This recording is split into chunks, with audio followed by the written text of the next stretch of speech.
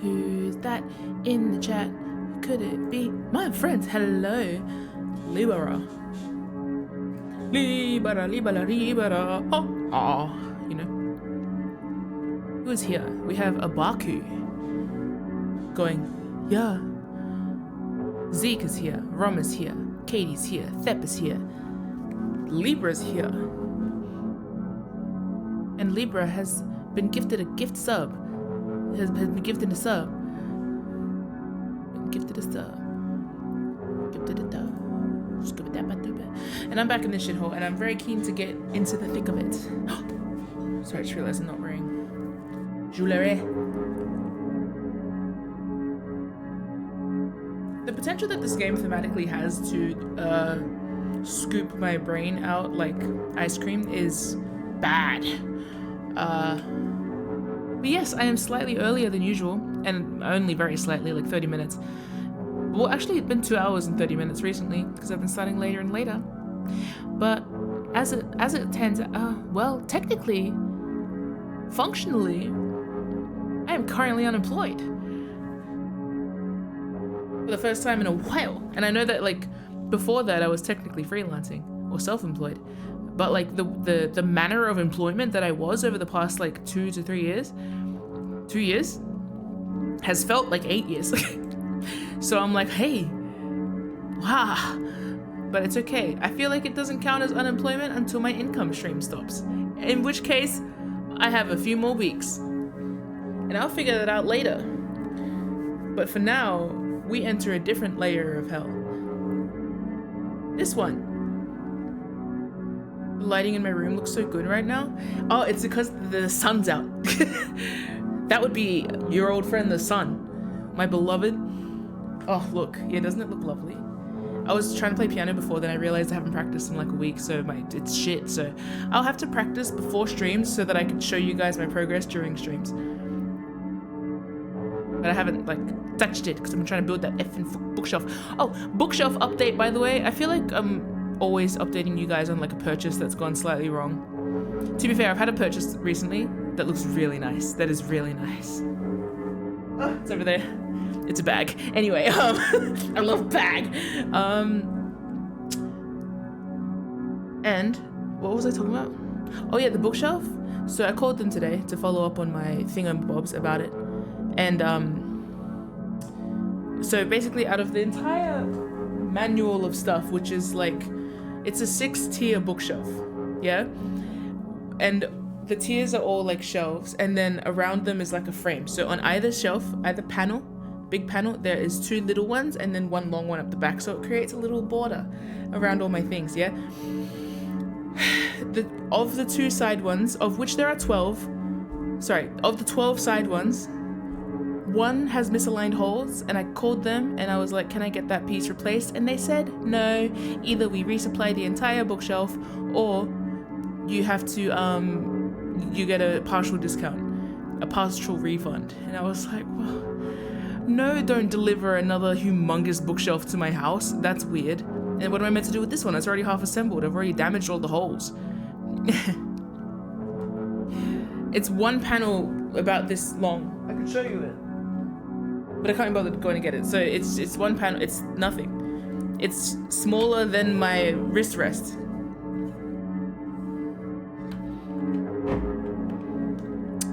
And yeah, they're like, no, we don't supply it, but we'll check with the warehouse, but it'll take 2 days. And I'm like, by then, I'm sitting in a pile of shit that I need to put on a bookshelf.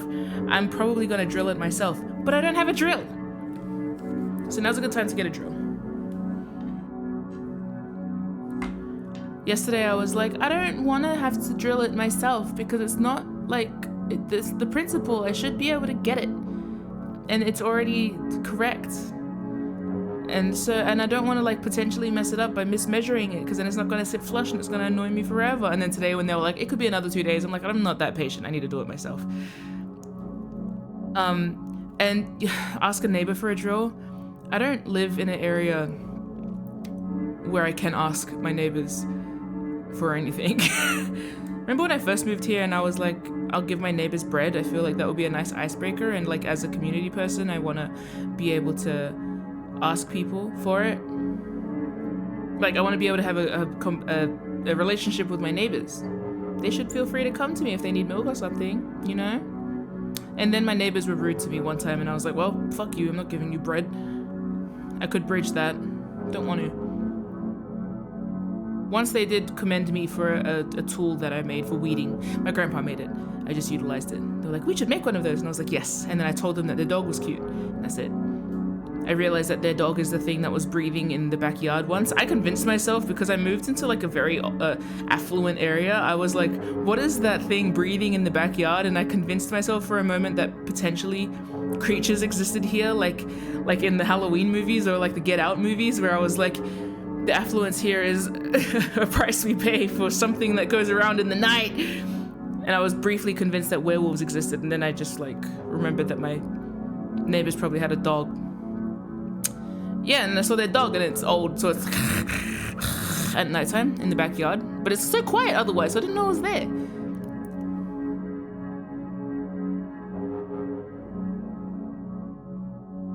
I don't actually have any tradie cousins. Zeke! Feels racially charged.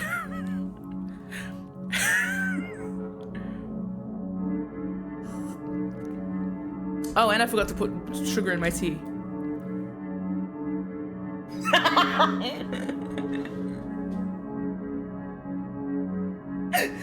Last stream. Yes, that tradie cousin doesn't live in my state. He lives in Sydney.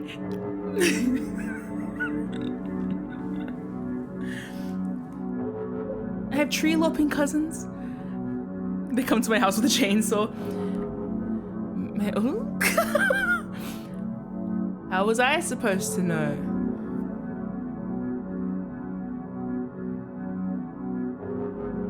You need to buy a particular drill bit to match the hole size. Oh, I'm so tired. What if I just hammered it in? What if I just hammered in the screw? Would that work? Anyway, it's very frustrating because my room is now in disarray. For one day, for the day that we had a house inspection,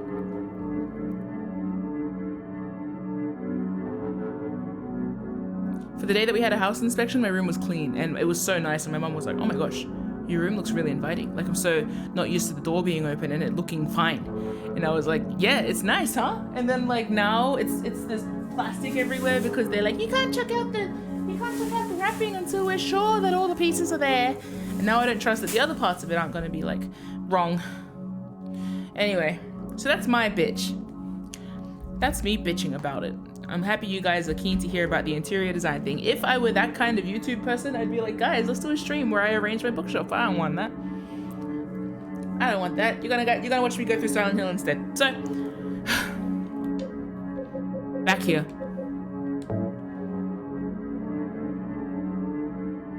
It would kind of be fun because I have so many knickknacks, even some paddywhacks. Do I have a sachet of sugar in my room? I'm pretty sure I do. Because I had a sachet and I was like, why would I throw this away? It's still technically sugar, even if it's been in my bag for like 3 months, 3 years, whatever. It's here, then I can add it to my thing. Better give that old dog a bone. Should I go sugar my tea before I get into this? Or should I maybe have a tea without a sugar today? No. I thought of Rom. I was like, I'll have this sugar for Rom.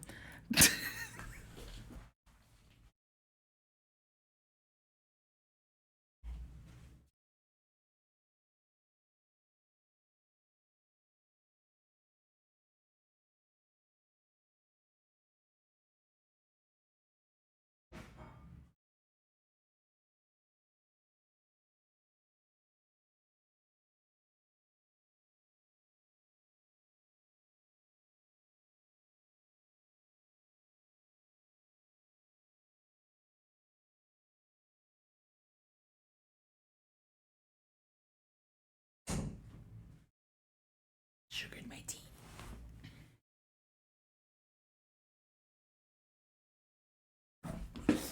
Thank you guys for saying that my stream looked like a professional streamer's layout. When the sun sets, that will change, I think. And also, yes, Libra, I think you're remembering my old house. The lighting in that room used to be very different. It was upstairs in a 2-story building. So I used to like pour into the room, so I didn't actually need lighting. But in these houses, I'm always a bit... Since then, it's been different. Also, check out my scarf I got from Basil. It's so pretty. I love it. I just keep it around so I can look at it. Anyway, the patterns are so good, huh? I keep showing people things I got from Brazil, but I didn't get anyone any souvenirs. Sorry.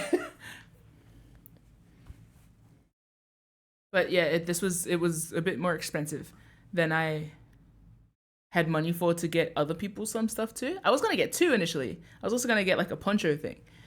And then I got the price and I was like, hey, I guess I'll get one. Sorry. My piano's on, sorry.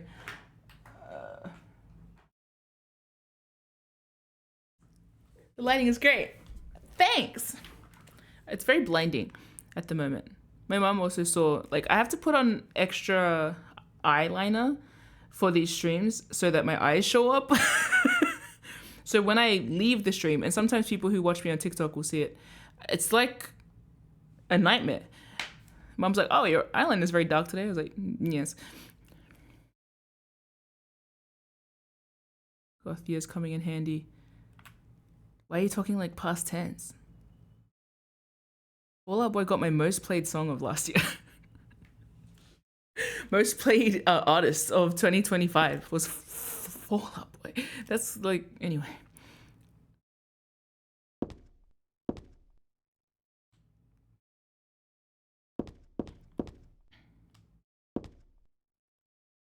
Aww. Aww, yay. Glow in the dark shirt and a tiny scorpion in a tiny tequila bottle. Do you drink it? Sorry, Heather. Heather was like, are we playing? I feel like Heather would be insufferable as a younger sibling.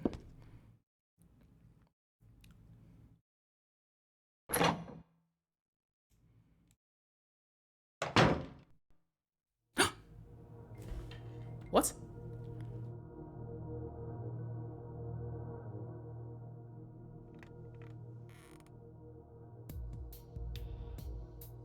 Heather. That's what you're called now, isn't it?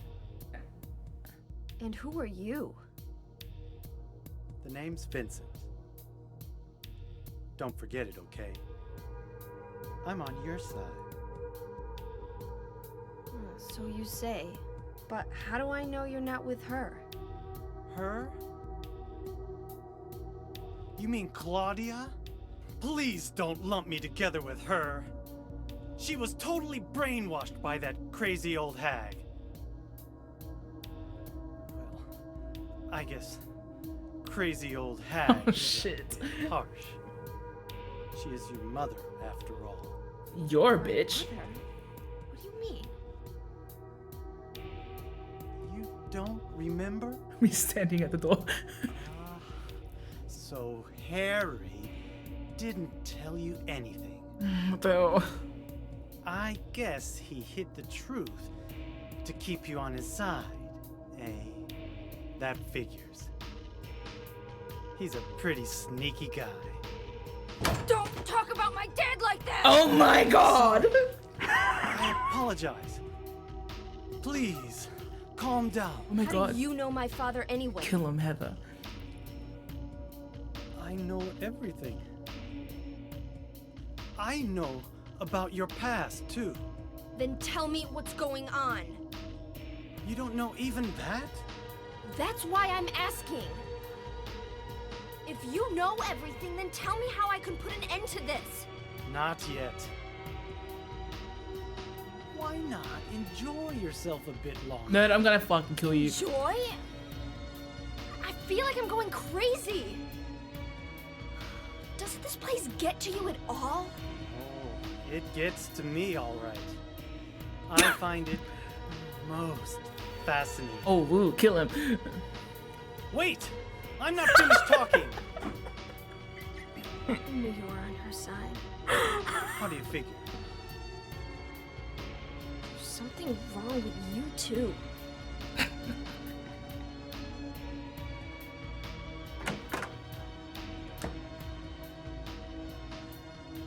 What just happened? Okay. It's so soon.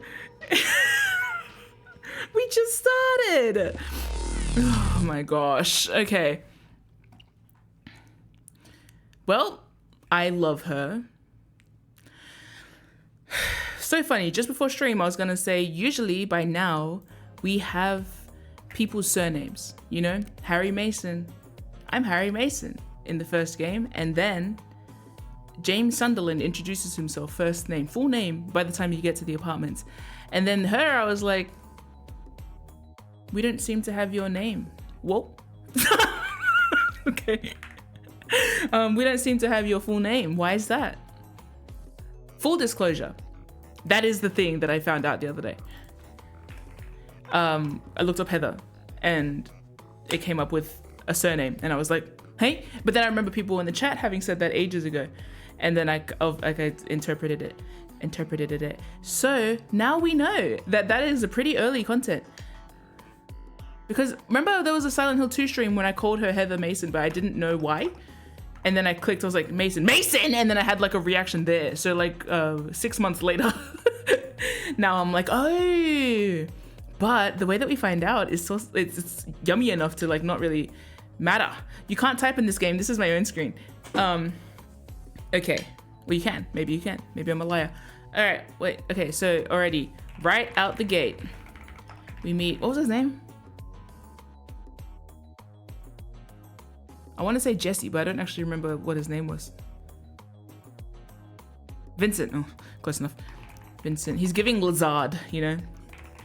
We meet Vincent in a room in the other world? He says that Heather is Dahlia's, is the daughter of the old hag that's that I guess brainwashed Claudia. This is how I keep tab of my notes. For context, and don't read anything, I have 72 pages of notes about all the Silent Hill games I've played thus far.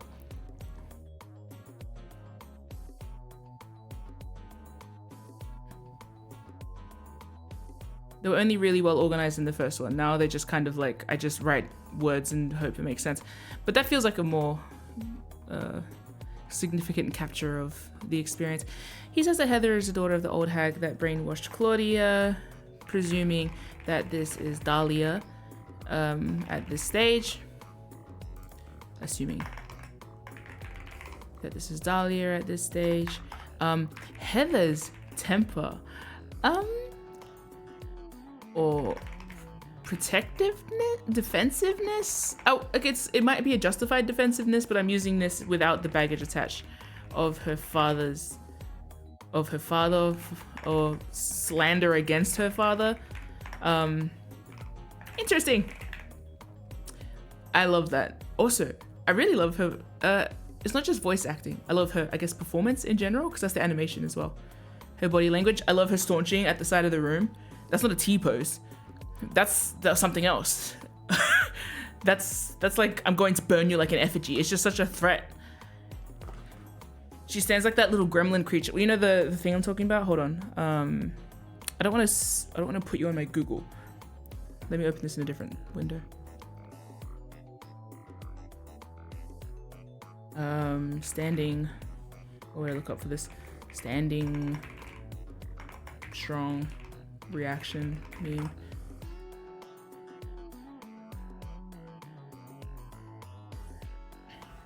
Wide stance reaction image.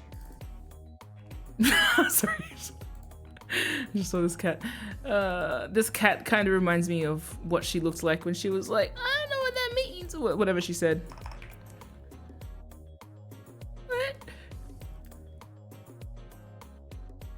I love when you catch up on a point in a game where you had spoilers before, because it's like now it's all free game.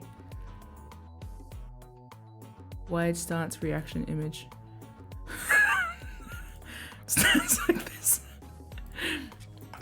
Stands like this in the corner of the room when she first meets Vincent. I love her. God, I'm obsessed with her.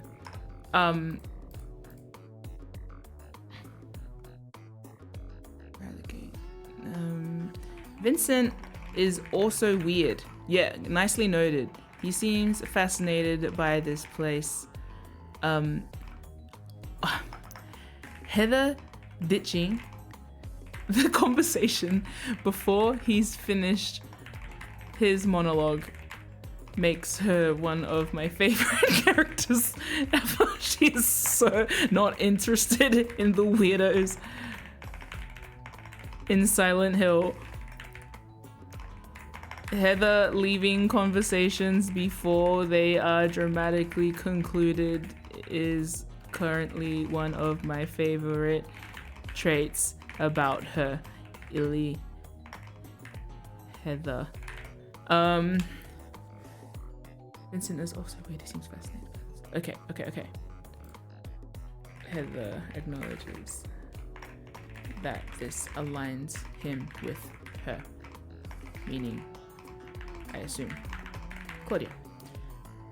However, I must say, assuming that this is Dahlia at this stage. No, her dad is Harry. Confirmed, your father is Harry and he's sneaky? I'm sorry? My Harry? I sound like Scooby-Doo. My Harry? I don't think so. Excuse you? I've already attached to him. You could never. He's like, what do you do that's sneaky? He's not sneaky, he's just stupid. Maybe you're worse. He avoids being killed. I guess so. He does sneak past like death. Somewhere with Wii music staring at a vending machine. Maybe the sneaky thing that he did was not like hand his daughter over to the witches and bitches. Vincent, you're one of the bitches. Harry described by Vincent as sneaky. Heather responds badly. I love. Anyway, let's get back to it. Already, right out the gate. My light's too bright, but it's fine. We'll just roll with it. Ready? Spaghetti? Ka-chow. She's cool. Girl, you can kill anyone. Oxydol, a health drink, first aid kit. I'm done with these shelves. Me too, girl. Me too. My fucking shelves. Yeah. Heather responded exactly how a loving daughter would. I don't know, because she responded like a loving daughter, but also with a reason to defend him. Like, you know, there's baggage, I feel. Or just unconditional and wholehearted love. Actually, when I was a teenager, I probably would have reacted pretty strongly if someone criticized my parents at all. Wait, probably now I would also do that. So yeah, I think you're right. This might just be a thing. Yeah. There's a junior high school chemistry book here. When you pour diluted hydrogen peroxide onto manganese dioxide, manga. Heather's like, I love manga. She's such a weeb. She says manganese. That feels anyway. Dioxide, oxygen is produced. Although oxygen will not burn on its own, it will help other things to burn.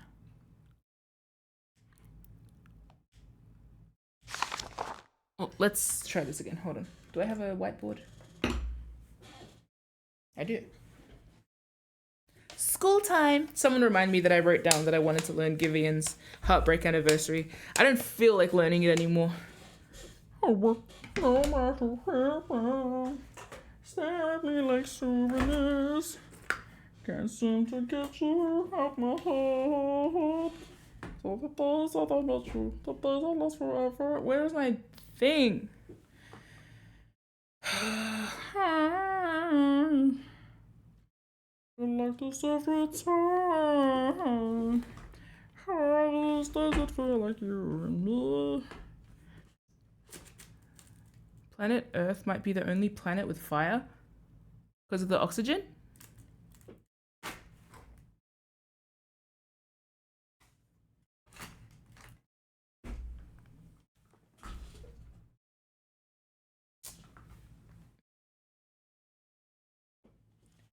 All right, no whiteboard.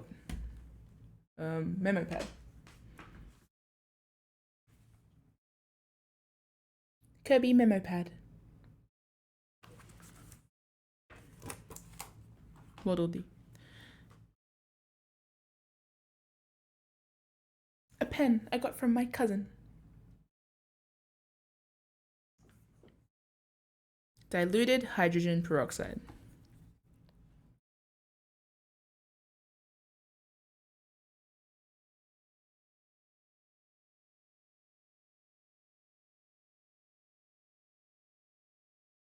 Onto manganese dioxide. Produces oxygen. Learning chemistry with Heather, which is fine and normal. TV looks broken. The Switch doesn't do anything. The Nintendo Switch. Hello, Baku. Sorry, Sombrero.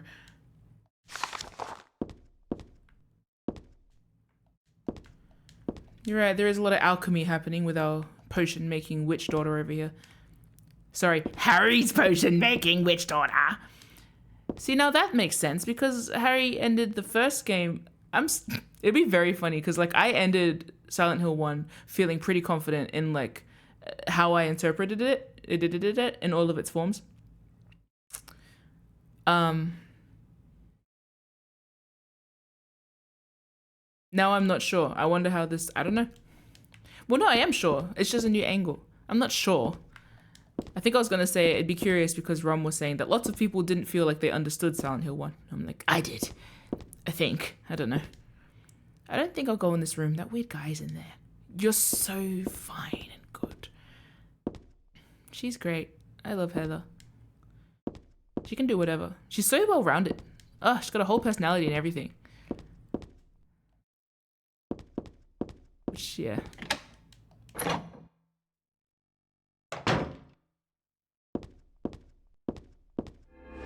If I find Vincent strung up later, I'm not gonna be too bothered by it. Wait, I have to go to little kid! I'm not finished! Listen to me!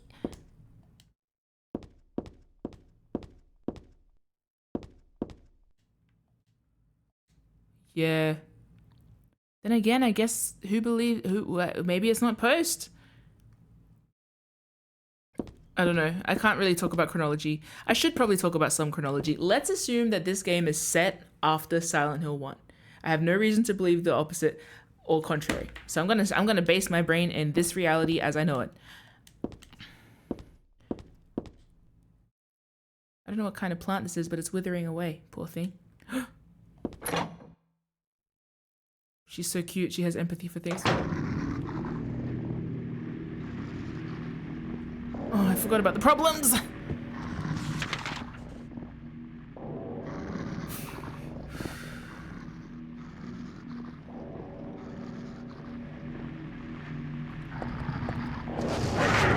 Oh my lord! Oh, that's a lot of dogs. It's an elevator, right? Oh, nice. Nice.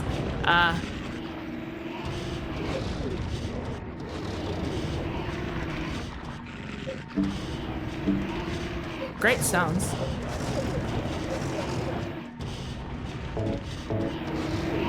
And yeah. I didn't get to place it down, did I?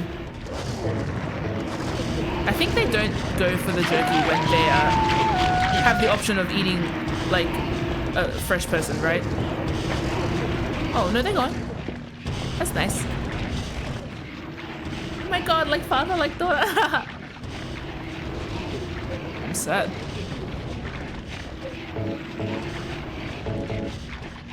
Oh, I'm in the blue. I'm extra healthy. Mario style.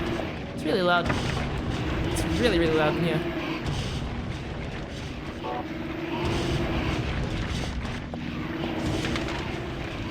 Can you guys hear me over this?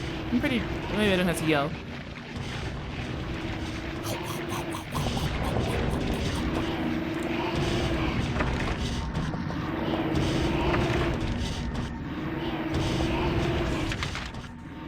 Yes, with headphones. Not sure without. I see.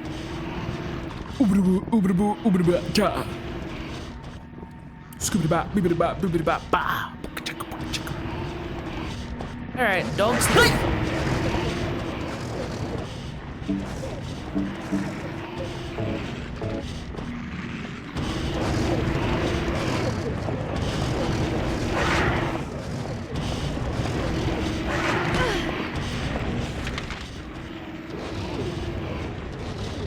Okay.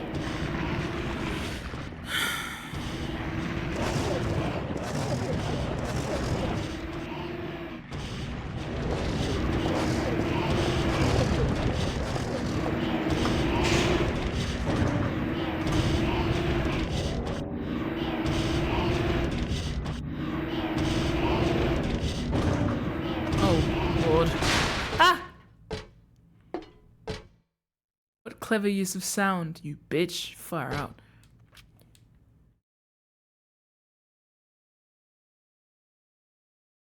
One.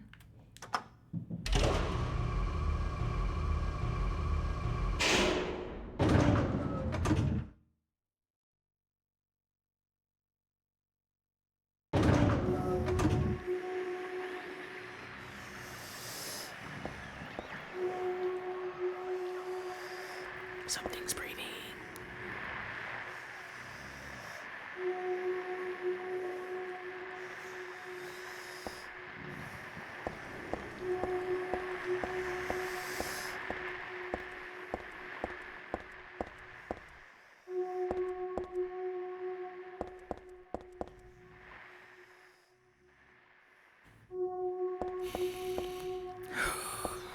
Okay.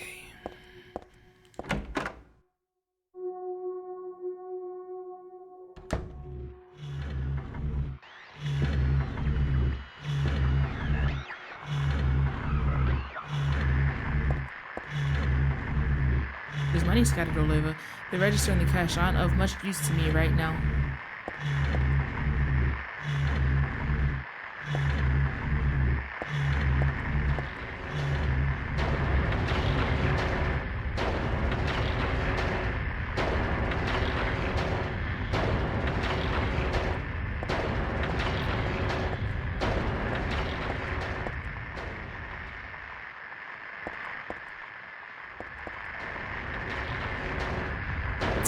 You can grab it on the way out. You don't need to wake him.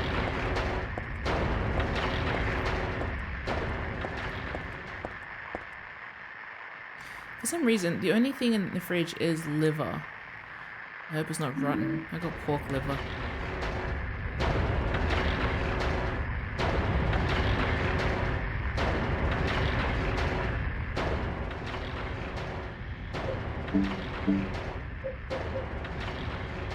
Gotta do something with it before it goes bad.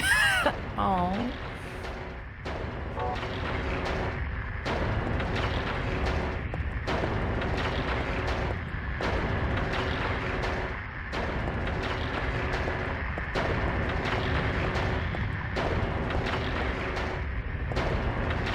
Get that ampule. Can I not get that? I think it's a beer bottle. Ah, whatever. Fuck you. Getting the shotgun shells. And I'm not using them on you. You're just big! It's fine! Okay.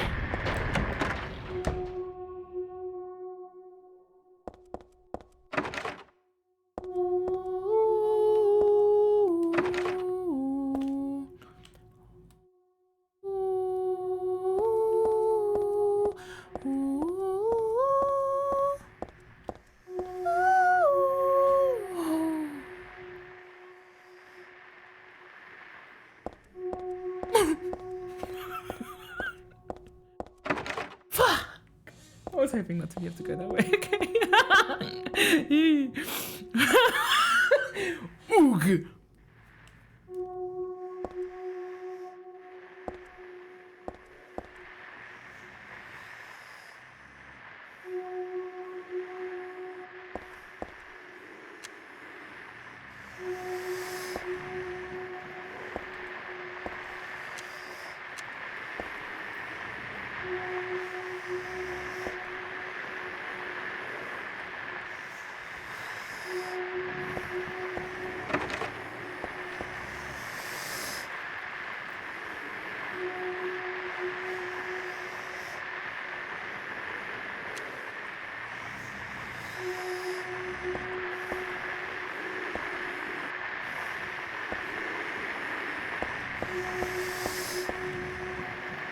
There's a book there.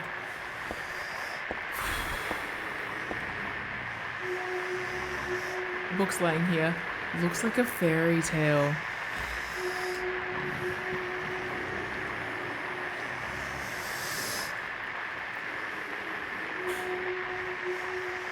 Once upon a time, there was a monster living at the gates of a village. It was very scary and very bad monster.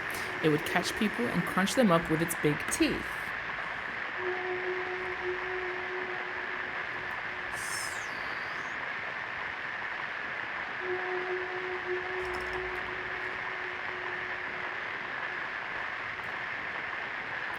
The villagers were afraid of the monster. Pardon me. And no one would dare approach the gates. Everyone was stuck inside the village.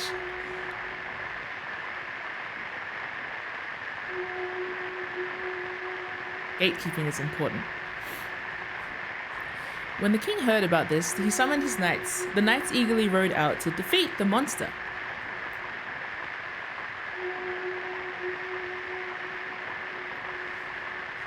Ha! Take that! Take that, maybe! Their swords slashed and their spears flashed, but the monsters wouldn't die. The monster tossed the knights into its mouth and one by one, horses and all.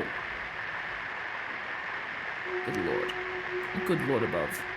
Goodness gracious. What was the king to do? He fretted and fussed and paced the floor, but could think of no solution.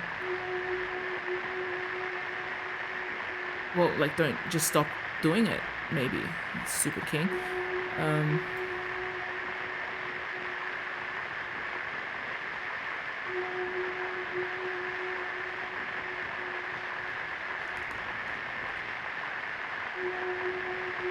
Soon after, the village priestess came to the castle. She was a very kind and good person. The king asked her to defeat the monster guarding the gates.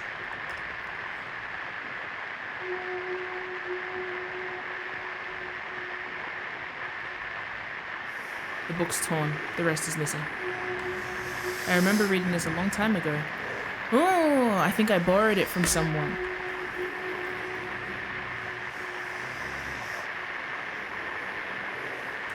I don't remember how it ended though.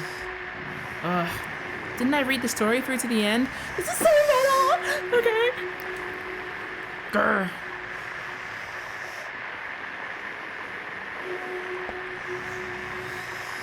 Is this the monster from that book? If it is, and I don't watch myself, it'll gobble me up in no time. I can't tell where the mouth is though.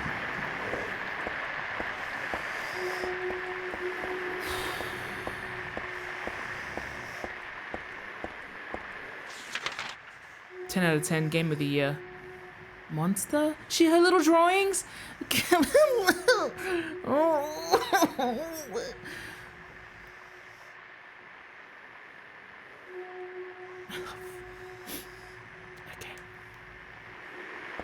Bro, vibes!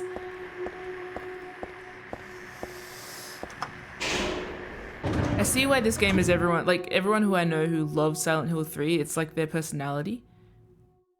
I can see why. It's swiftly becoming mine. You know what's funny? The other day, I had a conversation about gatekeeping, and someone, I think I shared this already during another stream because this came up before. Sorry, just laughing at the chat. Pet the doggy. Do not pet the doggy. You sure that's a dog? Good one.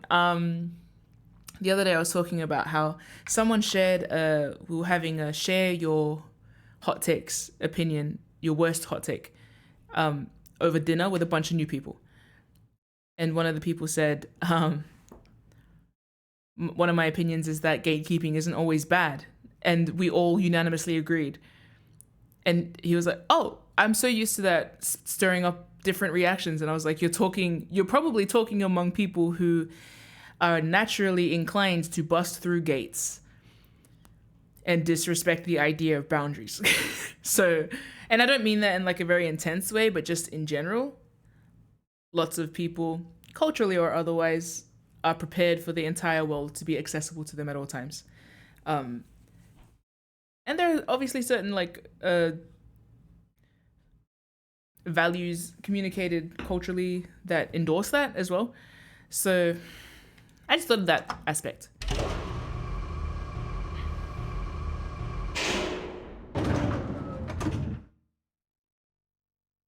Big step back going, King, why do you need to get into the village at all? Oh, was I on level 2 before? Okay, I didn't need to come back here. Oh, he's a working class man.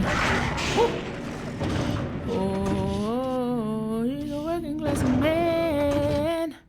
Oh, yeah. If I loved my daughter very much and I did not want her to get eaten by Silent Hill, I would, like, do whatever, really.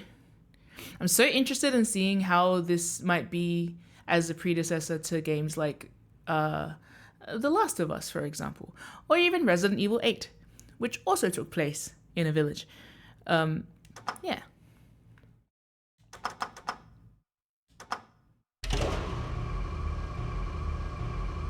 Oh, God of War. The one where he was a dad.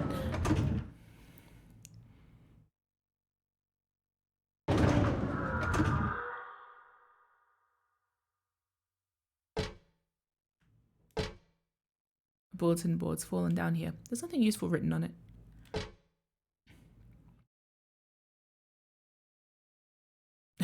I do think you would enjoy the Dad of War game. Yeah. It has Hosier in it. Canonly.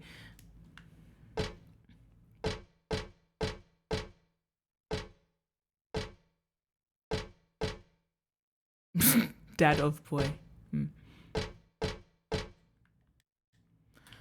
I really like the atmosphere in this game. It's different again.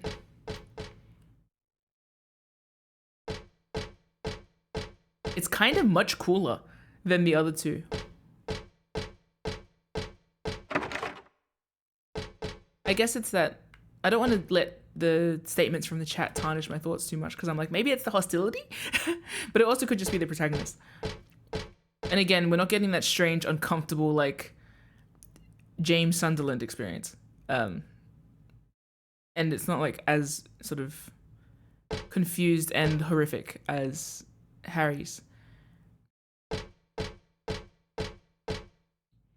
think it has more colors. True. By dint of being, a teenage girl. Yeah. And also, no, there's a certain level of, like, I talk about agency a lot in these games.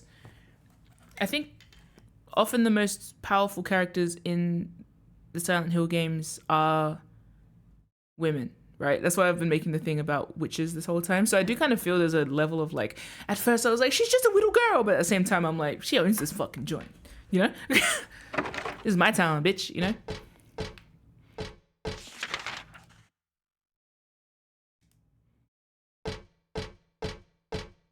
At no point during Silent Hill 2 did I feel in control of the town, ever. That town happened to me.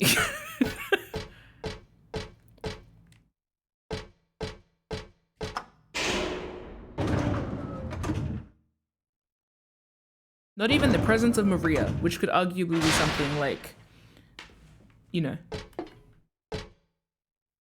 something that you say, like, is this a result of James? No, James has no power over that town. He couldn't form a Maria. This is happening to him, like an algorithm, The fact that your algorithm reflects what you want back to it doesn't mean that you're controlling the algorithm. Congrats, your For You page knows how to read you, dumb bitch. You're still a consumer at the end of it, you know what I mean? That's how I'm talking to James Sunderland. Sorry, James. But I'm ripping... God forbid that man gets a smartphone. Thankfully, he doesn't seem to live that long. Anyway,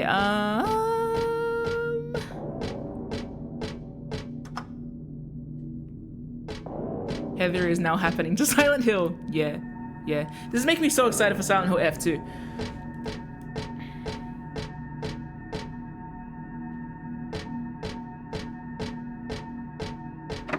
Knees weak, arms are sweaty, my hands are sweaty, my knees are spaghetti.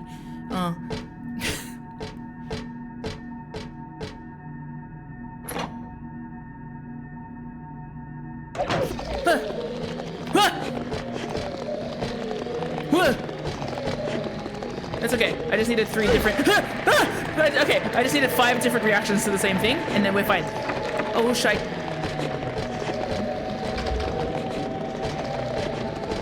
Do you guys want beef jerky? Oh, I don't like how you move at all. You're like the stalks from the other game. Wheelchair? Ah! No, wait, there's law here. Don't hit me. There's a big sheet of glass in the... Shit, can someone clip that and tell me what was said? Thank you.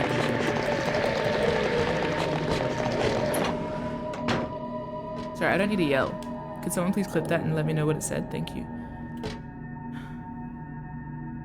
She said something about it like not being a mirror or a reflection of something. It's not glass.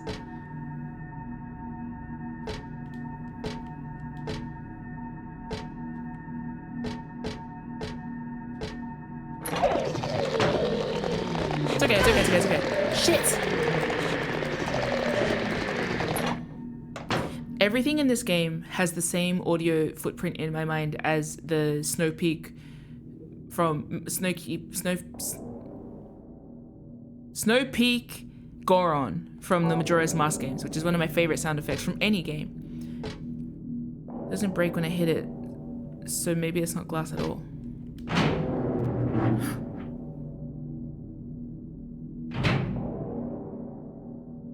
Why does this look like the art gallery? Oh, because I'm in a mirror place.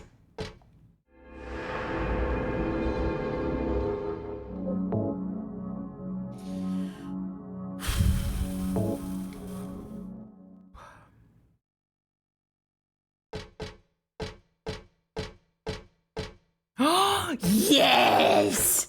Good. There's a caption under the picture. Flame purifies all. By these remains may a person find the road to paradise. I've seen this picture before. No, wait. I've never seen it, but I do know it somehow.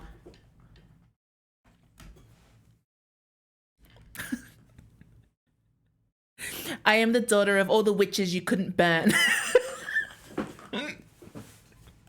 Sorry. Sorry. It's okay.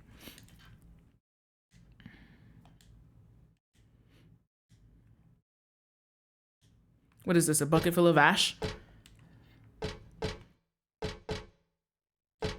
Open top urn. Can I use some beef liver in it and set that shit on fire? Can I set this whole place on fire? Heather just looked at me like, duh! Alright, sorry. Flame purifies all, huh? I can't let Rom define what I think is a spoiler in this game too. Because I'm like, burning this whole place down. Seems plausible. Watch my 9 Flames. Heather will kill... Sombrero asks, why not pet dogs? Baku answers, Heather will kill any dog. Honestly, the fact that this game keeps doing that thing where like the door opens and a monster is right in front of you. And before you can even like compute what you're hitting and killing, you're killing it. I think that that's interesting. There is like a sort of expectation of blind violence in this game that I think is neat. Kind of plays into a meta thing as well. Like your previous experience with this game gives you the necessary fear to kill things on sight. However, it was only when I killed that thing's, the little baby version of the bigger thing that I was like, do you guys feel? But then they're trying to hit me, so yeah, I can kill you. If the world is hostile, then my violence is justified. Thank you.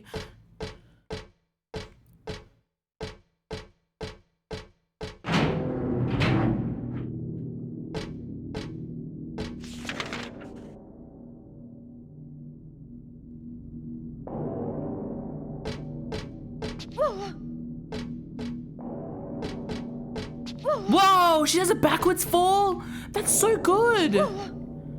Wow, that's such good attention. That's such good detail. Oh my gosh. Let's do that again. Sorry.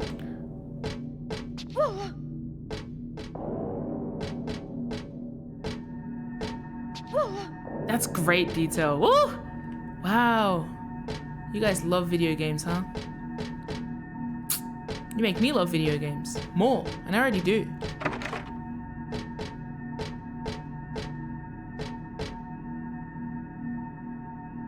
I'm gonna do a little bit more exploring and then I can come back here.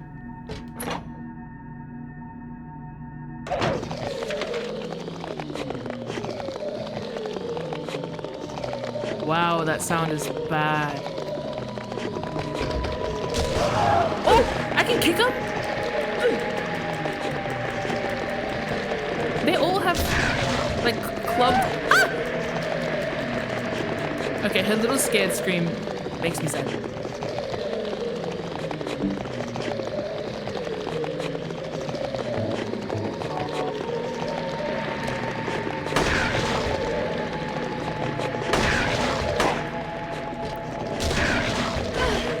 Damn it, damn it, damn it, damn it, damn it! They knock me over, but they don't try to kill me. Oh, these are like the stalks from Signalis. I don't like these. I think... Oh no, they're both alive.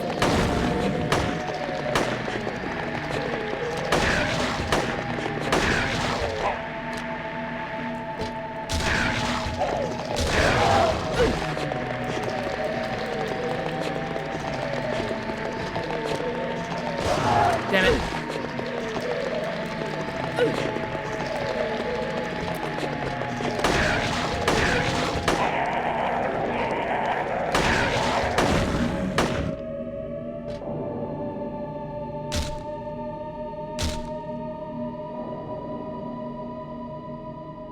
The fact that they're okay, so we've met dogs first, right? And then we've met these things, and it looks like their skulls are like morphing into dogs, which then poses the question of what are the dogs in this game, which is one of my favorite questions, which was also posed to me by my favorite webcomic, Soul to Call, during an anecdote that I like to fondly refer to as Rom being like, which way do wrists turn on humans? Do they hinge back like this or there, like a dog's? Yeah. Yeah, it kind of messed me up. But if you call it a hound, then you assume it's a dog. So, yeah, anyway, now I'm a bit perplexed about whether I've been dealing with dogs this entire time. There's a big sheet of glass in the way.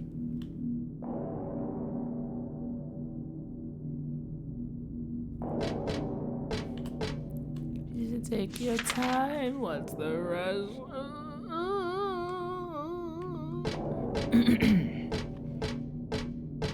The monsters are a dog. It's a mutt. Shoots it dead. It's a mutt. Yeah, she'll kill anything. Maybe that's why they have little club hands. I think club hand is something in real life, so let me not use that again. They have like chicken drumstick hands. Oh, no, Heather and Baku said, I understand this is a survival horror game, but if I were in Heather's shoes, I'd unload another clip into those things, 100%. I also feel like I did that. I just emptied my gun into that other one. I didn't even need to. I could have kicked it. And Heather would. She kind of strikes me as the type that would. Oh.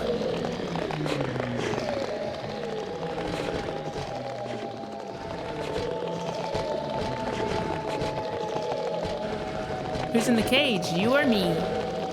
Haha.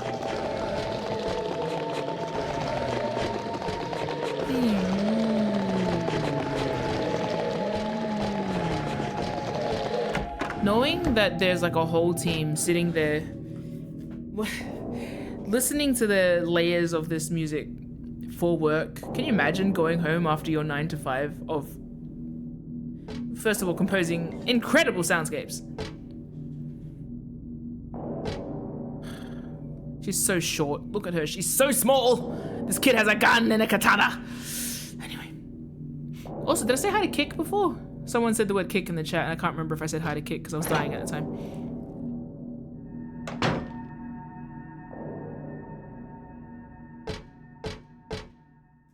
Looks like sticks of butter. I keep finding random food stuff in here, so.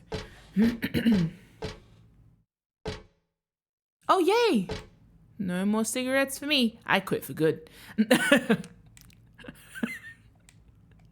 I assume that's a joke, and it's very funny.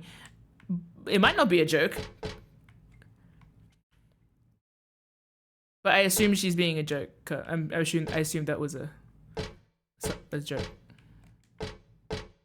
But who knows? Maybe she's... Oh dear, matchbook.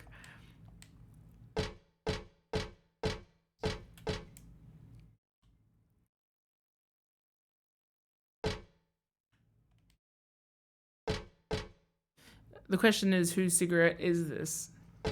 Why is it here? Oh yeah, no, it could be legitimate, but I also, it wouldn't be impossible for me to read it as sarcastic either. I really gotta give up smoking. Said by like a 14, 15, however old she is, 16, 17, whatever. Or we go straight back into it and it's like, she could be a teen smoker, or it could be like you adopted the smoke. I was born with smoke in my lungs from the witches you could not burn, that type of shit. I don't know. I stopped smoking a while ago when they extinguished me.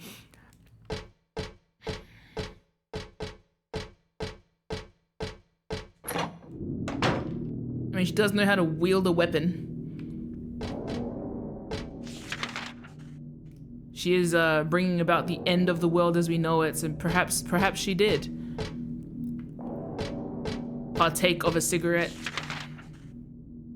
She took it. She had a cigarette once, not even like the whole thing, just like took a drag of a cigarette and was like, I really gotta quit smoking. Anyway, all of these seem significant and relevant. She saw it from she saw it in Cowboy Bebop once. She could. Genuinely, it's not even unreasonable. And Harry does seem, yeah, like he might.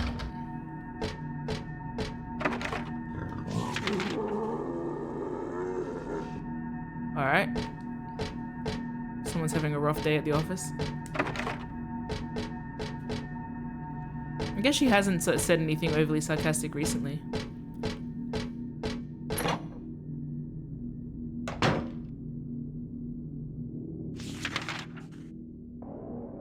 I feel like if Harry picked up smoking, it wouldn't be for any particularly profound reason. It would just be like, oh, you know, what else do you do in the 90s?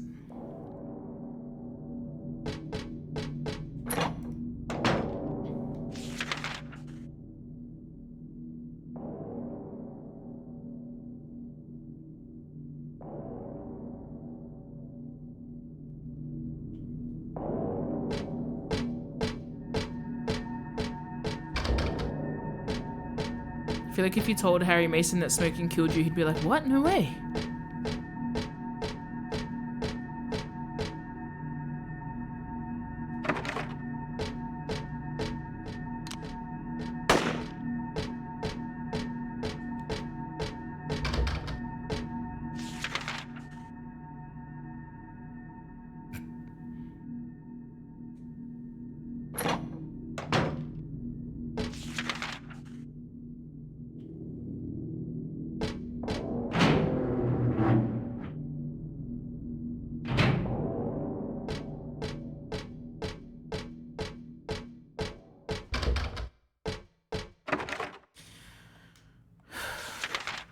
I feel like Harry Mason might be susceptible to ads, like TV ads.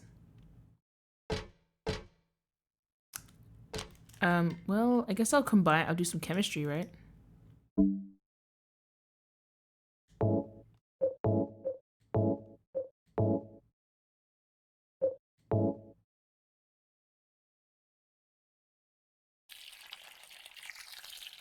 I do so much chemistry. Things are so flammable when you set them on fire. Is she gonna do it again? Yes! Burn the witch!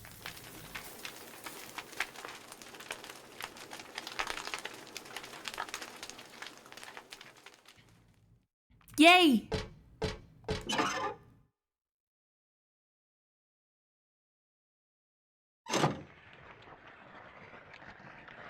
Oh my, yuck. Is that not Lisa?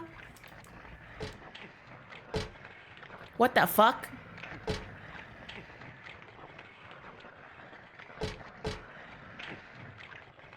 What the fuck?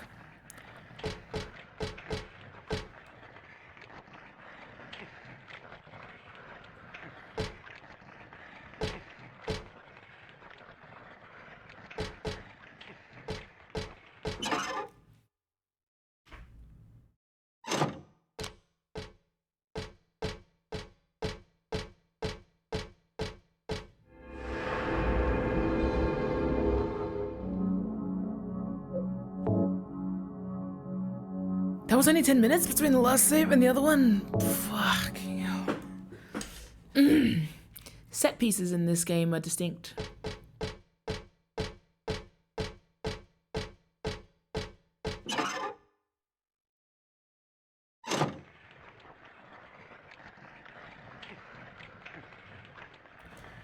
Okay, I'll write it down.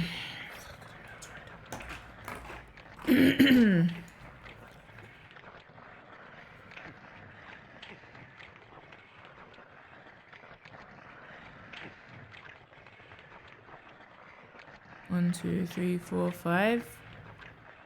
5 left facing ears. Or screen left. 1 screen right facing ear. Is that an ear? Let's hope it's an ear. It looks like a bleeding ear. I don't even know if it's an ear. Whatever. Who cares? I didn't want to think about this too much. Stop exposing her to this shit. What is this? Why aren't you letting me observe it? Someone's been hanged. They look dead, alright. And there's a strange burn pattern squiggling across her skin. What am I doing here in this world? If only I could get out of this nightmare. Oh my god! Oh god! I just realized how she's been hanged. Bad.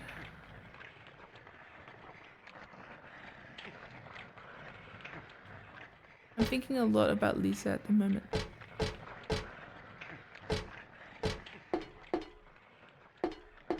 Another one? Oh, this is really bad.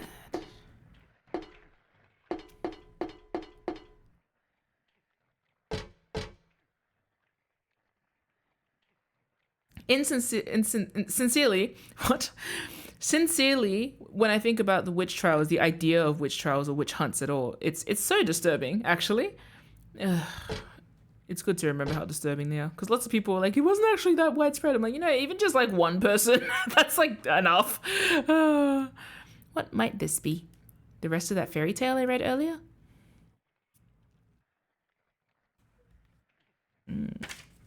Is it? Let me bring up my studies.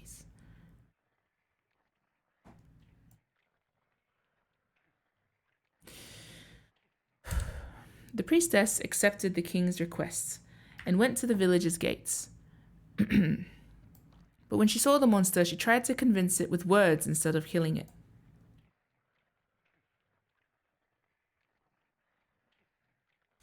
Shut up, you. I'm going to eat you up. The monster didn't listen to a word the priestess said.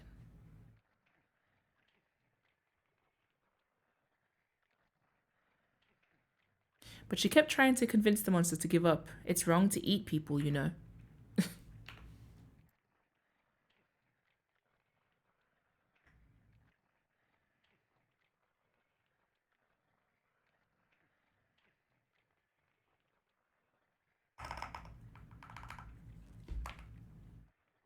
The monster grew very angry at this and attacked her, killing her with a single mighty blow.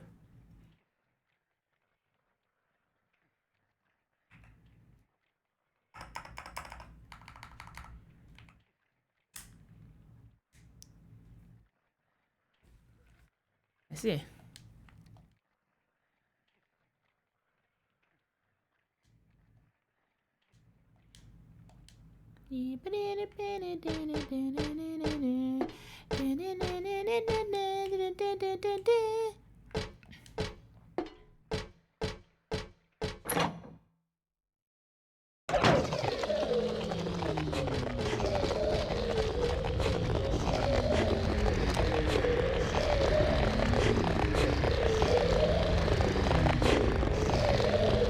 I think the true test will be if they respond to beef jerky, right?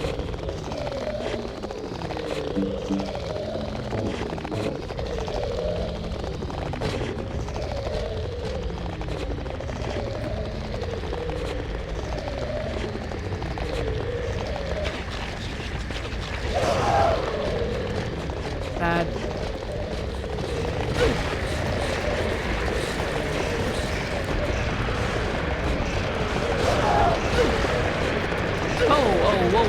Whoa, there's a lot.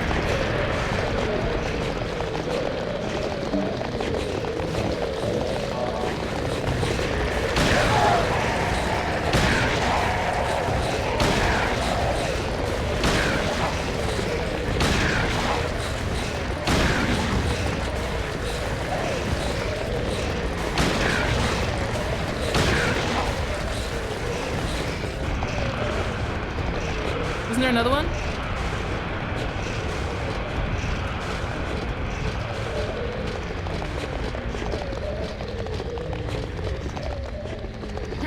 Will it eat the jerky? No. Did it? I didn't really give it a chance. That's eating the jerky, right? Fucking can't see in here. Yeah, it is, isn't it? Or is it dying? Fuck off. I gave you jerky for what? It is eating the jerky, right? Fuck you. Fuck you. Yeah, it's barking too.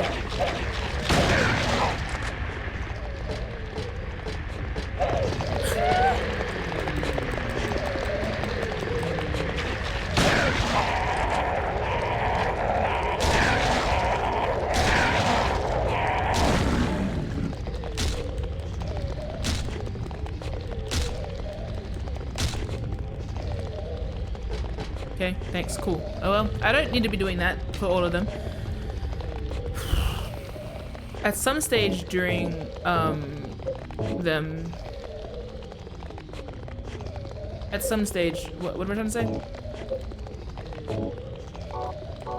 At some point during that, I was killing it because it was annoying me and not because it was an active threat. Annoyed is another way of saying it was scaring me. Oh, they didn't die? Great. Well, they... Okay, they did. Ah!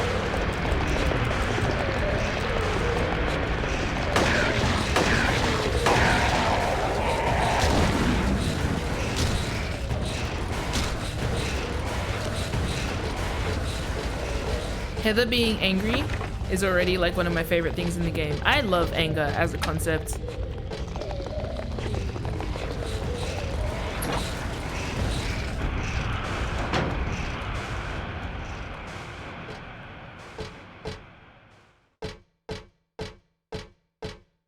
I think that if you're gatekeeping the village and a king comes and tries to get through and sends all these countless things to try and defeat you, and then you eat them all, and then he tries to get someone to reason with you diplomatically, yeah, you should also eat them. That's fine.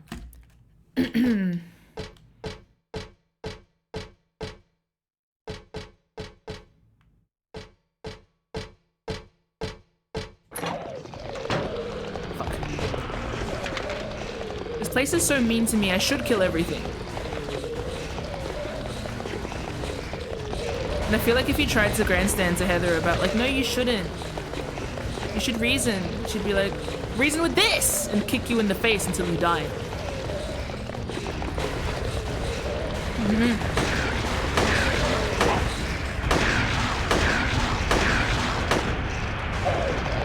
I mean, already by the fact that she has a mace and a katana, she has so many weapons. Go, whatever it takes.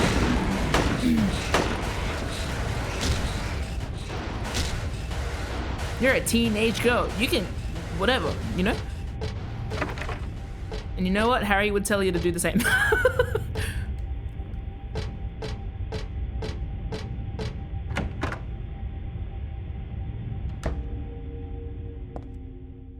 Bad room. Ugh, shitty vibes. Hate it here. Fuck. I love Silent Hill's ability to like, put a chill up your spine. So nonchalantly too. It's like every now and then the game designers just sneak a little ice cube down your shirt.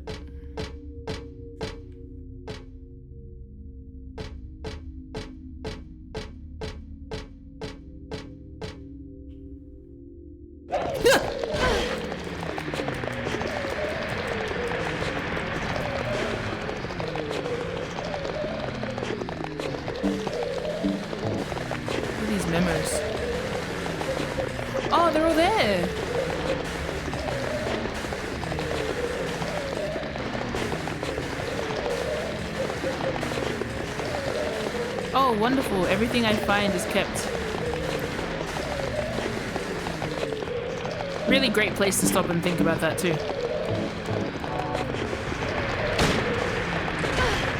Stop hitting me!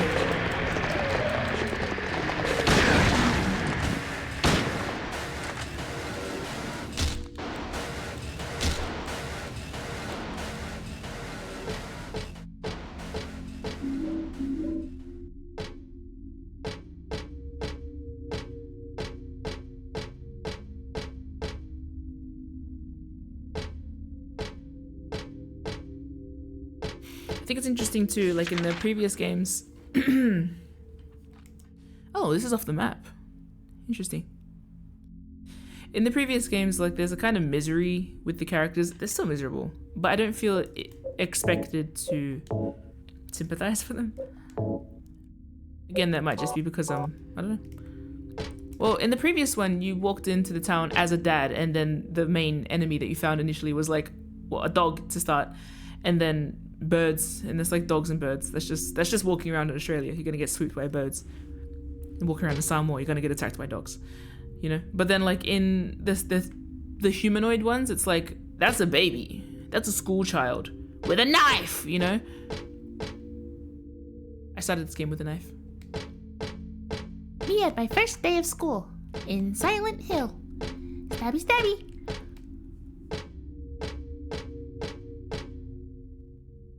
Look at all my ways to kill.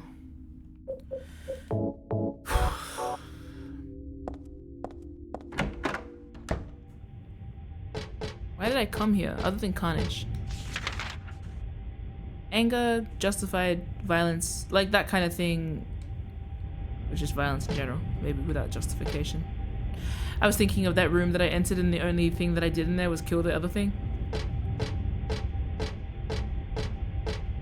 I talked about this a lot in Silent Hill 2 actually, from the implications I got from the... Remember when I was... Yeah, no, that was a constant theme in Silent Hill 2, in the background. Not of James, but of Silent Hill, that kind of idea of, like... I think I brought it up around the jail, where it was like a bunch of lepers, and then they were like, well, at least they don't, like, come near us anymore. Boundaries. If they don't respect them, eat them!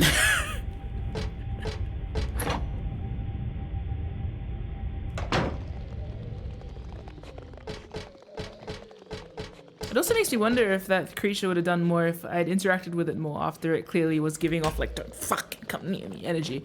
The one behind the fairy tale book. But I don't know, I think I have to go back to it. Anyway, I hate this, I hate this, I hate this, I hate this. Is this not that hallway?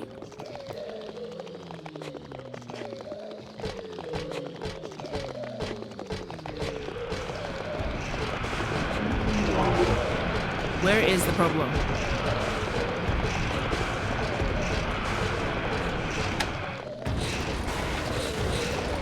Where is the problem?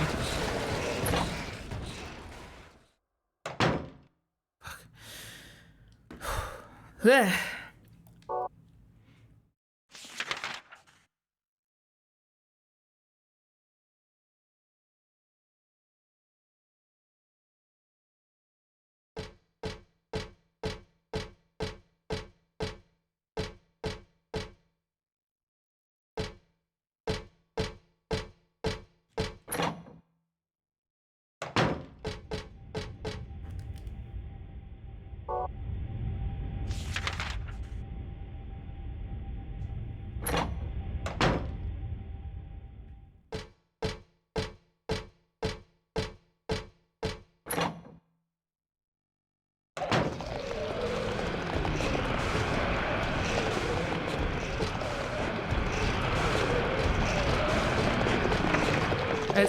I assume this is what people with anxiety feel like. Hey! Whoa! Whoa! Whoa!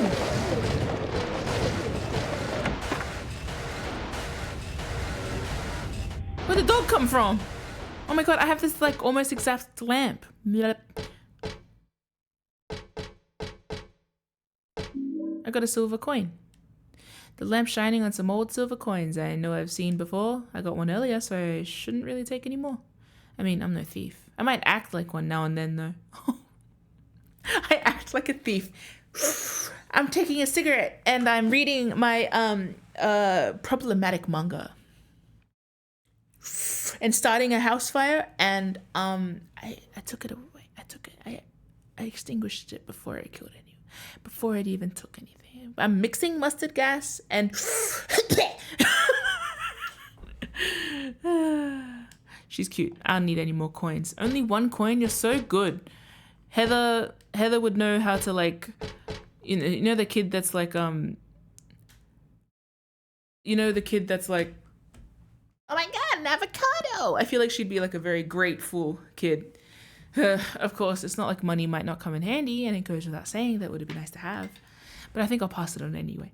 Pass on it anyway. Fuck is that? No, forget about it.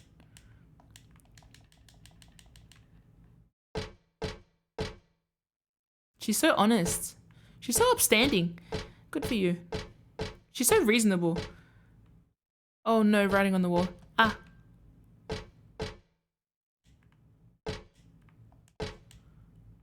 I love when there's set bits that just aren't interactable yet, or at all.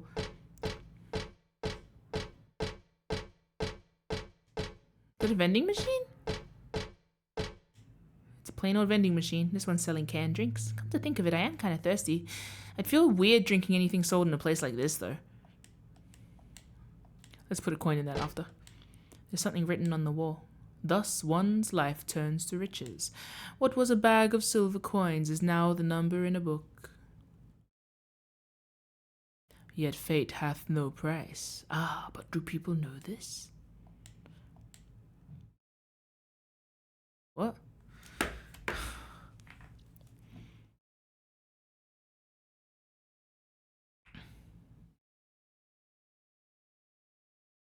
What was a bag of silver coins is now the number in a book. Yet fate hath no price. Ah, but do the people know this? Oh, us paying for Facebook ads? Do the people know? No. But does it happen? No. But does it happen? It's about the size of a quarter. I get the feeling it's really old. Yay, a beverage. Oh. Great sound. I hope it's not like teeth or some shit. Keys! Yay! It has teeth. I got a life insurance key. Shut up. It's really funny. A vending machine, probably selling canned drinks? Yeah. Life insurance. Life insurance is fucked up as a concept. What do you mean you gotta pay to die? Straighten up and die right. Straighten up and stay right. Straighten up and die right. Cool down. Cool down, Heather, don't you play your top. No! Okay.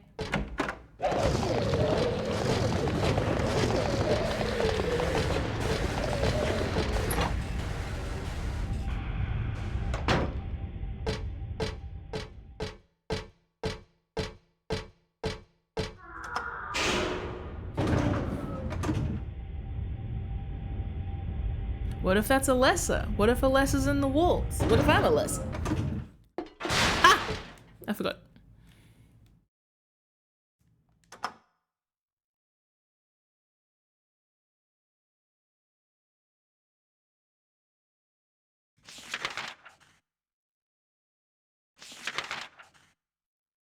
Picture. Oh, I should save the game. So I'll go to level 2. Oh, that's a level with all the problems.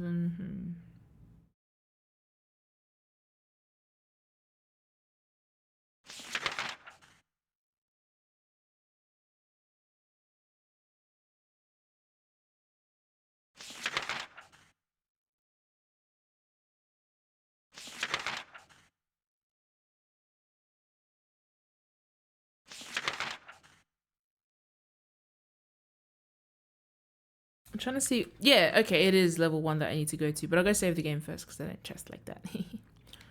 Oh, yeah. Unless there's going to be monsters in level 2 that kill me immediately. They can't. They shouldn't. They wouldn't. They couldn't. They could. Let me just get some health. I already have health. I love Silent Hill. What a game. What a game. What an experience.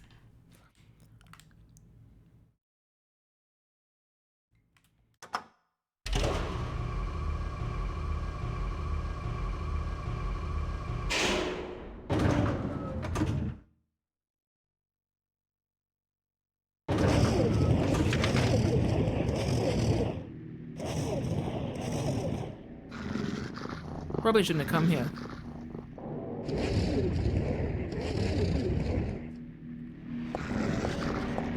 Shit, shit. Shit, wrong way. Nice. It's alright, I'll get out. Unscathed. Unscathed. Mostly unscathed.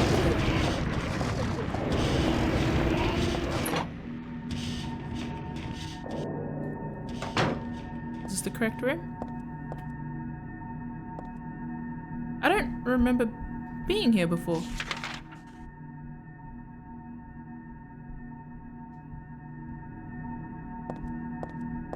Oh, this is the first room I walked in on. Oh, well, that's why I don't remember being here before, because I repressed it immediately. Hello, set piece. I love you.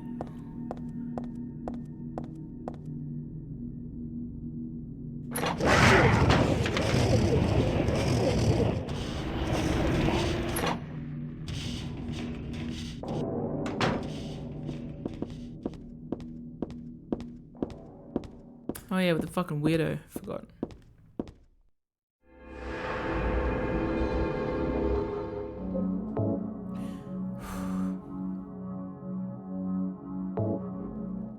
Mental clinic.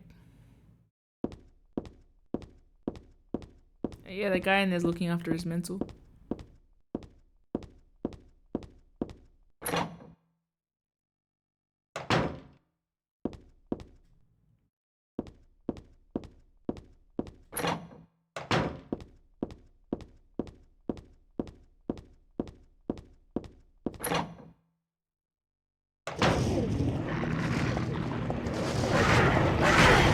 Shit. Huh? Oh, wrong elevator?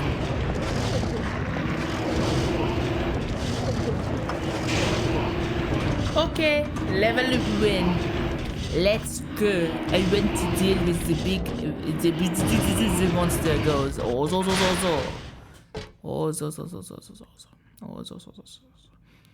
If you were a rapidly moving monster, no.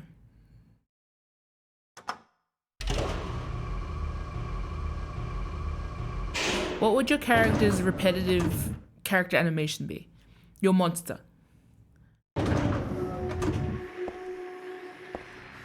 Don't answer right now, we're building a vibe.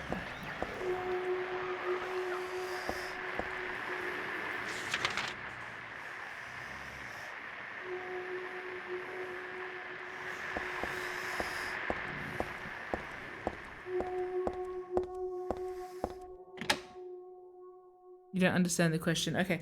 You know how like every monster in a game has like an animation?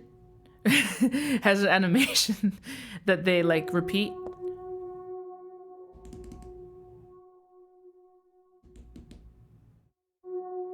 Just curious what yours would be. Like, you know when the nurses, when like in Silent Hill 2, when you don't interact with them, they start like oscillating? And every now and then they do like the thing. I don't know, something like that. I don't know.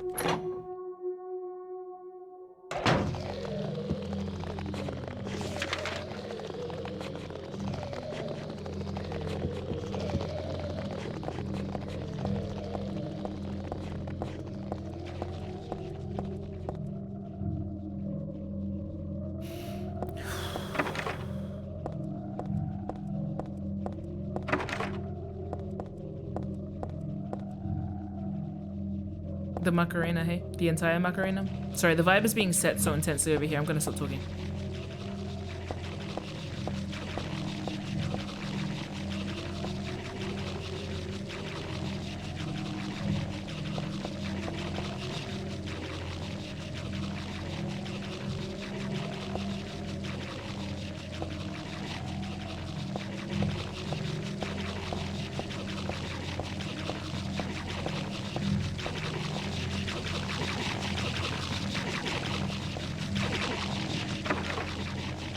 Ugh.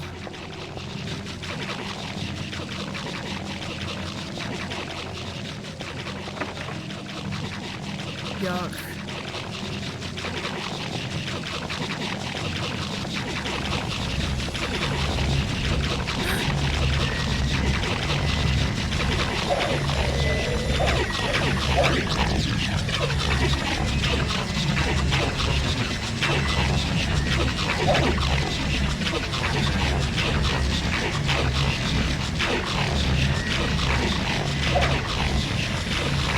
kind of curious what they're eating.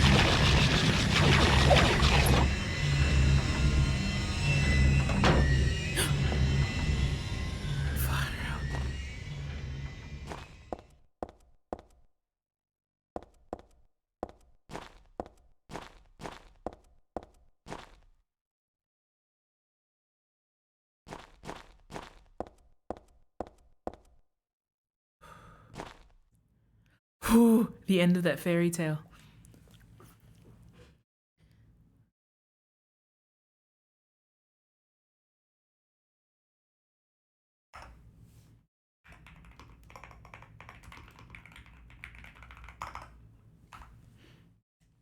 The king and his people shed tears at the death of the kind priestess. God took pity upon them and, granting their wishes, healed the priestess. The priestess opened her eyes just as she had done every morning of her life. She went once more to the monster's lair.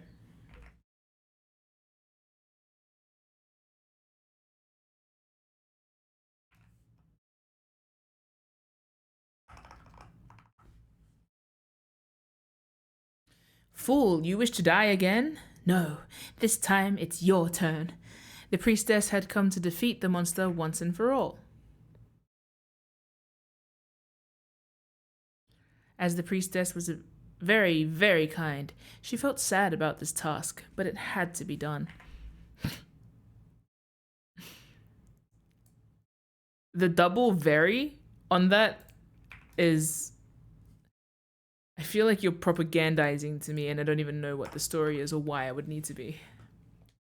Swords and spears won't work. Arrows and bullets will just bounce off. You can't kill me, the monster laughed. But the priestess used neither sword nor spear. She chanted but a single spell.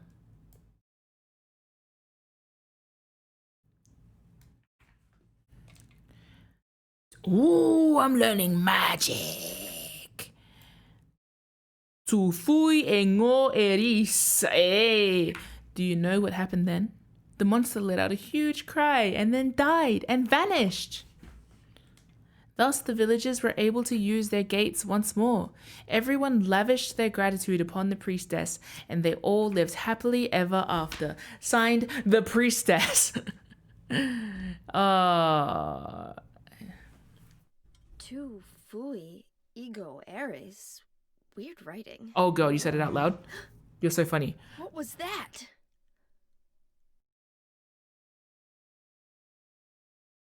Reading from the forbidden tome. Do not say tu fui ego eris.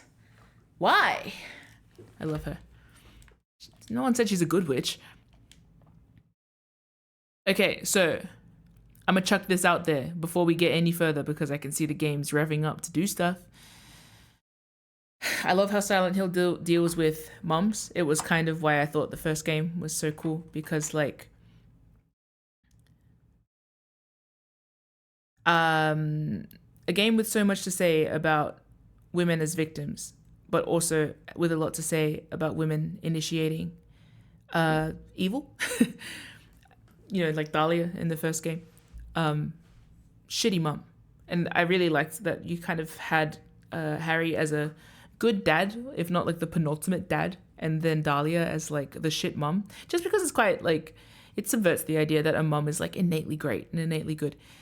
And that a man is innately violent and innately shit. Like a father could never love a daughter enough to go to Silent Hill, like that kind of shit. So like, I liked that aspect. And I don't know what to make of this, but I don't trust anything from the perspective of like, pardon me, maternalistic things. Not in the positive way. In the like, I know what's best for you. I'm a kind and loving mother. Now get back in the cage and do your little magic tricks because mummy loves you very, very much. You know, like that kind of shit. It's disturbing. It's upsetting. I like it. It's what I wanted Resident Evil 8 DLC to be about, or if not Resident Evil itself. Resident Evil Village itself. I was so keen for it to get into like troubling mum problems things, but then Resident Evil struggles with like women. Leon Kennedy. Women. its best written female character, Leon Kennedy. I haven't and that's not because he's gay. That felt homophobic. That's not, sorry, Baku said something to me the other day, but I haven't fully read it about Leon filling the trope for like a girl game character thing. But yeah.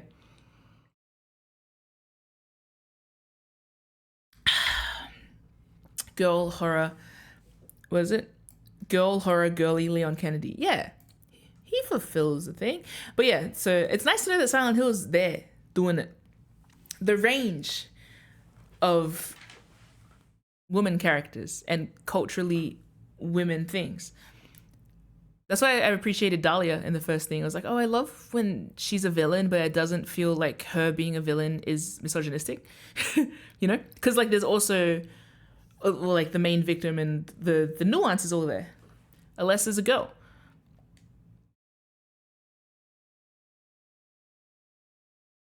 And I'm learning spells. If by the end of this game I set this whole town on fire, or I eat everybody that approaches this town, or anything of the like, or maybe I'm the priestess that gets killed by the monster. No, wait. How did this end again?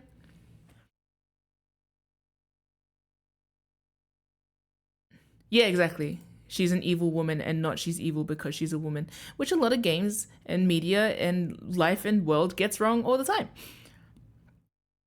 Also, the idea of, I should have flicked over to theory. Let's quickly flick to theory time.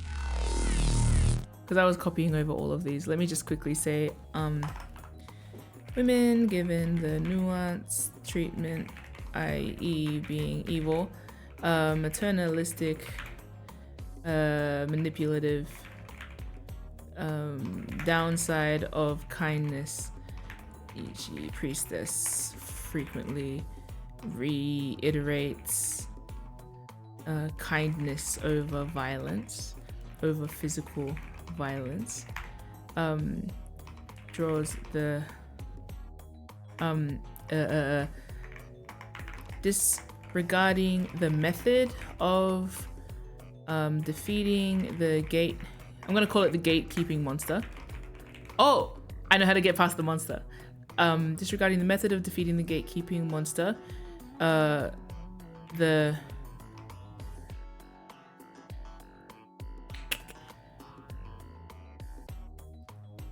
like it is still defeated. You know, I know what I'll mean in the future.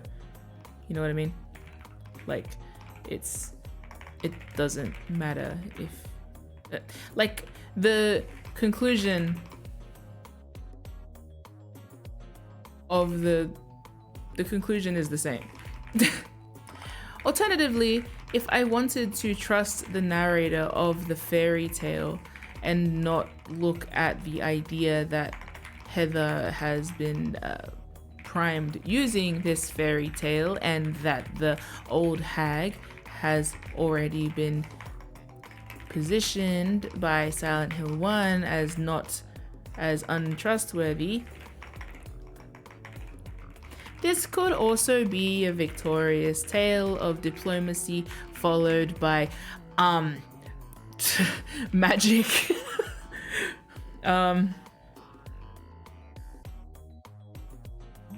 Diplomacy failing, thus employing magic die killing. I know what I mean. I don't really know what I mean. Also, the other thing about gate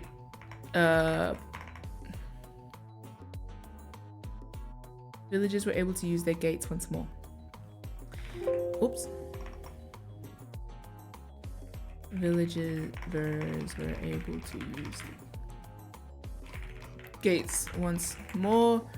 Boats kind of poorly. Oops. In a town where we know from a certain someone that old gods were here and may lead to concepts like attempted resurrection, wherein the gates are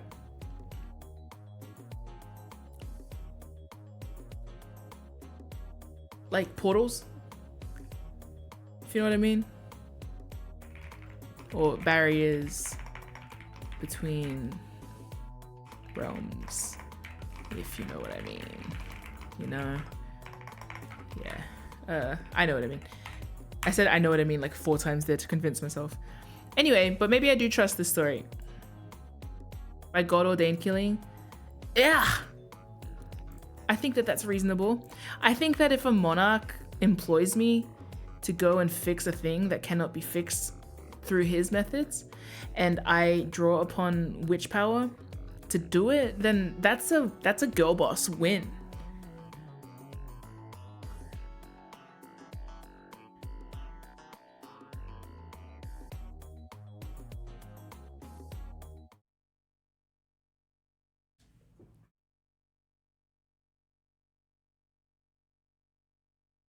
Wealth has also been brought up in this town, which is great.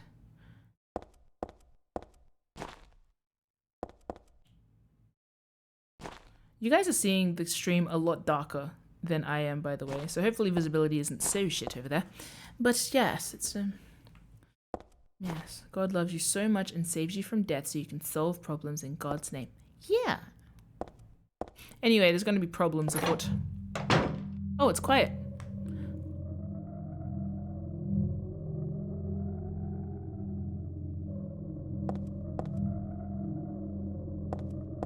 There's a bunch of junk blocking my way. Kill it, Heather. Oh, so it was like a little corpse. Those kind of look like the corpses that grow legs in Silent Hill too. I really like the whooshing, endless silence, horrid vibes here. It's very bad.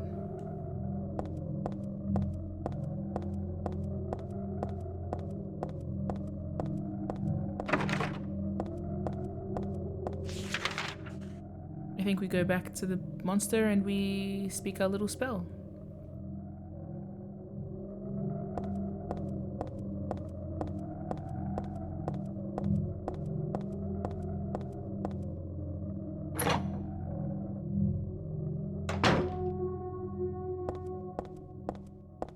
Oh, did I kill it already by uttering it?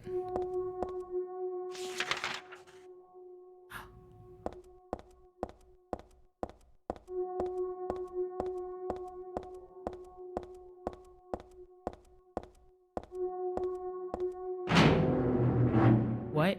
Ooh.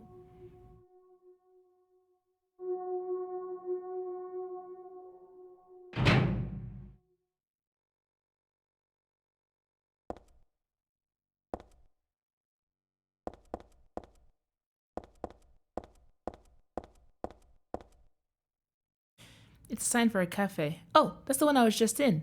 Joss?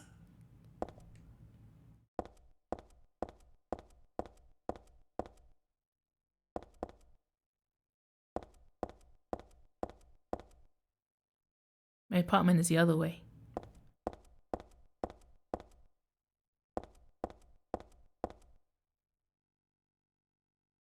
Am I outside?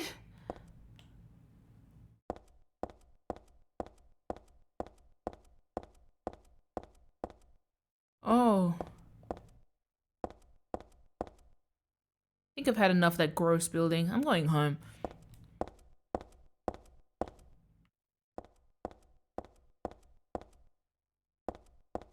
I've never been more...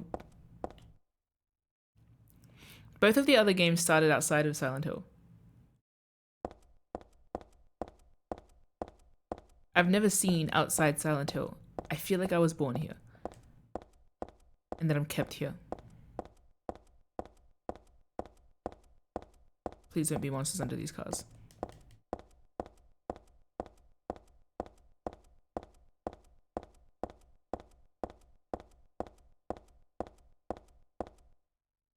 Just the angles. It's really high walls.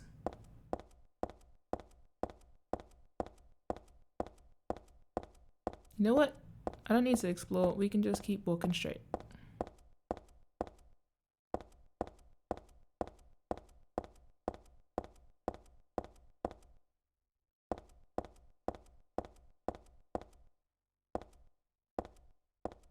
That building has 2 pimples.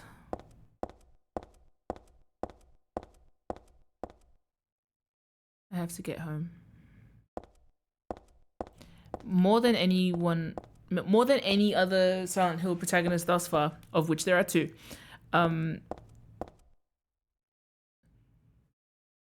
this feels like a set. And I will say both Maria... I do believe Maria woke up as well. Heather woke up in this game. I don't know. You know, I don't know.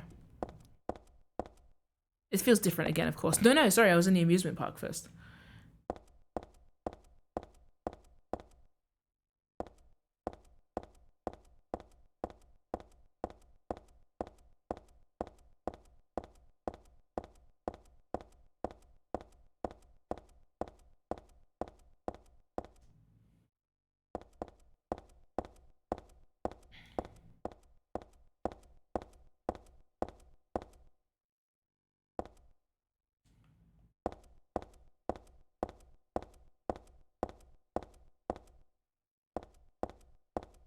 I am like a toy in a dollhouse. That's how this feels.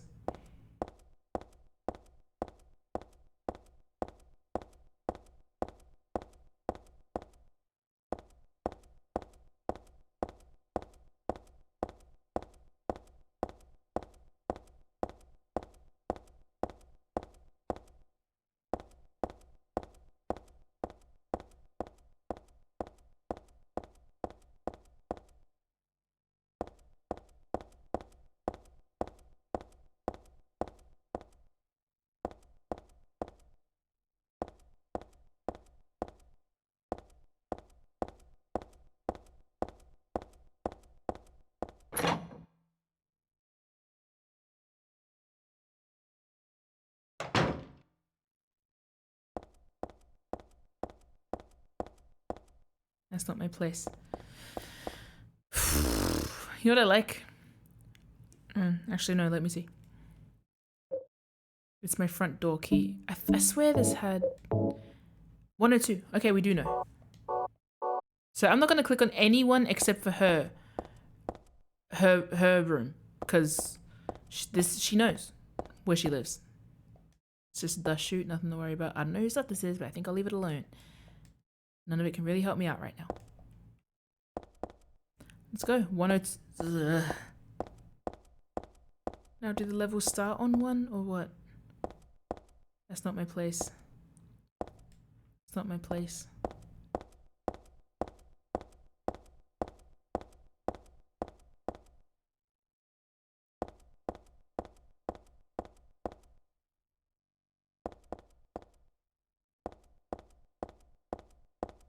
Okay, no, I gotta explore. I gotta keep using it. Like, again, what is this doing here? This really pisses me off. It's like having someone spit in your sacred place. Oh my god. Looking at it makes my head hurt. What does it mean? Heather would be such a good comrade. Girl, you'd be such a great ally. I could see you already at the protest. You know what I'm trying to say?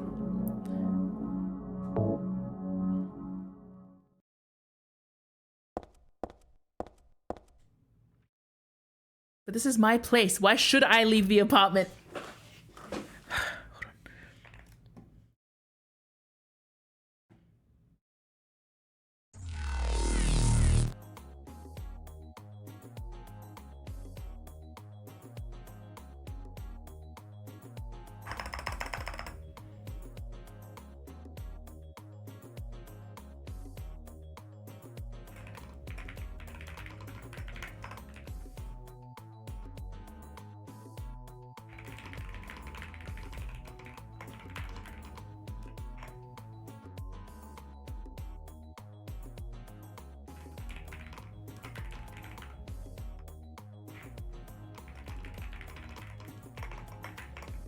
She refers to the entire apartment building as her place.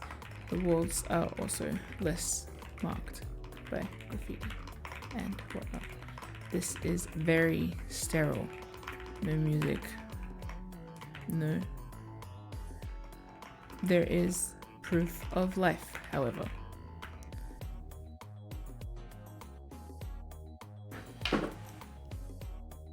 Apartments as microcosm. Girl, Yeah, it's yours. The mailbox is empty. You're right. You shouldn't have to. Is this my room? The one with the light on it? 1 and 2. I use the house key. I kind of want to see the flavor text she says about other things. This is the stairway. I don't need that. My apartment is number 102 on the ground floor. Are you telling me this?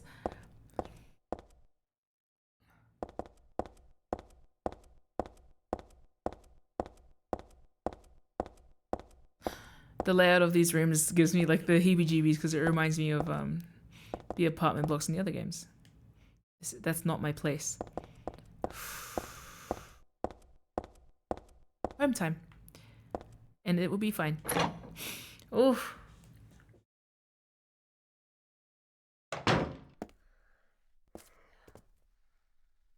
Oh. Dad, I'm home. Listen, something really crazy's going on. I think we should... Dad? Dad? Oh my god, the time. No.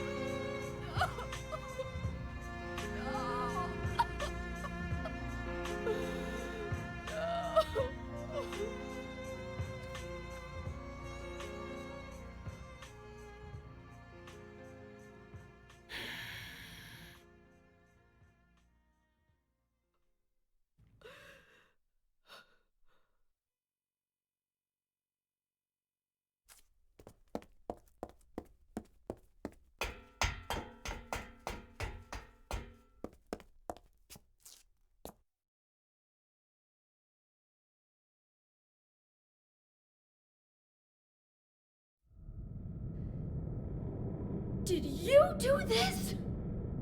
You're late. But why? Why? Revenge for 17 years ago, for one thing. If not for him, 17. our dream would have come true. And then he took you away from us. I'll get you for this! There is another reason. Shit! To fill your heart with hatred. Done! It must be this way. Oh no, don't weaponize my anger. I need that to kill you. No, I'll never understand! Look. No, wait. You must try to remember me, and your true self as well. You will birth a god, and build an eternal paradise. Ugh. Good.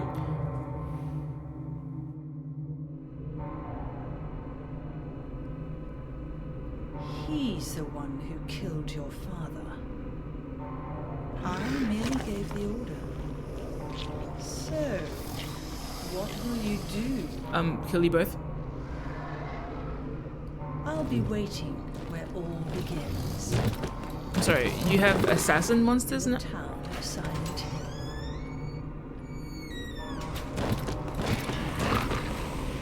I hate everyone. I hate all of you. Oh my god, Harry Mason's dead.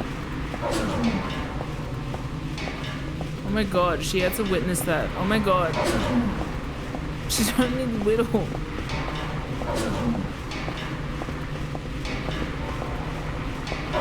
You're a fuck ass.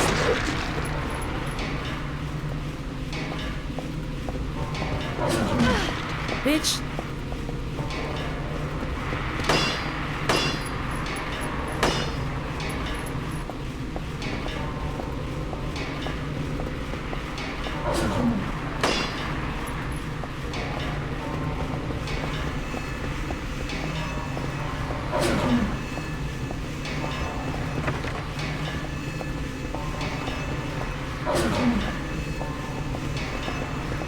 game sucks.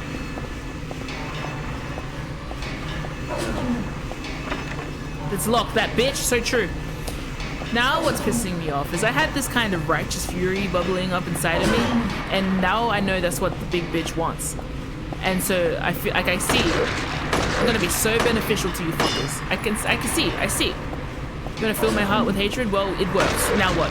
What if it turns up against you? Fire burns both ways. Asshole. Oh, I hate it here. She was so happy to be home. And then we ruined it for her.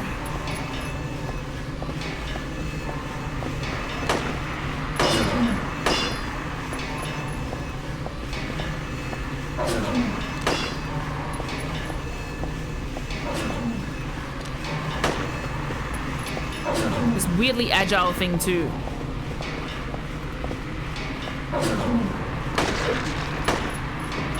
Why are we fighting? Who are you? I don't want to kill you. I want to kill her. I want to kill both. Let's kill everyone.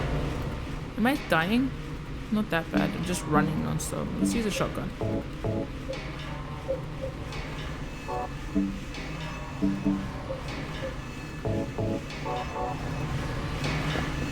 Love the idea of her like charging out the house.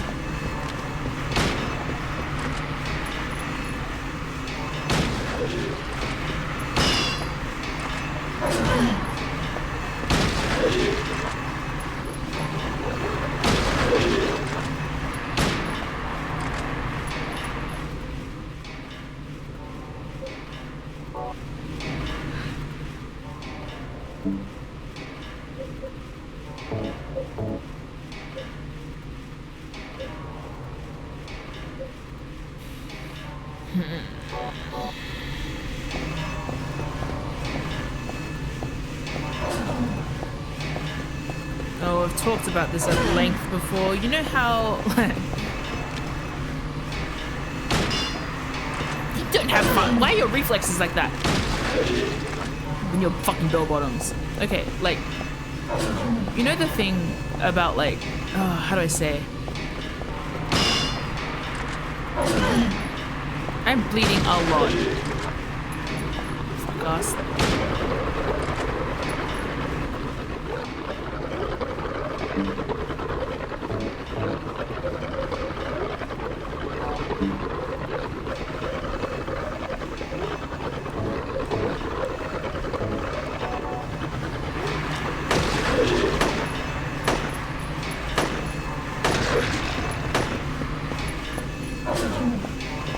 Wait, I have running round button. I have run different button. I have sideways run button. I don't remember how to use it.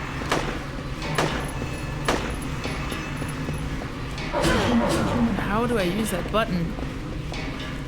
That's a creeping. Whatever, who cares?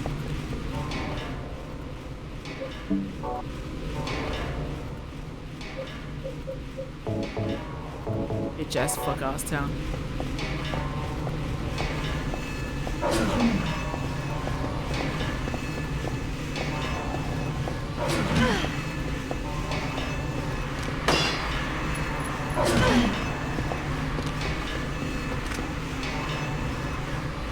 You do not get to leave the situation alive.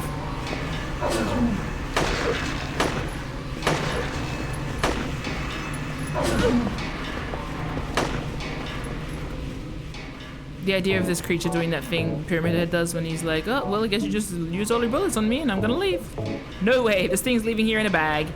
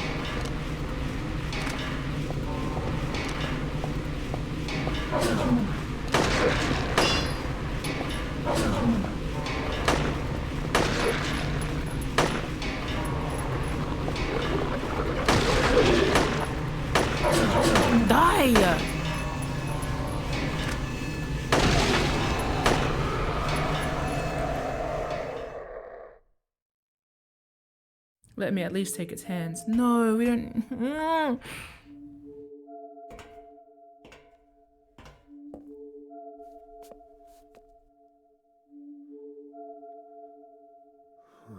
I don't know what to say. Why are you here? Then don't say anything. I'm fine, so just get out of here and leave me alone already! Calm down. I just... Oh my god. Calm down? How am I supposed to do that? My father is dead! He's murdered! Get out! This is all your fault! If it weren't for you, I'm sorry. then go! If it'll make you feel better, I will.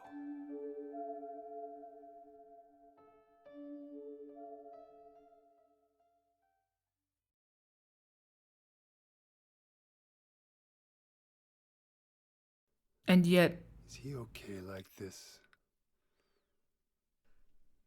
What else can I do? There's no one here to give him a decent burial.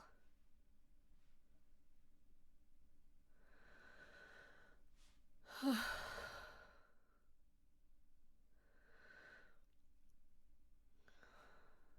sorry, Dad.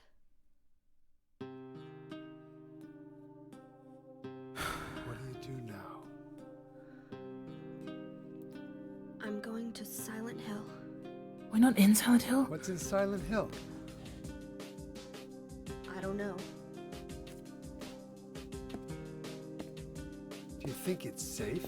Of course it isn't. I don't know what kind of hell is waiting for me there, but I've got no other choice. I don't care about God or paradise. If that's what she believes, then fine. But she won't get away with what she did.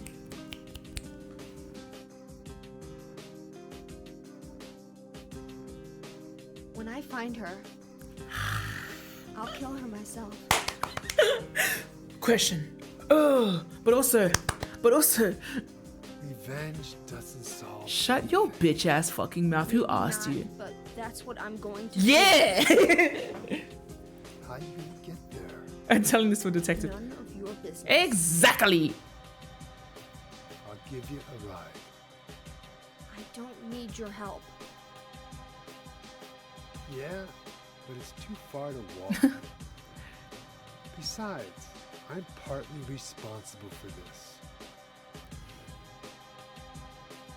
I'll bring the car around back.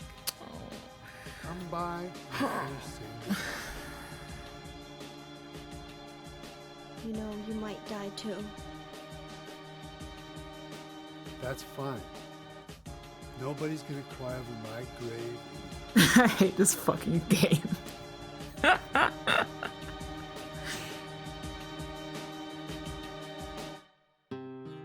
Knew you were gonna do that, you stupid acoustic guitar. When the acoustic guitar started, before I rolled my eyes so hard I felt myself get a headache. So I was like, you again! Whip this fucking acoustic guitar out of your hands. That's enough of you. There's nothing odd about the TV or the VCR. Dad's bookshelf. There's nothing unusual about it. Well, there's a severe absence of books, honestly. I don't think your dad was a reading sort. Sorry, a dead man!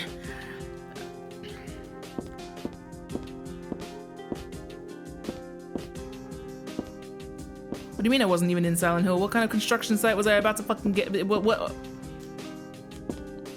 Haha, the camera angle switch actually just felt like I got shot. Ha!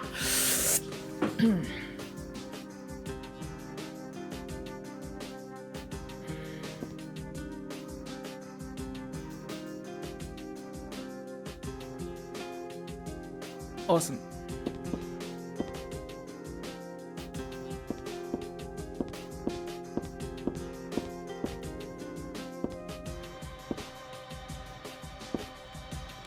Cool, so like Heather starts feeling real now.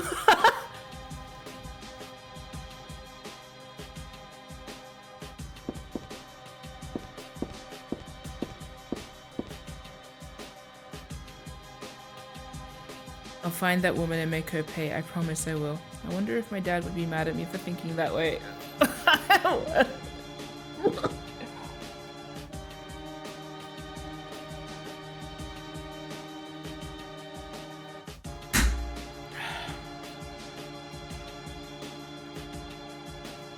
I wonder if the blood's gonna stay on my vest for this whole game. I'll be back, Dad. I promise I'll come home soon.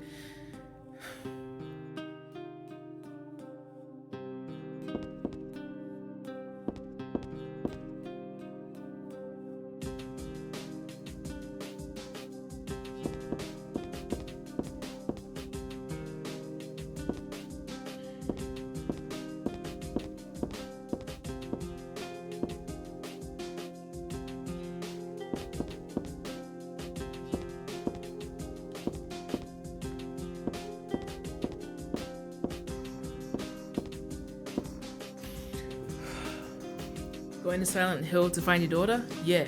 Going to Silent Hill to... because your wife asked you to? Yeah.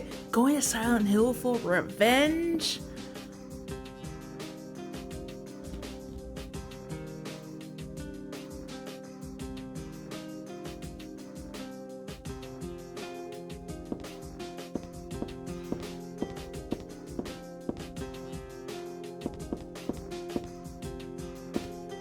You reckon she gave the sheet a little kiss on the forehead?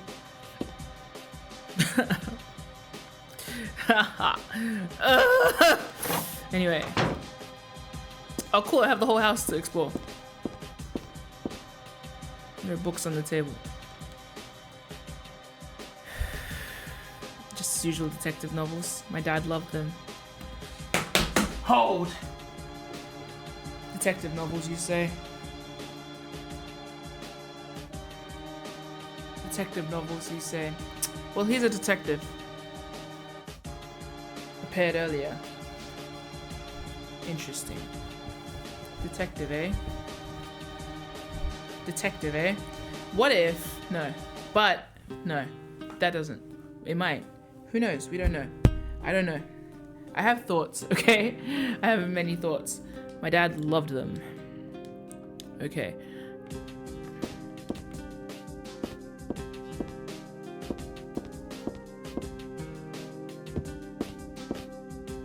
There's no need to go back on the roof. That monster is dead now. Besides, Douglas. He has a name? Has his name always been Douglas? Detective Douglas? Bro, that's weird. That's a strange name. I don't know. It's not really strange, but it's just... I just don't think you should... Anyway, I don't know what's happening. I don't really want to connect to Douglas, but I don't distrust him at the moment. He seems kind of dumb. I mean, he's offering me a ride to Silent Hill, which is pretty cool.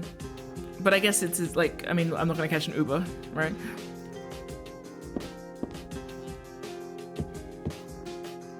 Just a regular TV. There's nothing different about it. Almost 10 past 10. Photos and pictures, they aren't particularly meaningful. Interesting.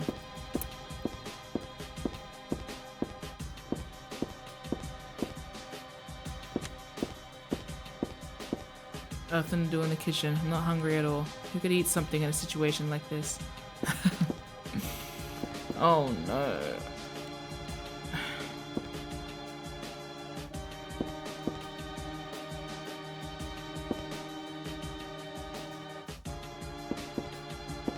Wow, the scene of finding his body is like really bad. Really upset me. It's really bad. Can't reach anybody, not the police or the church.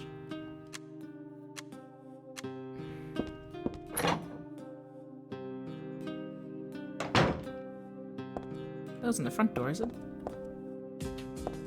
Oh, maybe it was.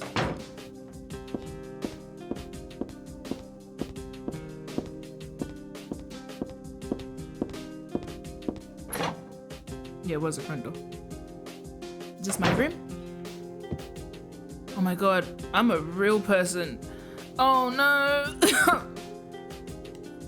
I don't remember exactly when, but I think they got this doll at a garage sale. Oh look.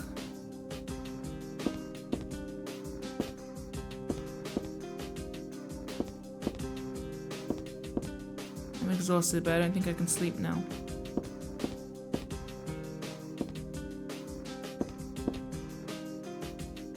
Whatever that is so cute and kind of weird looking. Notte. Morning always comes. It's corny, but it's true. But if your eyes are closed, it always feels like night. That's the hero's line from this movie. I always liked that line, but now it just seems stupid. It's just a movie poster. Wow, depression setting in real time. We got an ensuite? Wow. I got a stun gun. Yeah, I got a stun gun battery. This is my dresser. I don't need to change. I'll leave it alone. I'm covered in my dead dad's blood and it's gonna fuel me. There's so much blood in this game. Did anyone ever go up to John Wick and be like, revenge is not the answer? No, everyone understood.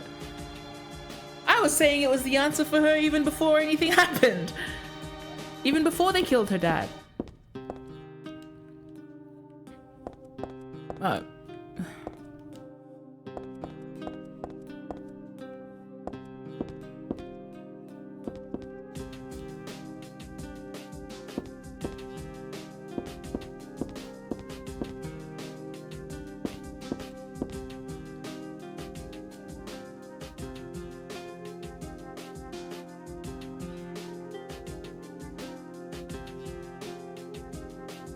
I'm straining to see this stuff.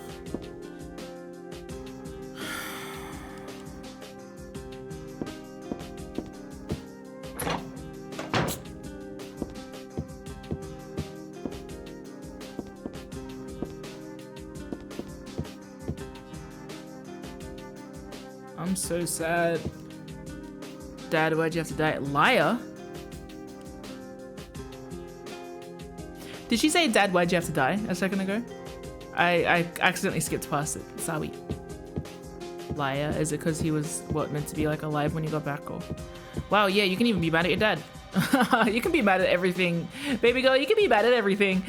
And I really should be telling you, I guess, not to succumb to the anger and the violence, but like, I don't really see why not. So, I mean, unless it destroys you in the process, but this world's trying to kill you, so like, whatever. What is survival horror in this situation? We shall not condemn her for wanting to survive, surely. You said you were the strongest man in the world, I think is what you said. Oh. You guys could clip it and let me know. Sorry, it's been a minute. You might not catch, but feel free to let me know if someone wants to clip it and check. I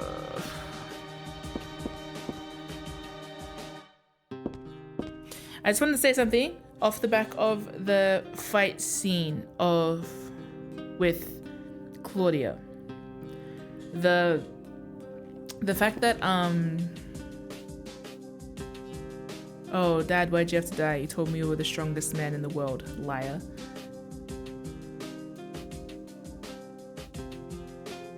Well, that's sad. Thank you for catching that for me, guys. I'm miserable. Okay, the comment I was gonna make about Claudia on the roof.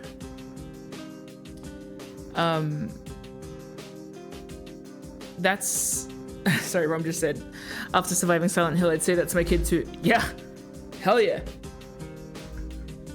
My kid's afraid of the boogeyman. I'm like, you should have seen this shit I fought in Silent Hill. But I clearly didn't tell her about it because she doesn't know where it is. If I am to trust that this is actually normal, and that I took my fresh fetus at the end of Silent Hill 1 and went along home with Cheryl, no, Sybil, I mean, sure.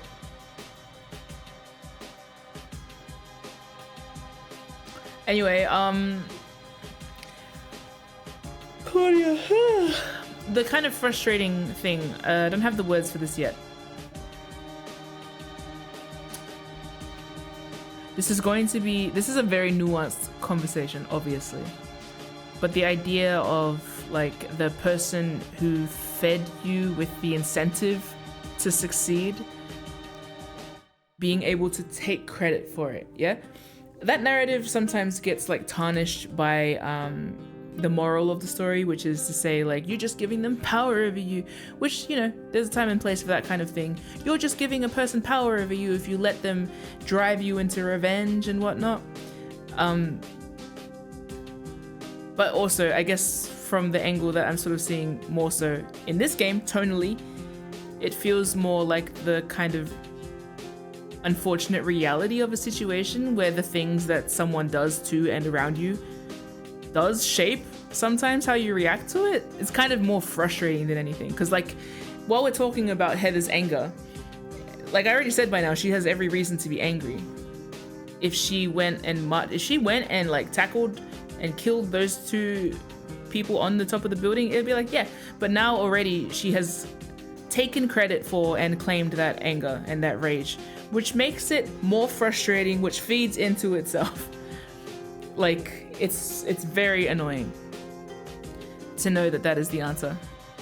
Like, that they also will claim this. Like, everything about you that is you and justified will be claimed and rerouted through the way that they would like to utilize it and you.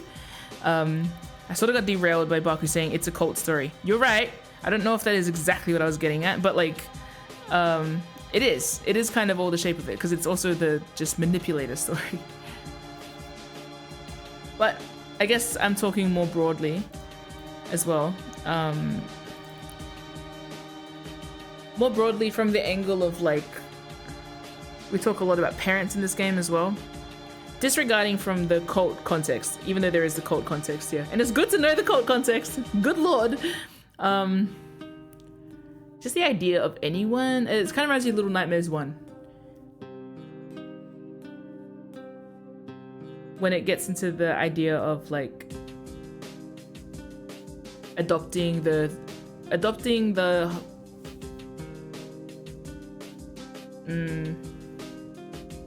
violence that has been done to you and turning it back on people that did it. Like, I think it's interesting that she's already like staked her claim on that feeling so early in the game, after I was just like, man, this game really wants me to hate it and everything. I'm so angry. I'm just killing these things because they're making me angry.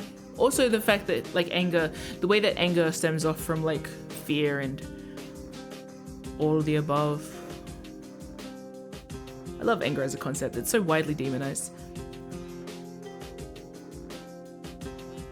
When your enemies think you're property instead of the ones who are going to die. Yeah.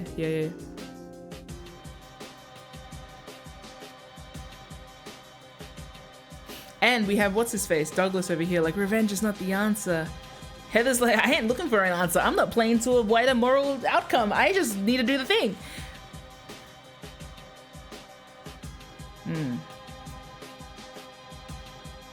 Good shortcut to stories about control. Yes.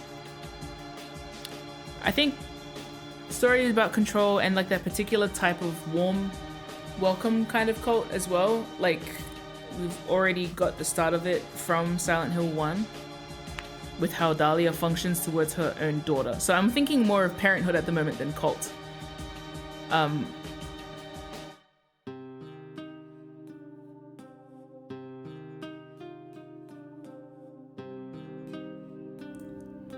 Which is bad. Because like at the moment this is like, wait, oh hold on, she also said this was revenge for something from 17 years ago, so this is like a revenge v revenge cycle thing. Oh no, is this a cycle? I'm not gonna break it. Are you gonna break the cycle? No, I'm gonna break your neck. Catch up.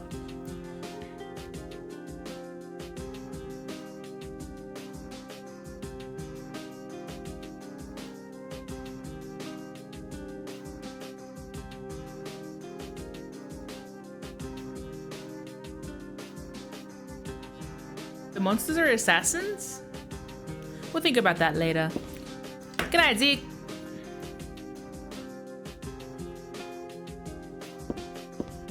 So, wait. The thought I was gonna make, I'll continue on it later, but I need to detach from the cult thought. Because I don't know that there's a cult yet. I don't know. There's just one bitch. She might just be a sole operator. This might just be a her problem. I don't know if there's a cult.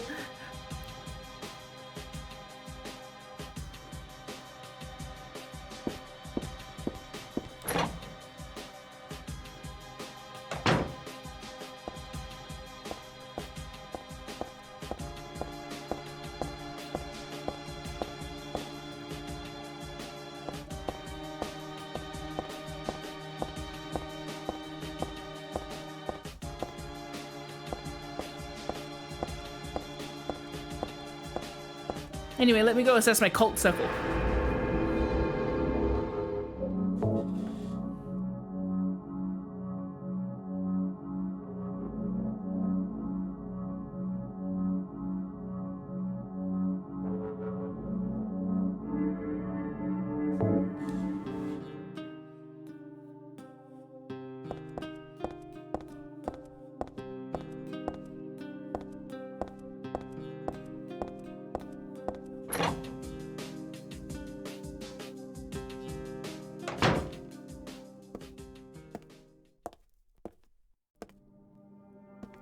I just met some guy named Vincent? He's a friend of yours, right? No? I'm not sure. He said when we get to Silent Hill to look for a guy named Leonard. So many random He dudes. gave me this map. What do you want to do? We can't trust him, but we've got no other choice.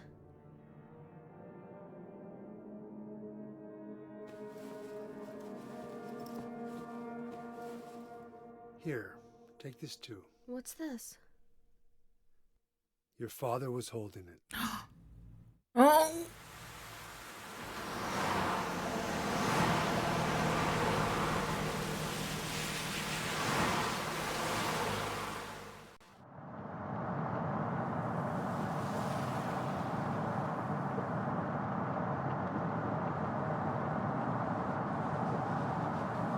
We better not have a car crash. Can you watch the road? Started raining. Yeah. Are you sleeping? I'm awake. You cold? What's the deal with Silent Hill anyway? It used to be a nice, quiet little town. But now, You've been there? once, on a missing persons case. Never did find him. Yeah. But I'll tell you, that's one screwed up town. My line of work, you hear a lot of nasty rumors. I was born and raised there. Shit! Sorry. I didn't mean to offend you. No offense taken.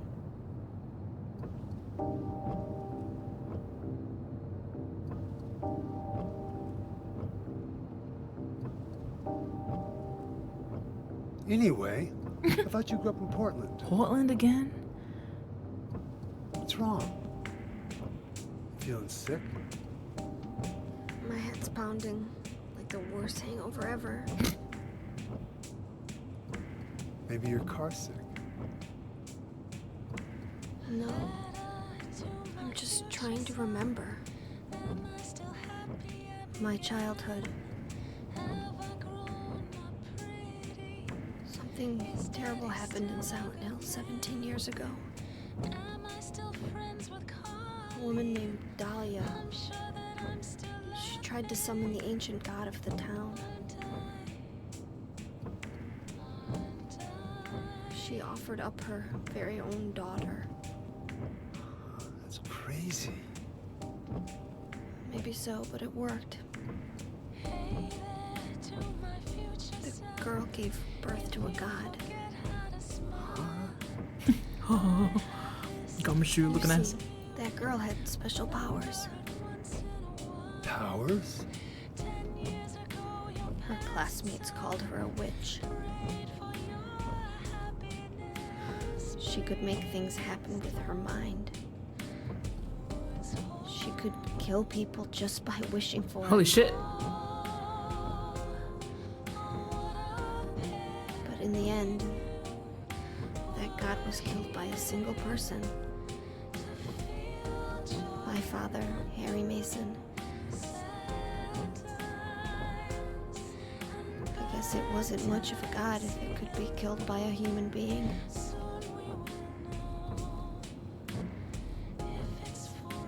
But I think Claudia's trying to do the same thing again. And I've been chosen as the sacrifice. You've got some kind of power in you too? After the god was killed, the girl reappeared. She was holding a baby in her arms.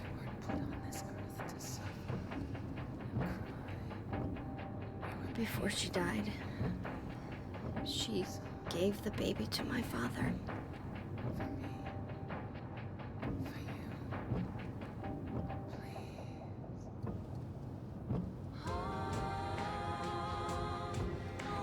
He loved me just like I was his very own daughter. Even though he didn't know who or what I was.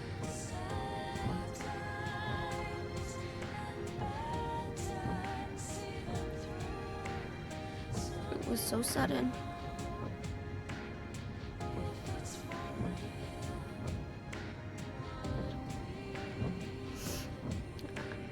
I never had a chance to tell you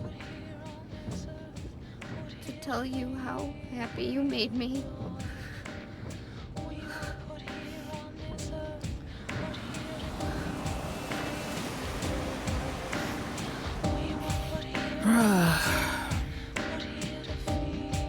Roll the fucking credits. I'm tired of this game. Roll them!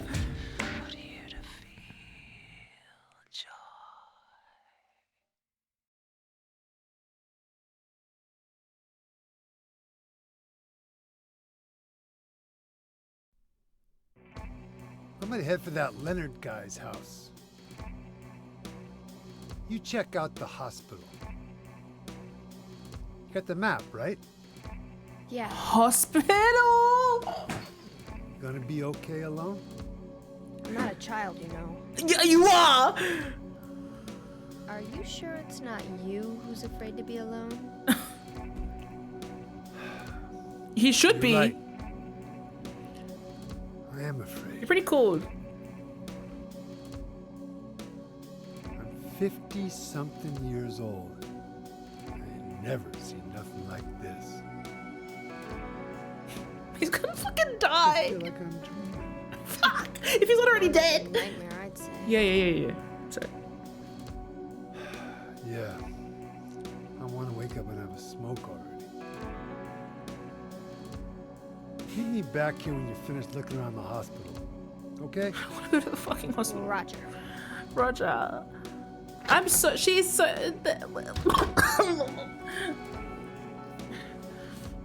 I'm over it. I'm over it. We've barely even started and I'm over it. Let me put a bullet in that bitch's head and get out of this fuck-ass town. I thought I was in the town already. I was just at the mall. I was at, what, Portland? What's wrong with Portland? Fuck gosh. Hey, this is that room. Wait, this is that room with the hat. I don't want to be here. He's gonna. No, it's okay. I don't know. It's okay. I don't think he's gonna. Here's what I'm saying, okay? The bitch wants me mad. The only person I had close to me was my father. He's dead now. There was revenge and baggage there, but also, yeah, he's dead now. So all I gotta do is have no more friends or close relationships until the end of the game. So Douglas better stay the fuck out of my good books. However, I really want people to show Heather kindness during this time, so, well, shit. I don't know what to do about the situation. I'm miserable. Anyway, we got some confirmation. I am the bread loaf received at the end of the other game, and I grew up like this. Hooray, my daughter. Video game daughter. Daughter of the Silent Hill 1. I don't know how that happened, but neither does she. Now, previously, in the last episode, when she uttered the words out loud, the creature died. So yes, you do have magic powers, my sweet. I also had the thought that if Alessa was very mistreated by her mum, Alessa could kill people with her mind. Alessa's mum was never killed. Not until that moment at the end there. So again, we have this like implied, if not depicted, thingamabobs, right? With the like, yeah, she's being mistreated by her mom, but that doesn't necessarily mean that she's like gonna kill her, cause love is a fucked up thing, and familial, if that's your mom, you know. So like, it's hard to say. She like, because she could have killed everyone. If that's the case, she could have killed Dahlia, but she wouldn't. That's her mom.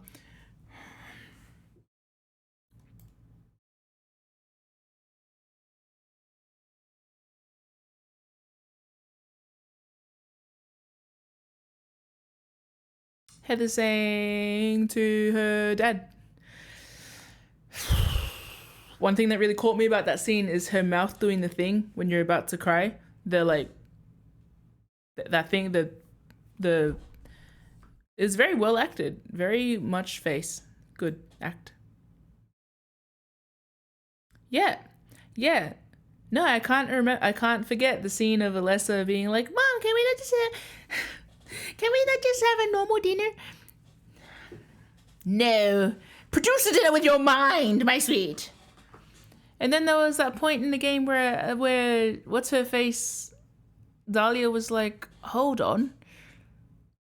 I don't need to use you. I can just make another." So wait, I thought that this was a bit... Okay, now I'm sort of recalibrating too, because at the end of Silent Hill 1, I thought, well, no, okay. I'm recalibrating at the moment with what the game has told me that I'm meant to believe at this point in time. I am not sure whether it's going to hold. But, for example, I am meant to believe that at the end of the last game, at the first game, we had a literal, tangible new baby, which arguably means that my baby died. So Harry, twice in one lifetime, raised 2 kids that he found on the side of the road at Silent Hill.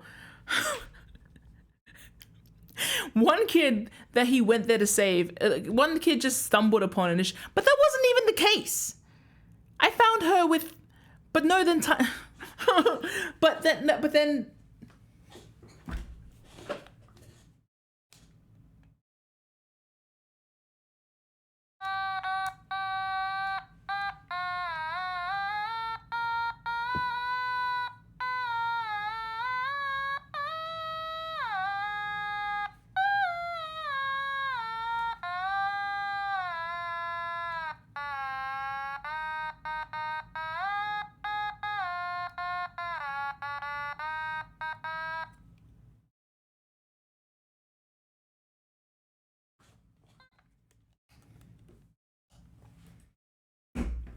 Silent Hill 1 started with me rocking up in town with Heather's mum and picking up my baby off the side of the road like a cat in a box, right? And that cat in the box was called Cheryl, I believe, and she was like a split off of Alessa. And so when I took my baby to home, I raised her as Cheryl, and then on her birthday she was called home so that she could re-merge with Alessa and then create God, which I then killed. Thereby, Alessa is Cheryl, and then Alessa gave a new baby to me, which was, I thought, also Alessa. I think, I thought, like, you know what I mean? But also, like, new baby. Now the baby's Heather. And Harry lived another 17 years, arguably.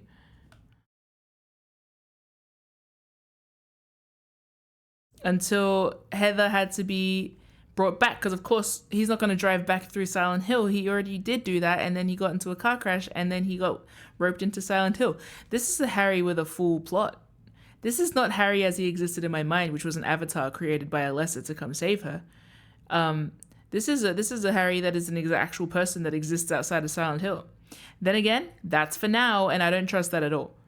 Because I don't, like, you know, in the same way that I think Silent Hill 2 is, spoilers, I think Silent Hill 2 functions perfectly well as a game that's about a guy that's stuck in the perpetual loop of Silent Hill, which is that every time we turn on the game, James Sunderland is forced back to Silent Hill as a kind of demonstration of the fact that he's never getting over it, you know? Or that one time he does get over it, which is when he leaves the town with Laura. Damn, father-daughter vibes really saving Silent Hill, which could mean nothing. But yeah.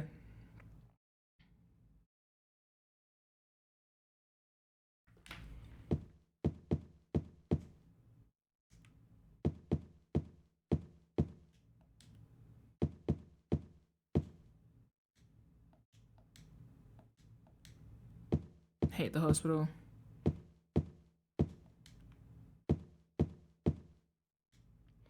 No point in turning on the TV. All I could watch is snow anyway. Oh. That's got to be a coincidence. But still, it's pretty weird. Who could have done this?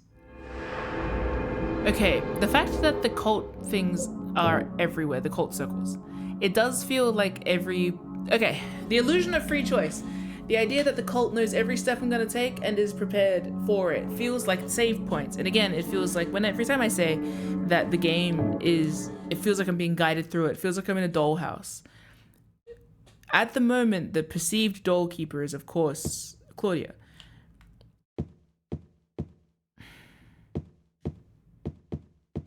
So I don't feel like it's wrong because I feel like they're watching my every move. I should put a bullet in all of them.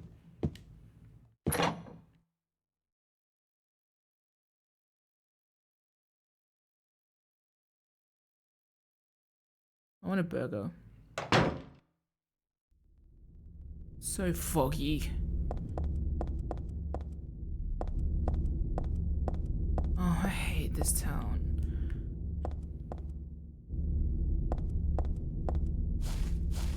Great floor textures.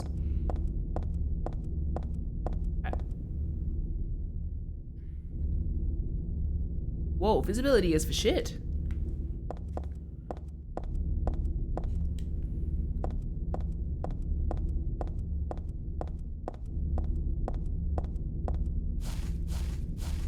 I love the idea that in order for a game to have a successful soundscape that is weird and jarring, it must also have a successful mundane soundscape. Like footsteps have to sound really good in this game so that you can feel unnerved when they are not sounding right anymore. I like the level of focus that goes into contrast in this game. Oh, I'm being hydrated, thanks, because otherwise I'm just sitting here crying a lot.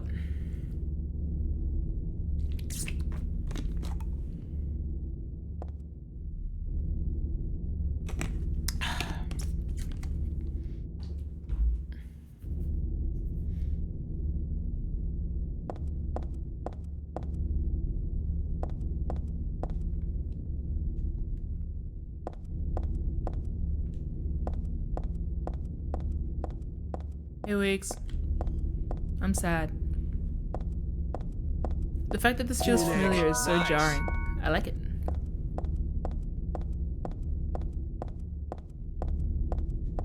This is a town I know, you know? I'm getting like sentimental at the same time as feeling absolute despair. Oh, congratulations on the gift sub, Wiggs.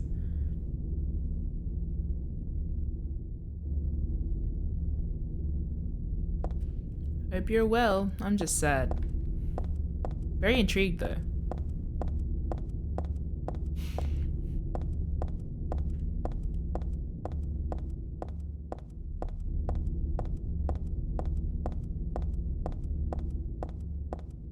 Can't believe I have to go to the hospital. Oh my god.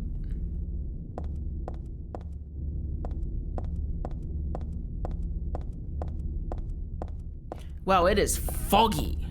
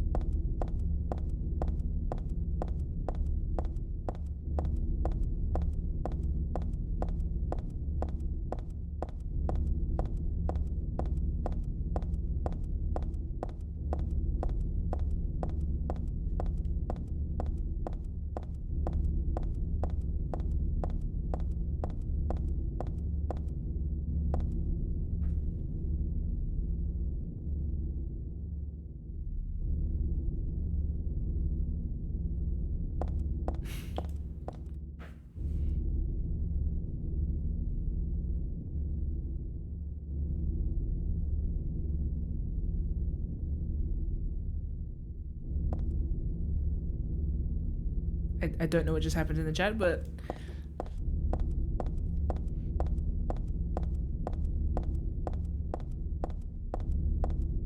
I don't need to go there. That's the wrong place to be.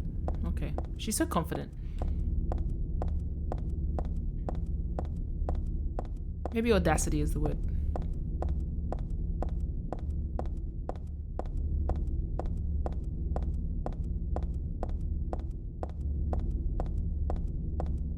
So she does know Silent Hill. I thought before she was like, what's Silent Hill? But no, she was born here.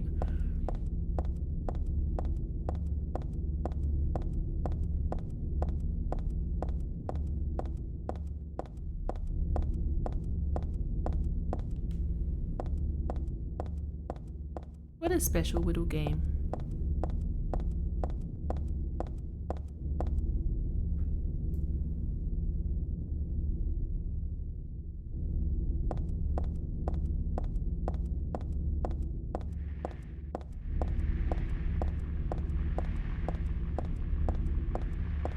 Wait.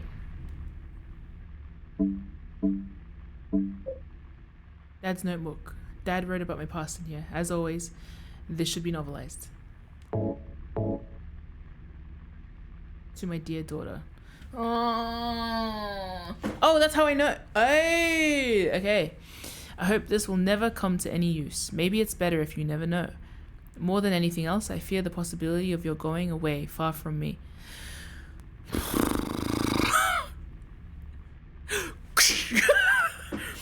But sometimes we have to tell the truth. That's why I'm writing this before I'm lost in death and oblivion. What happened back then? That has something to do with who you are. It all started 24 years ago. Coming back from a vacation, my wife and I found a baby on the side of the highway. Since we were childless, we thanked God for letting us meet this child. This girl, we took her home.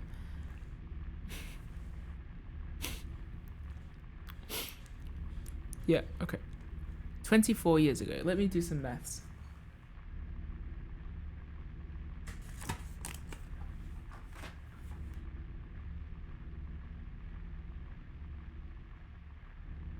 "24 years ago,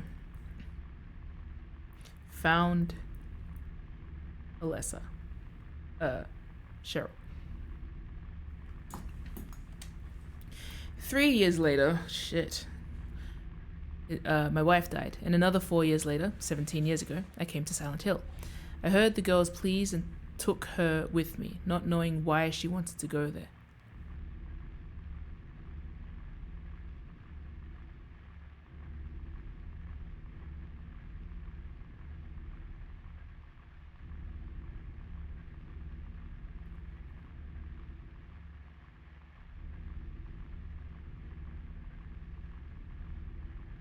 Harry goes to Silent Hill.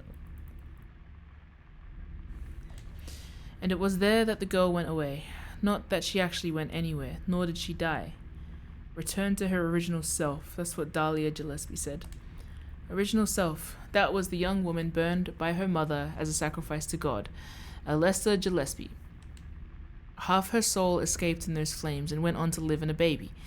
In that girl of mine, of ours. 7 years passed before that half a girl returned to Silent Hill and made Alessa whole again. Newly strengthened, she vowed to kill God. Oh. God, a fetus nestled into the sacrificial girl's womb, was summoned with the usual rites. This was Alessa's wish, no matter what the outcome, even if her own existence were at stake.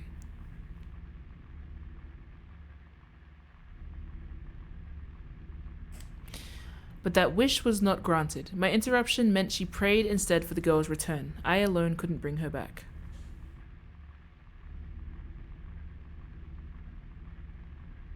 She prayed instead for the girl's return. Dahlia did it. I only helped at the birthing ceremony to bring God out of Alessa. The newly born God wailed once and was dead. All from that girl's and probably Alessa's conscious resistance. That's not the end. After God had vanished in a glow of light, Alessa reappeared and gave me a baby. She looked a lot like that girl so long ago. And then Alessa was gone, dead. There was nothing I could have done to help. I simply clutched the baby to my chest and ran off. The whole thing felt like a dream, but I had proof that it wasn't. The girl was nowhere to be found, and in my arms, the baby. Now 17 years have passed. It feels like only yesterday, and again, it feels like a million years ago. I confess I had reservations at first about raising that baby. Could I love her? Her existence was thoroughly unexplainable. I thought she could be that young woman who snatched away my beloved daughter.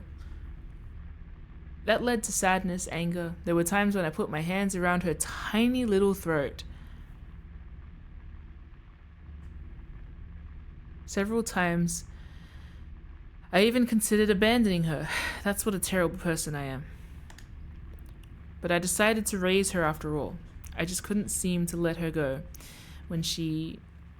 Oh my god. When you look at me, you laugh so... Interesting that this is put into writing. This being so dialogue, as an aside. Writing, when she...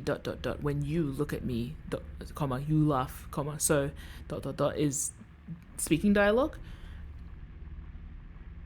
Even now, I can't forget about that girl. But I love you. I have no doubts about that. That's all I ask you to believe. To my precious daughter, Harry Mason. Fuck my entire life. As always, this should be novelized is a wild thing to say about that. Shit! I like that I was musing before about what this was, and I just remembered while wandering around town, like, oh yeah, wait, he wrote about something. I didn't realize he would go through the whole backstory. Interesting things about this. Hope this never got newspaper.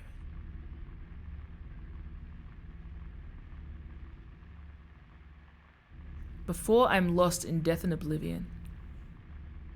Okay, the reason I bring up the dialogue thing is because I think it's interesting how I don't trust written media in Silent Hill. Because, again, we were brought to Silent Hill 2 by a letter by Mary that was spoken, and like a verbal conversation. Like, this is something I heard. The written elements of that letter dissolve throughout the game. There is a letter, but it's different again. So I'm just like, the idea, the connection between like what is spoken and what is written feels like distinct. So I'm keeping that vaguely in mind. That's why I'm writing this down. Writing this, he says. Okay. What happened back then? Something to do with who you are. Started for 24 years. Okay, the fact that he doesn't mention her by name. It's just this girl. A baby. This child, this girl. We took her home. He also doesn't mention his wife by name, but maybe that doesn't matter. The girl was pleased and took her with me, not knowing why she wanted us to go there. But he does remember Alessa, Dahlia. It's either the only names that matter or it's something else. Okay. 7 years passed before that half a girl returned to Silent Hill. She vowed to kill God. I also really like how, and this feels on purpose too, sometimes the fact that they're all girls being referred to in this, and the difference between a name being used and a pronoun being used, makes it muddy about who's doing what. But in a game where Alessa is also Cheryl, and we don't know what Heather is, I feel like it's kind of like burying itself right in front of me in a way that's like really fascinating, because it's like, which one are you talking about? Who did this? Like, I actually forgot what Dahlia did at the end of the game too. Okay, another thing. So I do like that this game doesn't necessarily... Okay, this is something to do with what I said before about how, like, there's...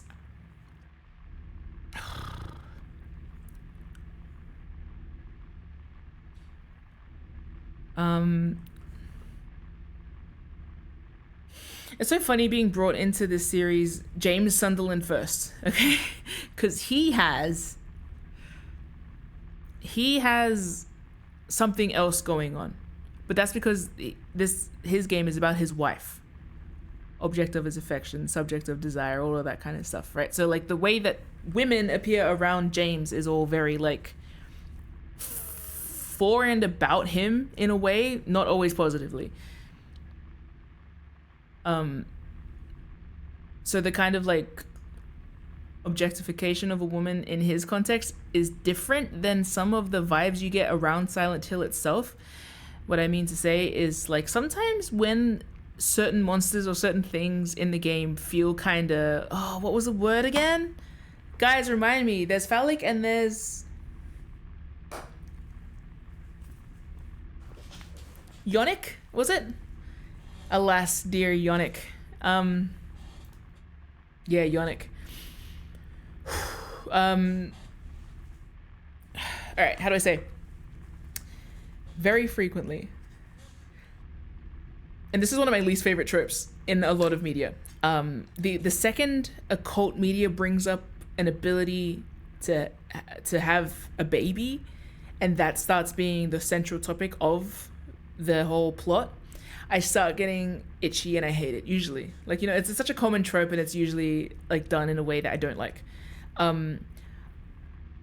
Silent Hill 1 obviously did touch on that, but it wasn't like pregnancy horror too. I don't necessarily mind like air quotes pregnancy horror, but it's like there's a particular way that it's done that always feels a bit ick to watch as someone that has a womb, that has experienced, you know, culturally being a woman, that kind of thing. Like it's just I just don't like it, and so like I get this dread often, and I think it's the kind of dread of like every time a girl is in a thing, it's always going to be sexualized misogynistic horror.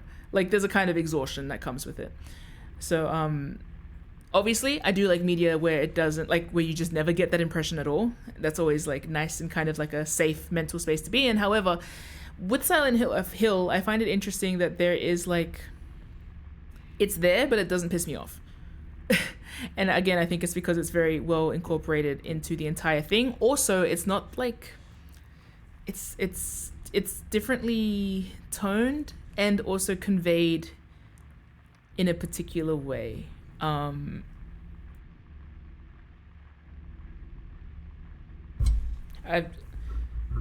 So first of all, in the first game, it's not like the kind, like Alessa might be holding, like birthing a god. If you read this on paper, it's like, oh, Alessa's like giving birth to a god. This is going to be low-key sexual assault coded, like that kind of stuff. I think that's the thing. It's like often it's like aligned with a particular kind of narrative about women. Again, not necessarily irrelevant in Silent Hill, but treated with a certain kind of sensitivity that I don't often see.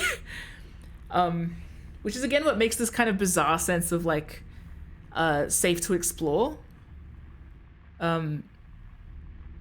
Part of that is literally in the first game, it wasn't depicted as literally giving birth. It was kind of like in the same way as it's used, like we refer to womb, we refer to birth, but it's not pregnancy horror. It's not even sexualized. I think that's one of the main things. It's not sexualized. There is sexualization going on, but it's different. It always feels a bit like yuck as well, and it's like it's there, but it's meant to feel yuck. It's just, I don't know, I'm very like impressed by the line that they're walking here, that I sort of, a line that I'm used to horror media clearing with a leap. Obviously part of that too is because like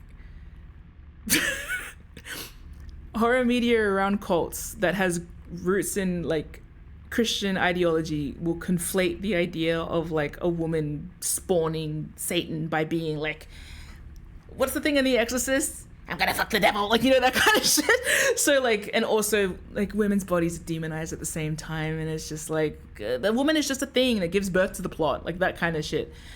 I don't know, there's a lot there. This is why horror is so interesting a lot of the time, but it's also similarly why I hate everything. Which is why I only read certain horror. How am I saying? I'm sort of going off the point here. I'm not going off the point. This is just a very big point. So firstly, the first game, like, yes, it has the kind of thematics of like Alessa will be a like a conduit or like a carrier of this baby of this spawn, you know.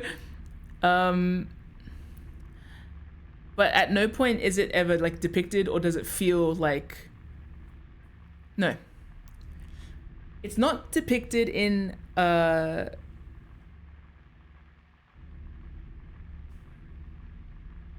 do I word this? It is and isn't depicted in a misogynistic way, but the misogyny isn't owned by the person writing it. There is no like delight taken at the particular distress of Alessa being, for example, made to carry this god, you know?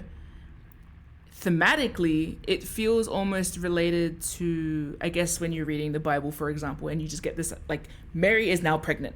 You know, there's no process of like, but who impregnated Mary? It's not even about that. It's like Mary is pregnant with God now. You know, there's nothing kind of gratuitous around the process of it. It's just, yep. And then you can always dig into the implications of what that means for like the mother of God, but there's not like that kind of gratuitous focus on her being pregnant. It's kind of similar in that way, but also it keeps the focus on what it's kind of meant to be on. However, it's kind of interesting because the world itself carries a lot of the like the stuff that can't be done to the character. I guess it kind of reminds me a bit of like, and this is again why like Angela's story being done well is kind of crucial, because you can't like bring Silent Hill up and it's this like going into all of this stuff about like objectifying women usually, and then like not treat that story sensitively. But I guess what I'm trying to say is the universe held a lot of the storytelling about that process, rather than us having to sort of like put Angela through it again. I don't know. It's just done in a very interesting way. It's there, but it's not like, it's yeah. I don't know. It's interesting. It's not like it's irrelevant to real world things, but it's also abstracted just enough to not feel disgusting. And I mean disgusting like the game is disgusting, but like it's disgusting in a different way. Sometimes. I don't know. I'm very impressed with the way that they've managed to toe the line, because the way that I would have like grabbed this game and thrown it out a window because of certain topics that it's dealing with, I haven't yet. Actually, I find it very intriguing because finally, this is obviously like a very prevalent part of my life experience, is this kind of like misogyny and all that. So like it's very interesting to be able to analyze it in a way that doesn't feel like I'm being hate crimed. It's almost cathartic. Anyway, I can go into that at length, and I'm sure other people have looked at it as well. And also the fact that it just like lends to the whole thing about how women are treated. Like historically, the game has not shied away from that. Maria is brought into the game as an exotic performer, you know? Cheryl and like again Alessa, this story would have been very different if Alessa were a son. It wouldn't carry the same thing. The first game would have been very different if Harry were a mum. It's not the same. His experience of Silent Hill would have been different if he were a woman. Again, it's just really interesting. There's a feeling that the character lives through. Yeah. It's not for the camera. Yeah, no, I'm just very, it's fascinating because it's all there. I think I said in the second game, and this is disturbing, like I pointed out the fact that we always had constant access to the women's bathrooms as James. And I was like, it just felt weird. Like there in this game, there are constant universe signs that I am allowed anywhere that I want to go. And even especially with James, when there is not a pathway that is opened through a door, which can be locked, then you can break your way through a wall. Like, there's just all these little things scattered around that are like, oh, I recognize that feeling. And then it's like, off the back of that. Also, I would like to point out, this is what I was going to say before. Violation of agency to do with women that isn't sexualized means so much to me. Because objectification, violation, thingification, all of these things can happen in non-sexual ways. Often. And like, this is not to say that it doesn't happen in real life and that it is an important topic to discuss. Definitely not demonizing the idea of going through those kinds of conversations in fiction, in art, whatever. But also it is kind of, I find it interesting, or I kind of get a sense of relief sometimes when we can explore like violation plots that aren't innately sexualized. Because everyone can get violated, sorry, but like there are so many different ways to violate a person's agency or like personhood overall. And I often get like, my whole job is trying to point out ways that I'm like, hey, that's a violation of your humanity, let's fix that. And I like the idea of being able to explore all of the ways that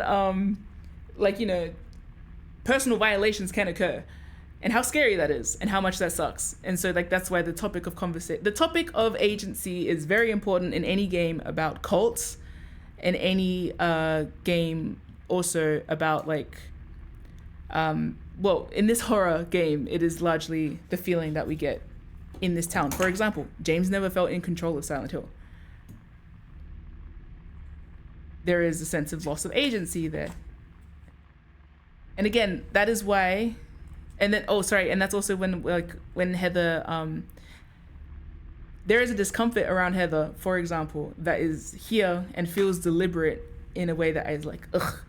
When she died in that previous scene, and then she's dragged off in a way that is particularly like disrespectful of just her in general, and it kind of alludes to something that would make you uncomfortable in a sexual way, because she's being dragged away by her legs, and like she's wearing a skirt and all that. Like it immediately like activates like, oh shit, like there was like a upset in that moment, but then it's like not that, but it is like, it's just, I don't know, it's very artfully used.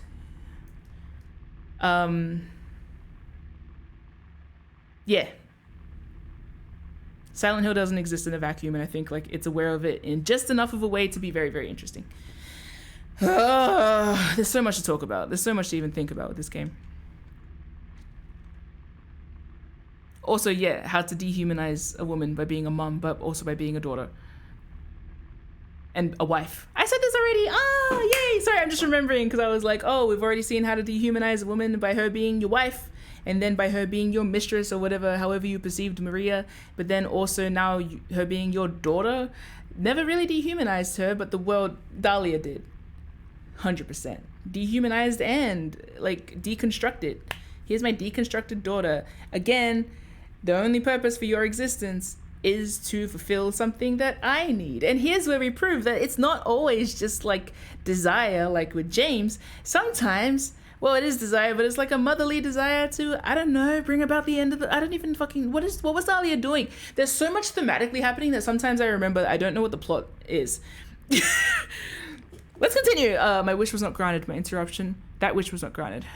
Golden, I couldn't, I only helped at the birthing ceremony to bring God out of Alessa. I guess this is a way of saying like,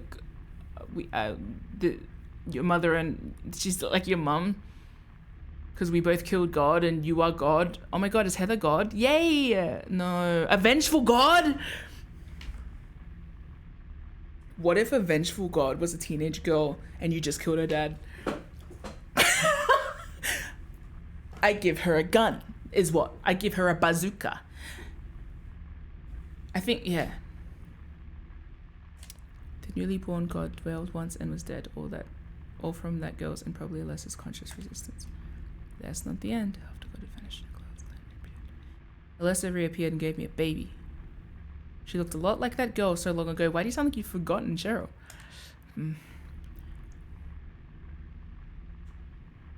Also, like, I wonder if this could be a timeline thing too, because like there was a timeline where I saved Sybil, but she's not mentioned here either.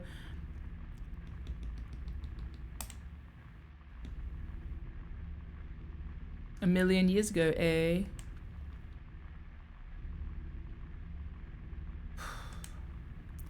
Oh, and this.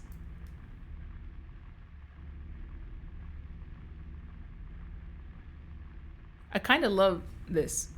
It's really fucked up.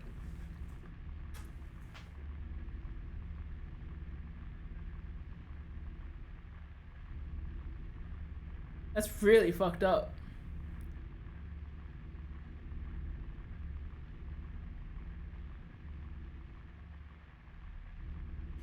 She could be that young woman who snatched away my beloved daughter.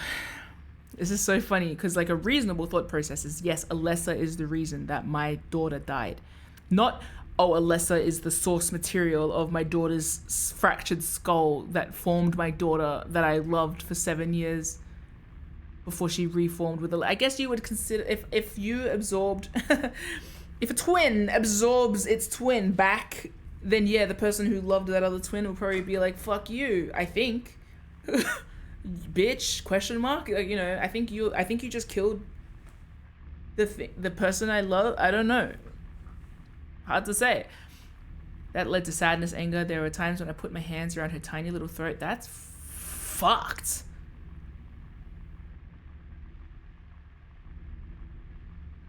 That's really dark. Love reading this. Several times I considered abandoning her. That's what a terrible person I am. I mean, you but decided to raise her after all. I just couldn't seem to let her go when you look at me, you love her.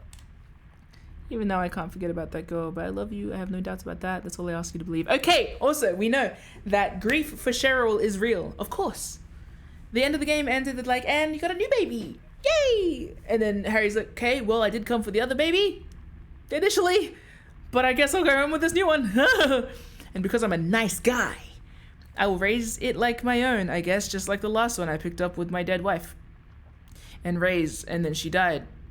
And the last thing I saw of her alive was a horrible static TV where she was being tortured. And then she was being tortured in front of me. And then she got absorbed into another lady, and then that lady gave me a baby, and I'm gonna love that baby. Did I say that already? Why are my hands around his neck? What the hell? You know what I mean? Oh, it's really fucked up here. Haha. Ugh. To my precious daughter. Which one? Anyway.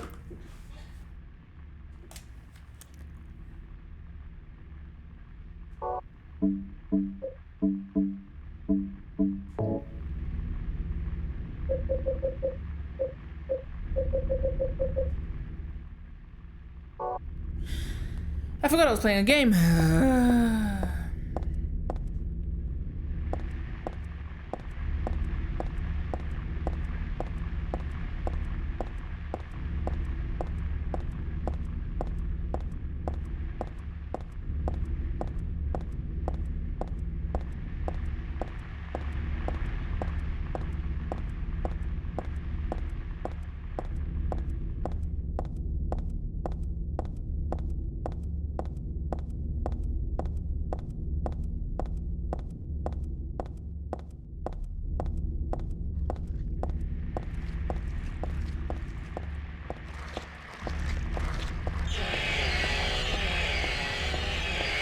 You again? Of all the monsters that didn't want to follow me here, why you?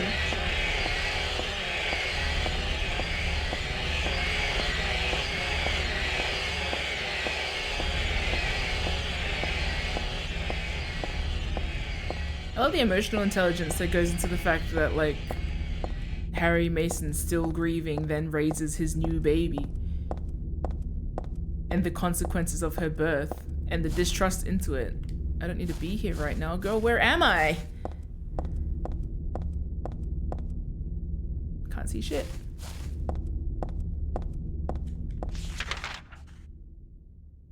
Look at us, we're so back.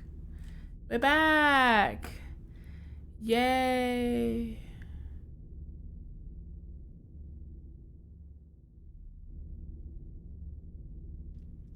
Baku just wrote in the chat, it's so evil to be 17 and then read from your dad's perspective that he could have killed you and maybe realize he really could have. Like, morally he didn't, and he wouldn't, and he loved you, but like, he had enough bodily strength to do it. Sarah said, not just a new baby, not just a new child, a new baby. That's like such a different experience to picking up a fresh 10-year-old, you know?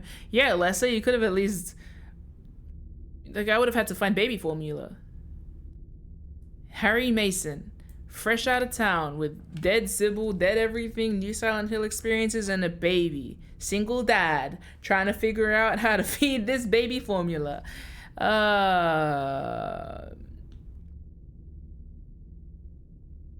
Imagine how complicated your baby's firsts are. I hate the first time she calls him dad. I feel like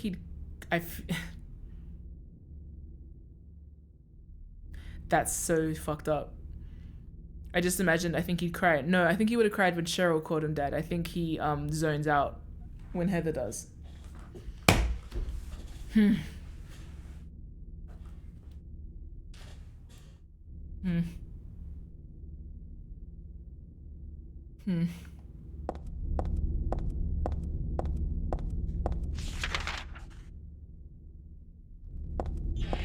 That's the letter that's the writing he prepared to give me that I could read. Can you imagine the writing he did for himself? Can you imagine the shit he wrote in his journals? No wonder his bookshelf was empty. It was probably all fucked up journals when he was like, how could I ever think about that? How could I ever think about harming my child? Am I a bad person? What the hell? It's saying about him. This is about Heather, whatever the hell you are. Sorry. My darling love angel of my life. Whatever the hell you are, my beloved daughter cries, throws up. Wow, this game was ahead of the ball with dad stories and horror. It's so loud.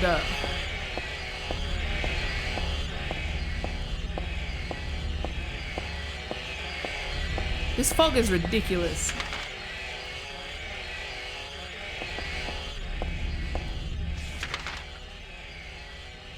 Heather is really handy with weapons.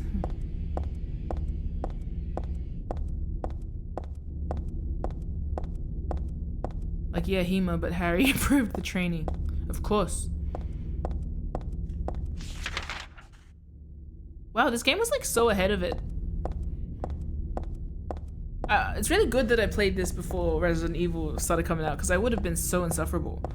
If I had played this game before Resident Evil Village, I feel like I would have spent, like, you know how people popped into my chat and were like, this is so silent, like, it wasn't.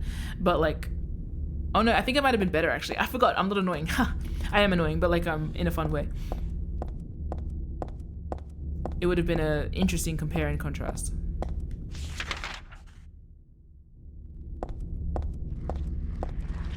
Back to the bullshit hospital. What the hell are those things? Lots of stabbings at the frickin' hospital. Brookhaven. Which hospital is that?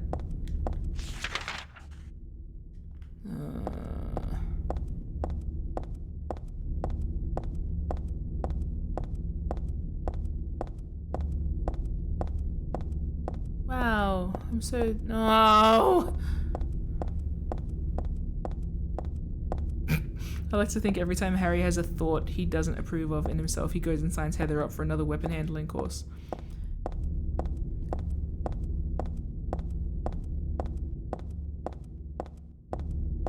I need to sneeze.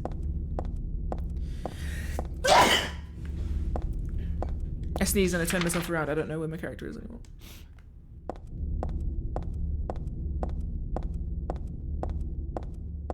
Thanks. I'm sad. I hope my ramblings made sense. They do to me. I saw people, Ron was shaking my hand. I think Baku might have as well, so yay. That's good to know. I'm tired. I'm sad.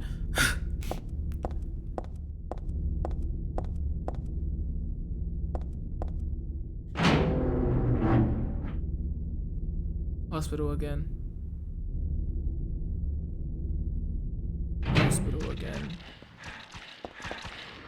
We are so squelchy already. What the hell? What the hell? What the hell? What the hell? Oh! Oh! Oh! Oh! Ah! I too have a pipe.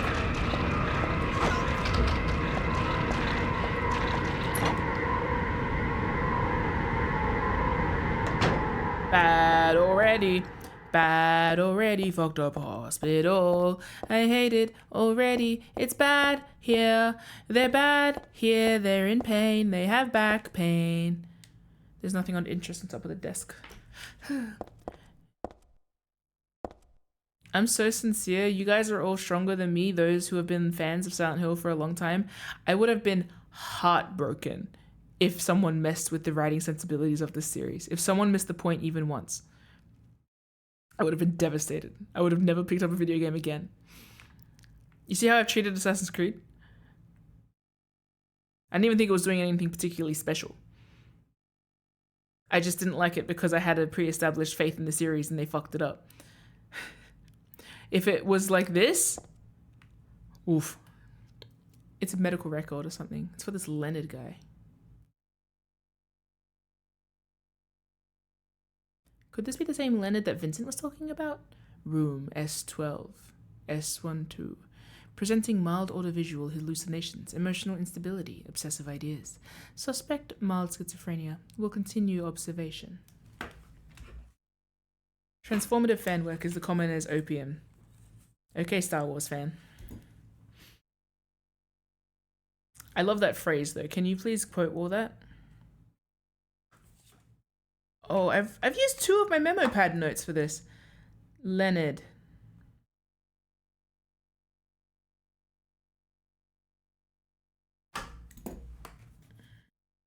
Wait, the fact that I found a katana and a mace now feels very deliberately placed. Basically calm and cooperative with a strong sense of justice. However, according to reports, becomes very violent when overexcited. Ah! The other one is for Stanley Coleman, room SO7. Usually passive and cowardly, also egotistical. That's a horrible combination of... oh, damn. Willow. Anyway, that's all right. I'm gonna also get like a better piece of paper. Oh, I can use the back. All right. I'm doing it again. I'm leaving like random notes instead of getting like a notebook, which I have right there, but it's fine. So S12, Leonard. SO7, Stanley. Passive and cowardly and egotistical. Sometimes shows and acts on an obsessive attachment to a particular woman. This has caused violent incidents. Use caution. God. Stanley, fuck you. There's stuff written on the whiteboard, but none of it really matters to me. I need to pee really badly, and I probably should quit while I'm ahead so I can have some time away from the PlayStation today. Oh,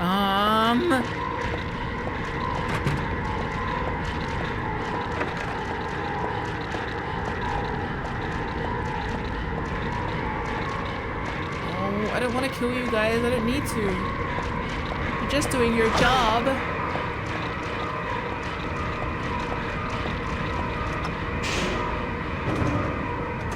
I don't want to catch the elevator yet either.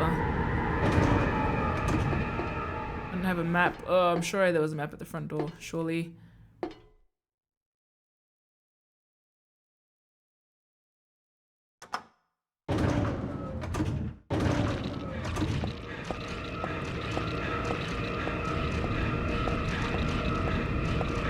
You know what's disgusting? Because their shoes are like wet when they walk, it's given me the feeling of like when you're walking so long that you it's like their feet have liquidized or something.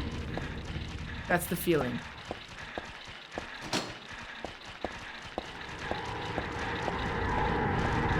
Oh, I remember the shape of this hallway. This is where I walked after Mary. The scene that made me want to cry and throw up with Mary, and then I walked through the empty hospital. Huh. Oh, nice.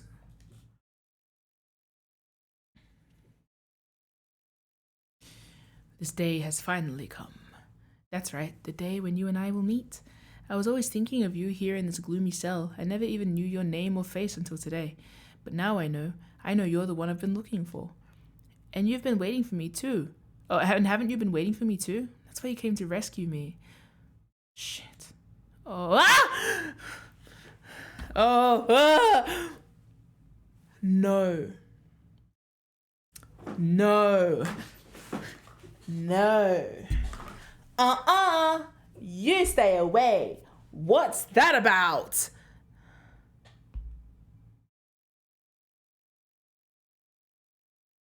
Oh, how I love you, Heather. I want to give you my prized doll I made to commemorate our meeting, the start of this everlasting love. I can already see your smiling face. Stanley Coleman.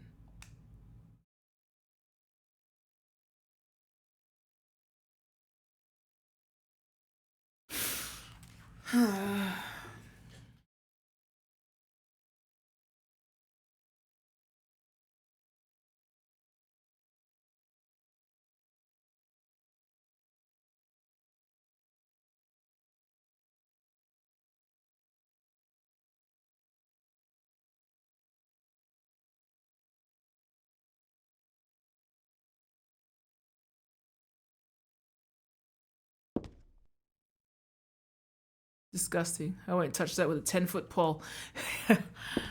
Yeah. I will hit Stanley Coleman, however, with an 8-foot mace. Maul. It's just a flower pot, nothing special. I don't know what kind of plant that is.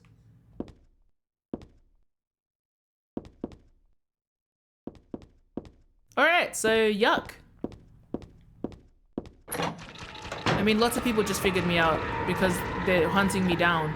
I don't trust the detective. Taking Stanley for a first date to the mall. Ha ha ha ha. I'm not even gonna say date, for an outing. To the mall. What are we outing? Your guts.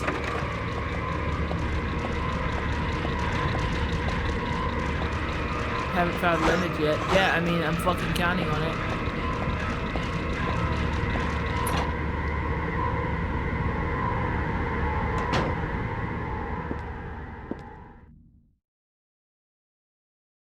Yay, a map. I hate this hospital so much. I hate it. I hate it. Nothing interesting on the shelf or scattered on the floor. Yay, medicine in a hospital. Oh, shit. None of it looks useful. I guess I should leave it all alone.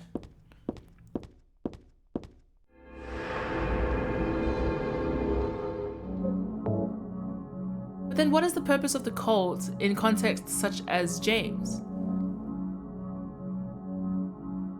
Maybe James just had bad vision and so he kept seeing it as a red square. But actually it was like always this and he was just like not wearing his glasses. Wouldn't trust his perception. Oh.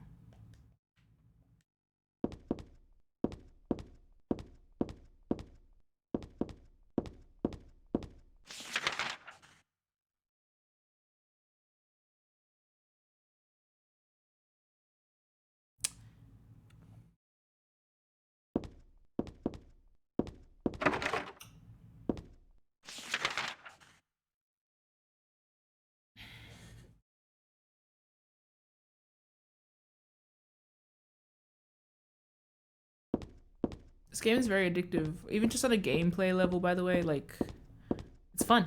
And the story is very interesting. Forgot.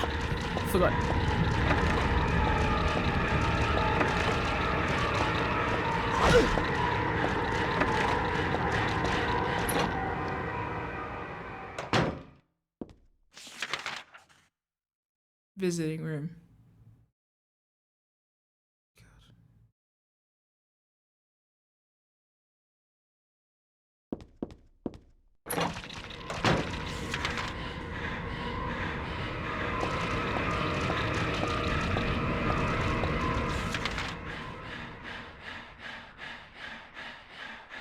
The breathing is so loud.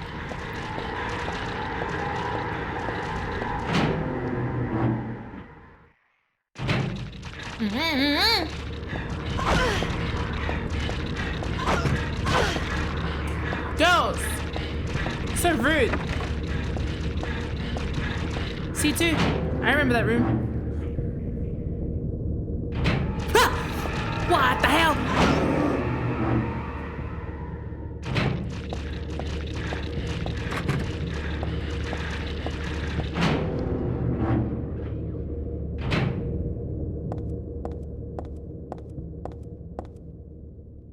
What?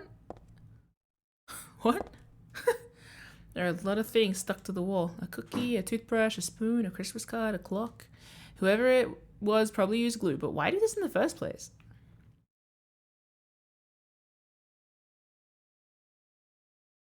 There's a key glued to the wall. I'd love to take it with me, but it's really stuck tight. I can't even pull it off.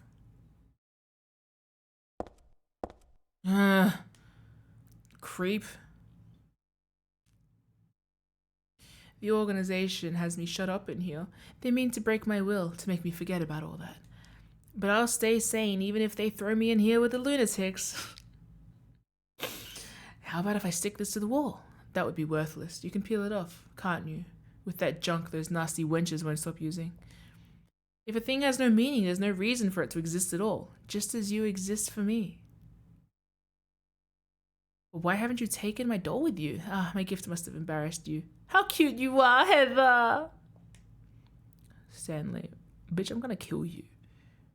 So much. Cool, and so, like, he's just, like, around is the fear that I now have. Great!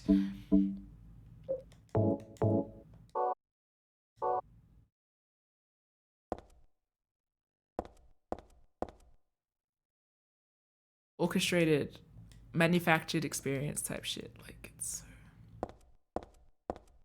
nothing about this is happenstance. God paved the way. Gosh, that's another whole thing too, right?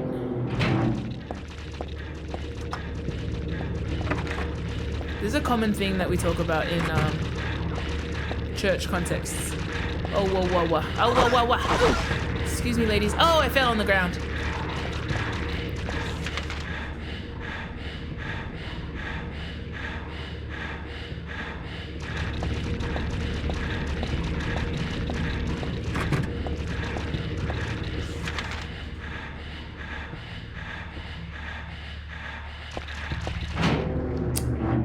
Common thing talked about in church context, which is the idea that everything you do is preordained. God knows everything that you are doing, thinking, about to do, you know?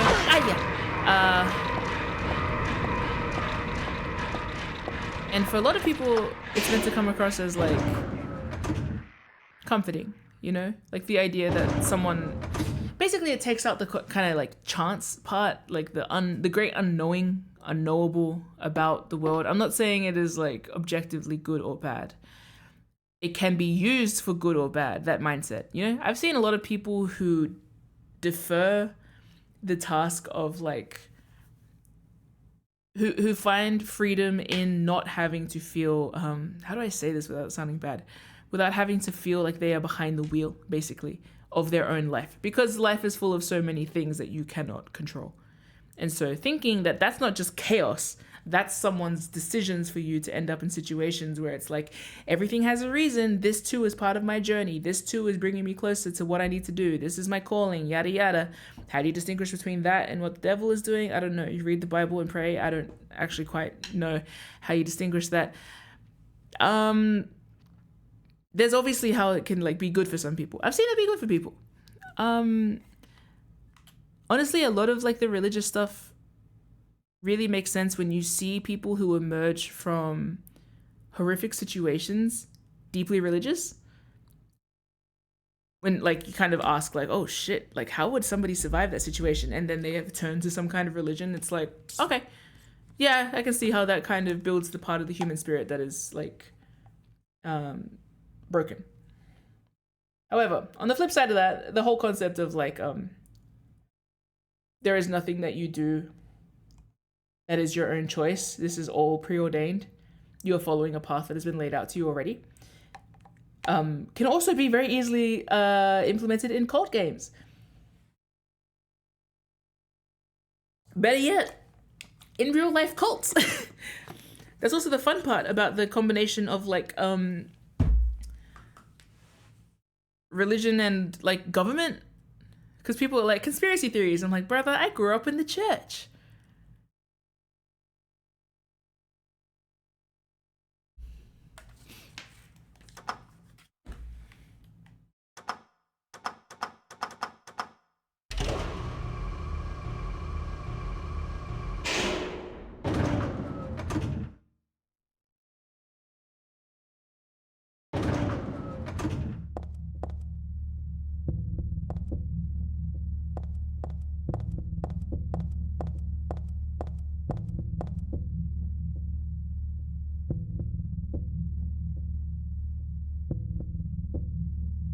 My chat just reconnected, but I don't know when I disconnected, so...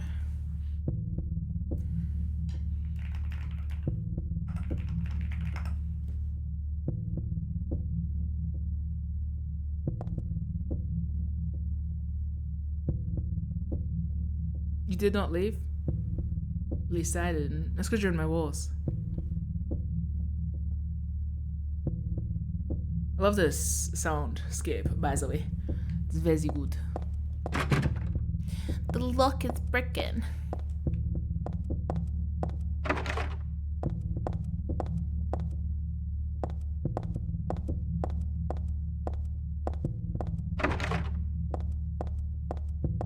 Yuck.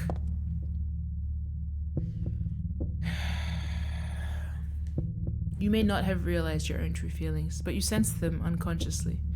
And so you're trying to get closer to me. That's a virtue, the path to paradise.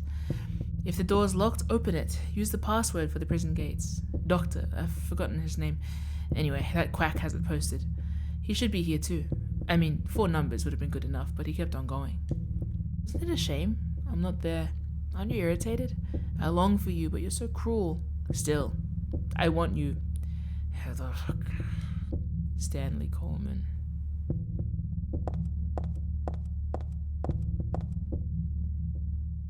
I don't even know if this is like about me, and I also don't even know if it's in the weird kind of like I'm God way. There's a typewritten memo posted here. What's this supposed to mean? The first is larger than the second twice the third smaller than the fourth is half the first.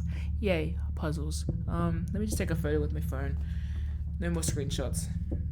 My phone's on 5% battery. Fine, screenshots.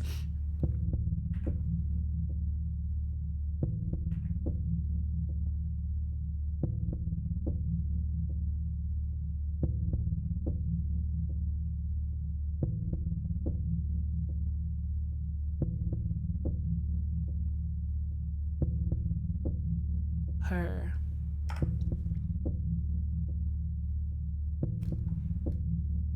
I started stream a little bit earlier today so I would stream for less time, and now I'm streaming for like about the same. It's okay.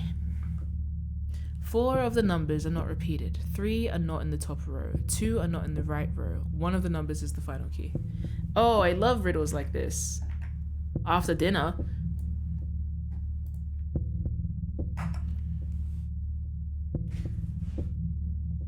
One of the numbers is the final key. Alright, well. It's locked. Yeah. The first is larger. Okay, I need to go pee. And then I might try and figure out this puzzle, and then I'll call it. Be right back, 1 moment. Oh, wait, in my absence, you guys, here, I'll put you on a be right back soon screen. And you guys can feel some joy away from this horrible place. I should have brought this up sooner. My happy place. Oh my god. Wow, this actually does improve my mood.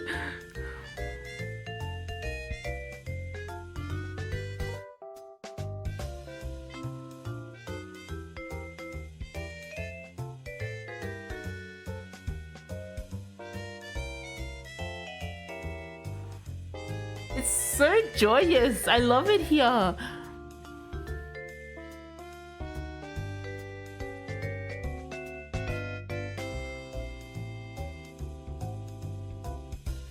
Okay, you guys stay here and watch Minmo for me, okay?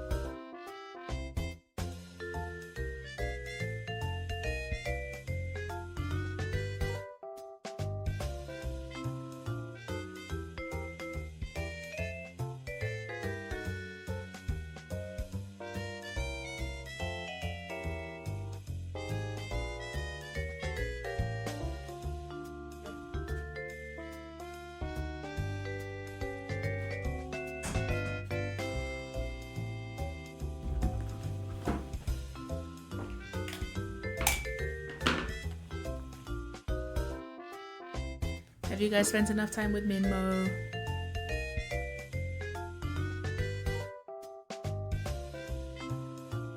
Minmo pit stop. I should make it redeemable. If you do enough eggs, we have to go to Minmo pit stop and recalibrate.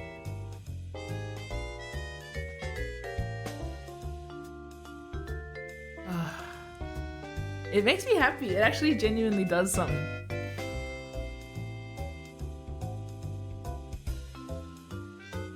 I'm so late to the party, but I'm so on the train about like Minmo. I'm so there. I'm so at the party. Like I want to make the actual billboard, like redraw it in my style and just like sell it as charms. I don't like it, I want to print the actual in-game graphic and put it in real life. Like use glue paste.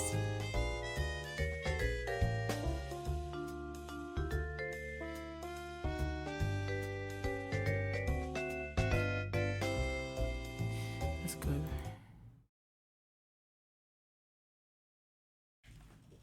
Let's solve this puzzle and then I'll call it in because I want to have some dinner.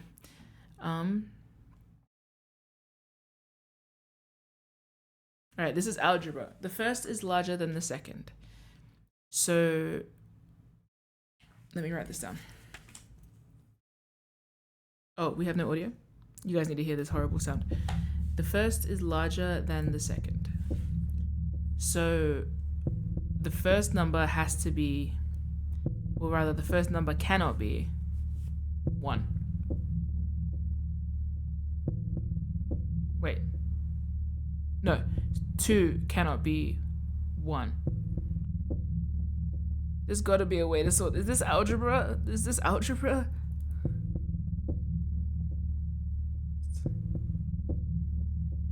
Second, twice the third.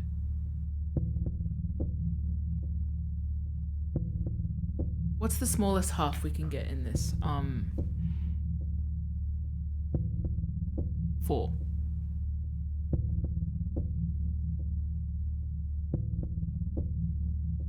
Huh?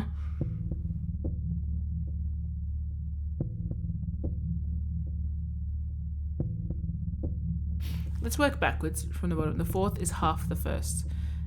If I miss algebra. Can this be algebraic? No, half. Katie, you're banned. You're banned. You're banned. So my cousins taught me how to play poker, yeah? And I was annoyingly good at it. Annoyingly lucky. Because sometimes I won hands that I didn't even realize were hands. And while we were playing, every time we would get 6-7, we'd do the thing. But then my cousins and I were talking like, what if there was a person who every time they got dealt a 6 or a 7, they did this and then gave away their hands. Like gave away the hand that they were trying to conceal from the table. And that was their tell.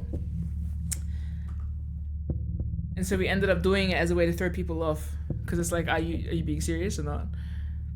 Anyway, there's fun footage of my cousins, like, they refer to it as having MIM-induced PTSD. Because of the amount of times where I got bizarrely good hands. Not a straight flush, but just a straight. And they were like, we need to take you to the casino. And I was like, no, the second I think about it, it'll be over. But yeah. I briefly got addicted to poker with my family, which I never paid my cousin.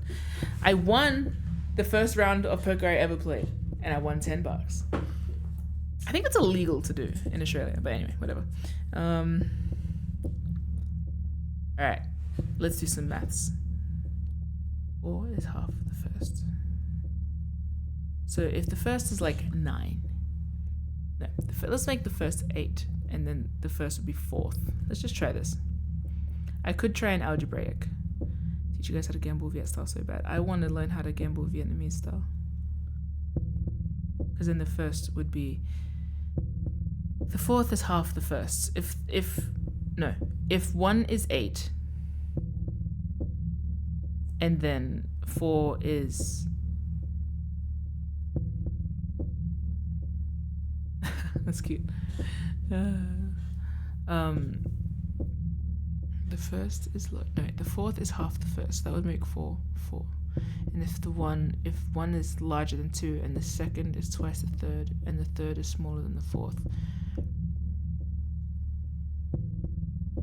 If 3 is smaller than 4, it could be 3, 2, or 1. The second is twice the third. The first is larger than the second. Well, that's pretty easy if it clears it by being 8.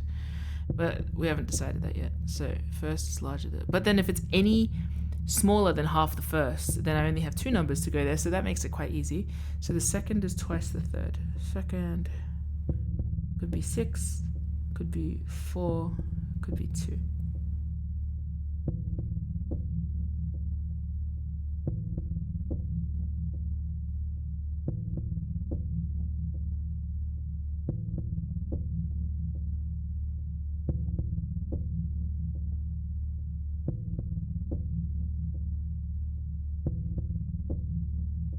Which leaves me with 4 options, and I can try all of them.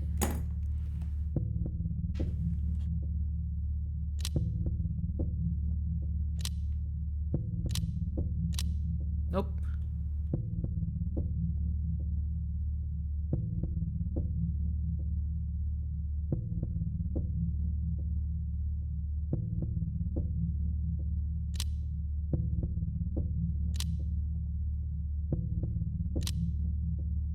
That's not right. Oh well.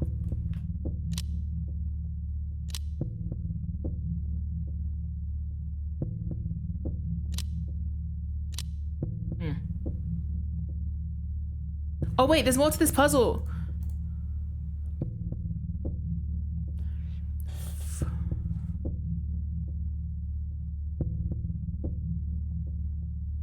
Oh, one of the numbers is the final key? Sorry, I forgot there were 2 pages to the puzzle. Ugh! 4 of the numbers are not repeated. Okay, so it can't be that one.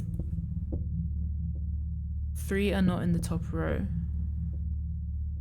Oh. Okay, so it's none of this. And we have to use the 9? But then how do you get a half? One of the numbers is the final key. 1. Oh, wait.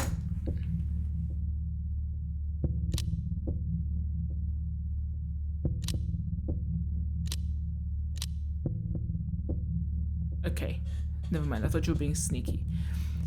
4 of the numbers are not repeated. 3 are not in the top row. 2 are not in the right row. One of the numbers is the final key.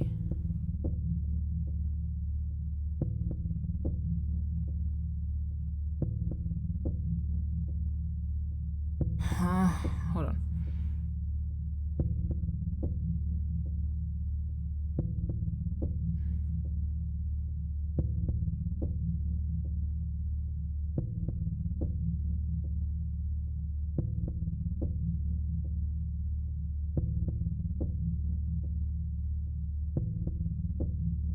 I mean, it doesn't leave me with very much. 2 are not in the right row. One of the numbers is the final key. Well, then 9 has to be here. So I'm tossing up between 1, 2, 3, 4, 5, 6, 7, 8, and 9. Right? If I'm interpreting this correctly. So let's go back to the first part of this puzzle. The first is larger than the second. Okay, so the first is larger than the second. So the second is twice the third. So it has to be. But then these are. There's no 3. The second is twice. Oh, the third I haven't figured out yet. The third is smaller than the fourth. There's an 8. That's an 8. That's an 8. That's not a 6. There's no 6. There's only 8. Okay, no. I got this, I think. 8, 9. Yeah, and then the one that's larger has to be the 9. The first is larger than the second. Gotcha. The second is twice the third. The third is smaller than the fourth. The fourth is half the first. 8. Okay, so I think I was on the right track anyway. I just didn't have the second pieces of context. 8. Second is twice the third. Okay. Fourth is half the first. So we got those 2 numbers. And then we got third is smaller than the fourth. But there's no option to be smaller than 4.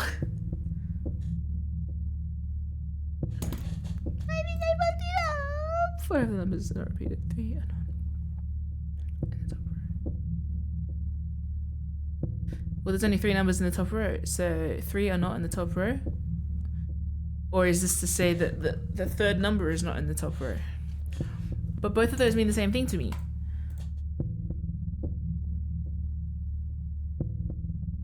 First is larger than the second. The second twice the third. The third smaller than the fourth. The fourth is half the first.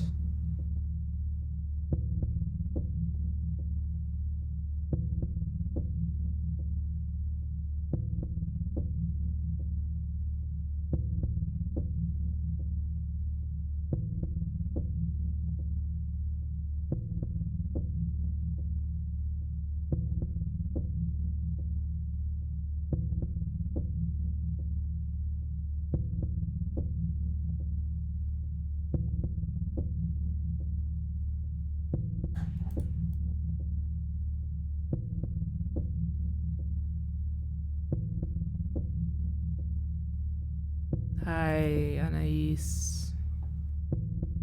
The fuck is this? Let me go read that shit ass letter again. Fuck.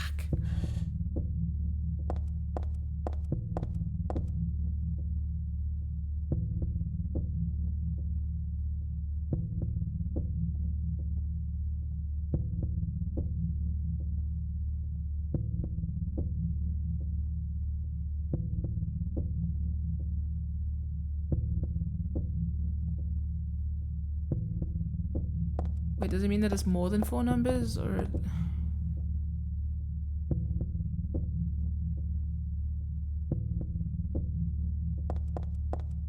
I mean, it could be what I got and then plus a 9. No, because that have.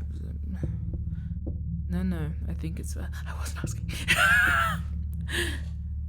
But hey, it could be. Remember when I was playing Zero Escape and it was just. Spoilers. Isaac.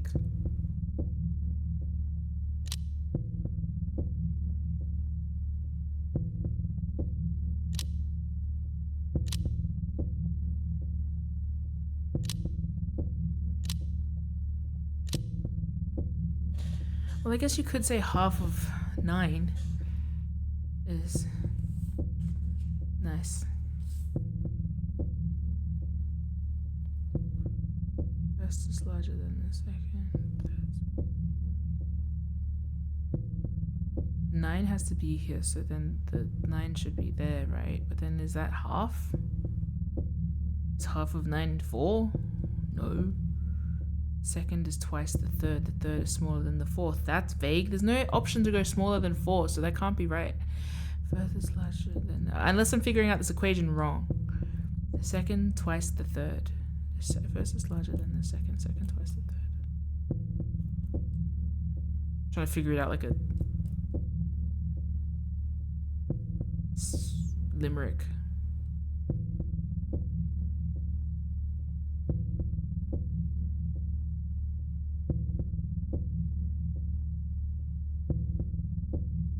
Really limited my options, and yet I am still bamboozled.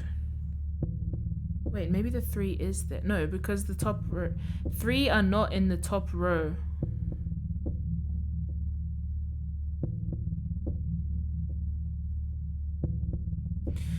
Oh, 3 are not in the top row doesn't mean that there's none in the top row. No, 3 of the numbers that are in the one of them is in the top row. Pissing ass. Alright, well, then I think I have the solution, right? I think I'm overthinking it. Let's try that again. The first is larger than the second. The second is twice the third. First is larger than the second. Okay. Oh, and then that can be 9. I think I got it. Hold on. Second is twice the third. The third is smaller than the fourth. Alright. And then one of the... wait, no. And then 2. No, wait. But then that has to be half the first.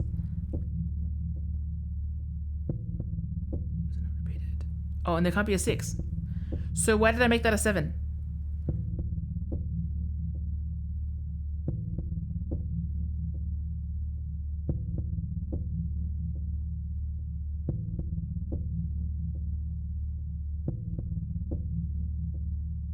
Oh no, it could be.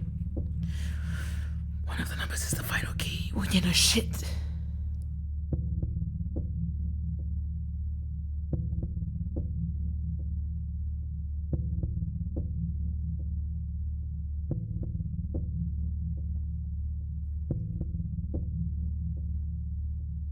Does the final key count as 8 in this context? No.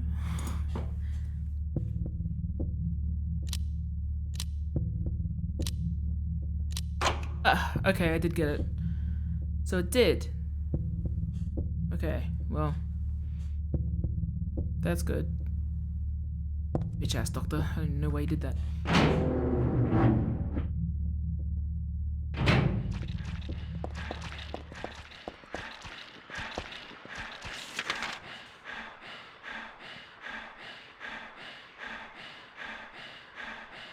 I'm gonna go back. I didn't want to come through here. Do you want to know what I got? Or are you still trying to figure it out?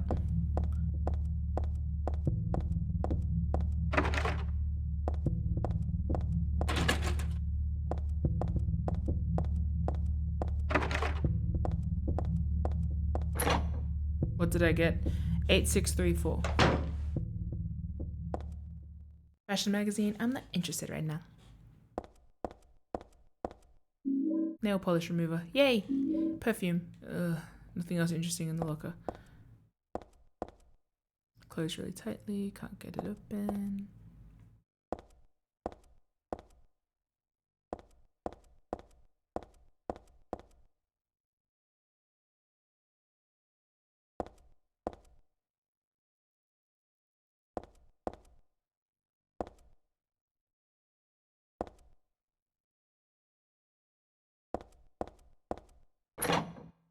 I don't really get how the solution that I had relates to one of the numbers as the final key, but it did relate to the rest of it. So I'm just gonna roll with it.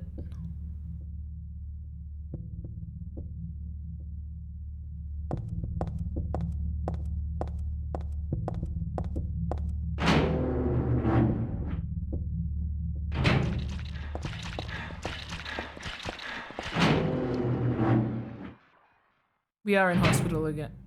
Oh my god. There's a man's corpse laid out on the stretcher. The hand that's sticking out of the sheet has something written on it.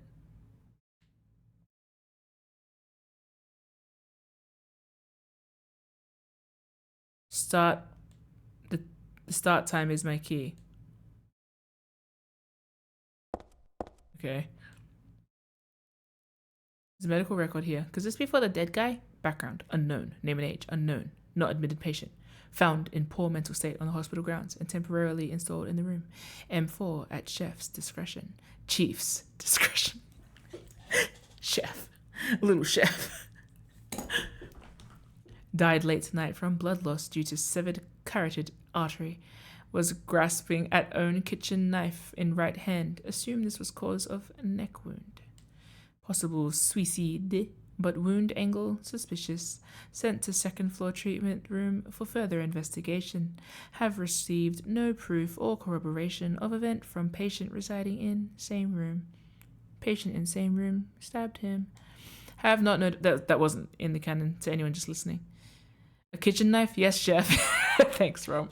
Have not notified police. However, for future necessity, leave victims' bed and effects intact. Room M4.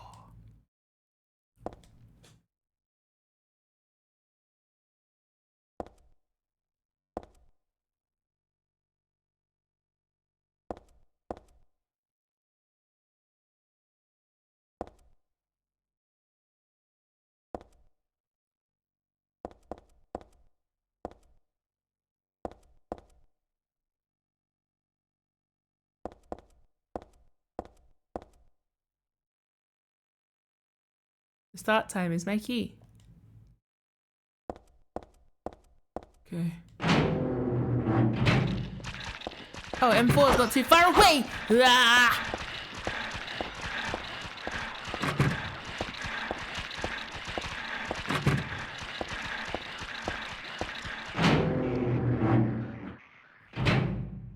I can use the acetone to get the thing from before too. Oh, ah!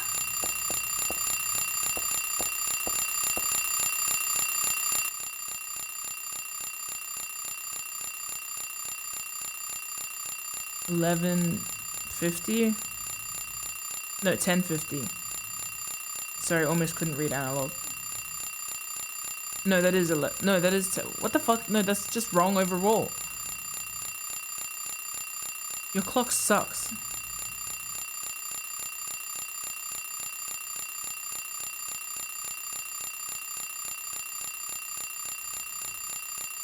Will you turn off the alarm? No. I love the dulcet sounds of my ears getting rocked off. Let's keep that. I like the ambience.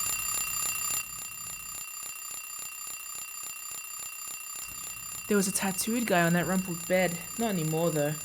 That alarm clock and filthy bag are his. But don't misunderstand. I haven't done a thing. I didn't hate him, though he was a liar.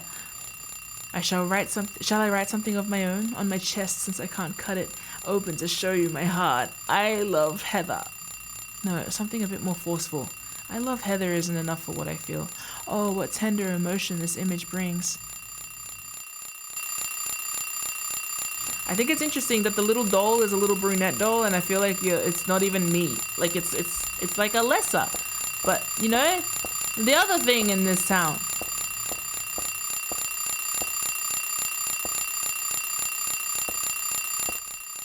The attaché case is locked.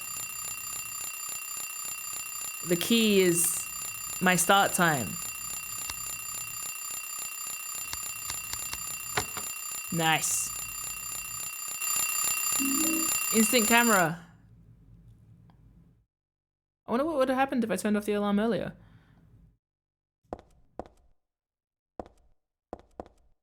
Interesting. Hey, Rom.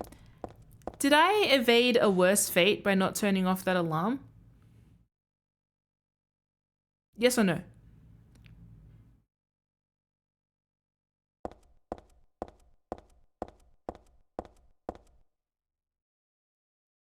No? What the fuck did it give me that option? Now I'm curious. The alarm is already off.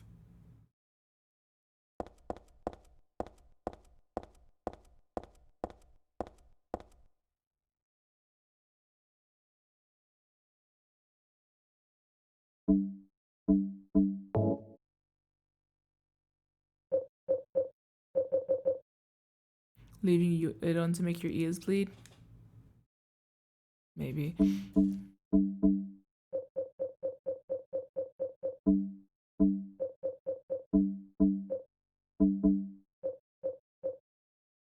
Unlike a normal camera, you can see the developed photos right away.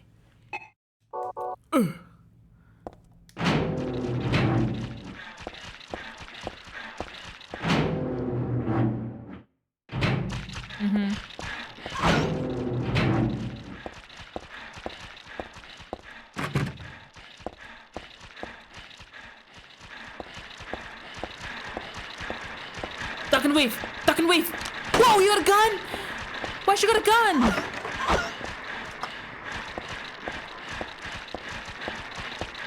I didn't know it's got a gun. Why are they armed?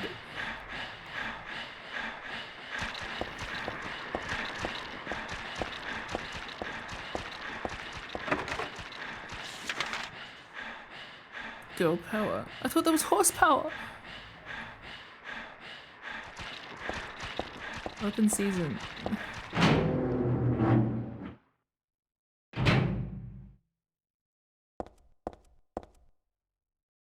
Well, I kind of thought that was... I'm gonna go put some acetone on that wall. Where was the wall again?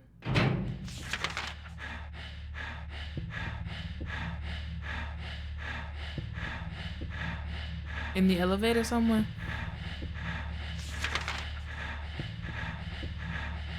C4. The explosive.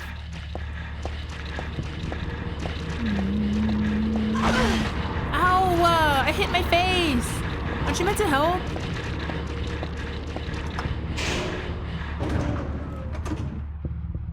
landed on my face. I've had a rough day. Everything happened. I have no one.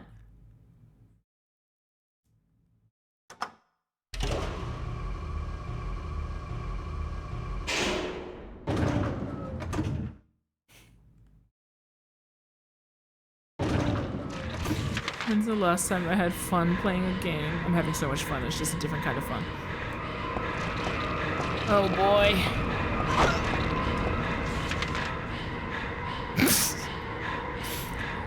Opposite nurse with hypocritic oath. It says do yes harm.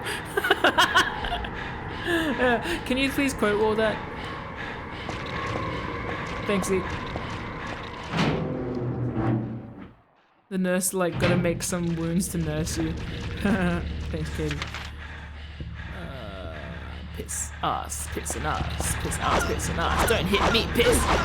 Wow! You guys also have pipes? Why is that? That feels thematically adjacent to what I am. He picks them up after seeing Jane Sunderland. Oh, okay, never mind. It's the hypocritical oath. Yeah.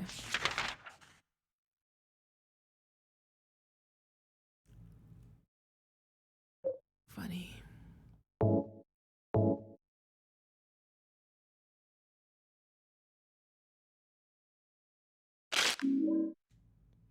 Yay, stairwell. More like stare unwell, am I right? Look at the blood on my shirt so I never forget. Do more harm. Ha ha ha ha ha ha. Ha ha ha ha ha ha. Is that not the stairway in question? Bitch. Must be that one. Excuse me, ladies. Dodged. Look at me! I'm playing such a good game now. Is Rummy proud of me? Are you proud of me? Am I me? You have your true love. Oh.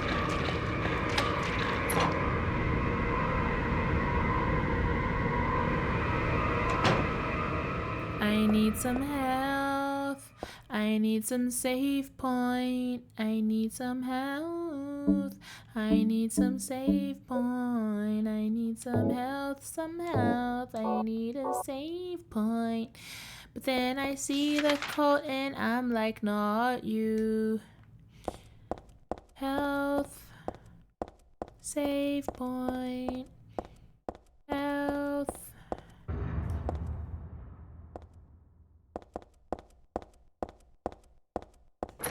Save point. Health. Save point. Health and a save point for me.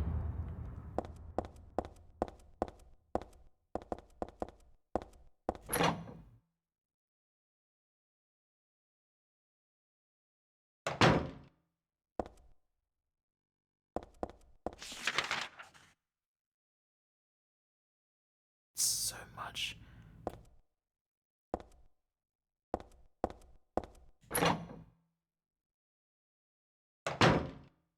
Save point! Yay!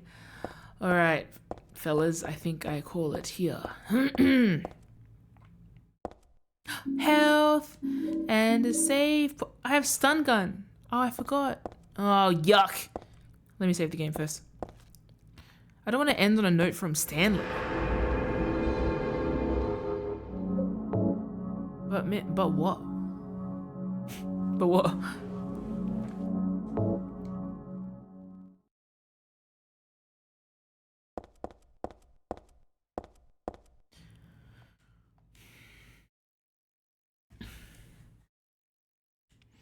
Heather, my most sacred lover. I'm always watching you, no matter where you are or what you may be doing. I have never lost sight of you. I know you feel intensely lonely, yet with a single key to the store, those feelings won't stand in the ways any longer. We haven't been able to see each other for so long. Be patient. It's just a little longer. I'll be patient too, even though I long to hold you in these hands of mine. The creature I'm imagining at the moment is basically Master Hand. Or Bongo Bongo. Like, the key is behind the shelves in the underground garage. Why there? Ask that idiot doctor. There's not a single person here who's right in the head. Not just in the hospital. I mean all of Silent Hill. Except me. Stanley Coleman. I like to think that he said, except me. I know that it's written there on screen, but I like to think that it's like, except me, Stanley Coleman. And then again, he wrote Stanley Coleman at the bottom. I love when people write things like, everyone in this town's a fucking lunatic. Not me, though.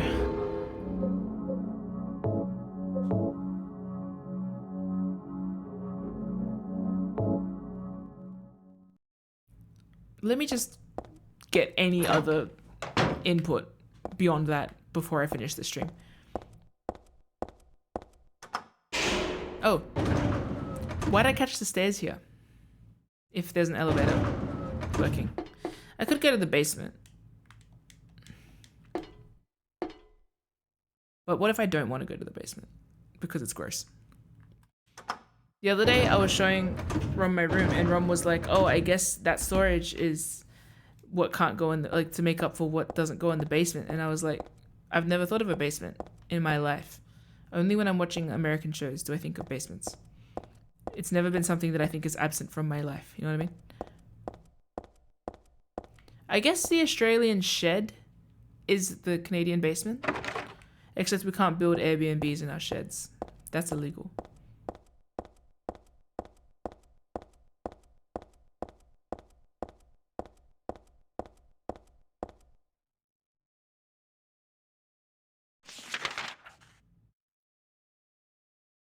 Special treatment room. Didn't James bust in? Is this James's blood? Probably. There's a memo on the wall. Punishment for brutality towards patient. 12 hours confinement in the special treatment room. Dismissal policy no longer in effect. Contact the chef if you have any questions. There's something handwritten on top of the typewritten sentence. Typewritten? The trick is not to leave any marks. And one other thing. This looks like it was written by a different person. The chef is a pervert. Christy would have been better off if she had been fired. I hate it here.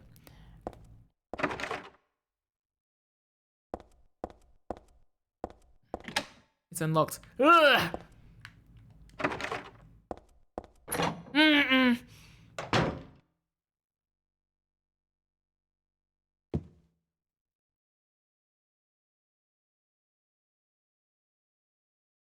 Flowing freely, your ebony hair, yeah, like the night sky scattering fragrance, my heart clamoring in my chest, like a storm you trifle with it, your pristine glance like a feast when you smile, my thoughts disturbed, my breath like opium, it drives me mad.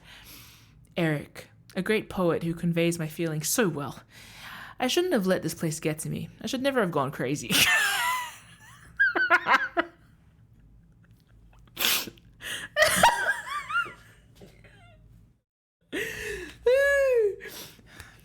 I shouldn't have let this place get to me. Should never have gone crazy. But it's superbly enjoyable to drown in my love for you.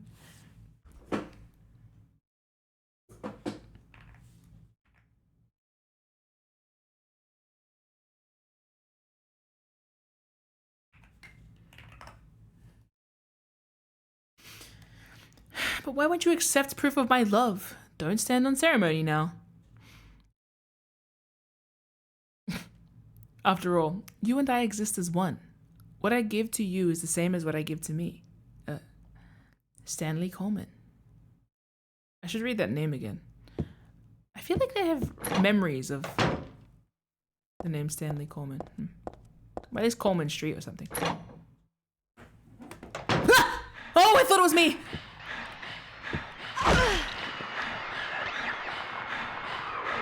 This context is bad. Oh, that's really disturbing. Oh, that's even worse. Oh, no.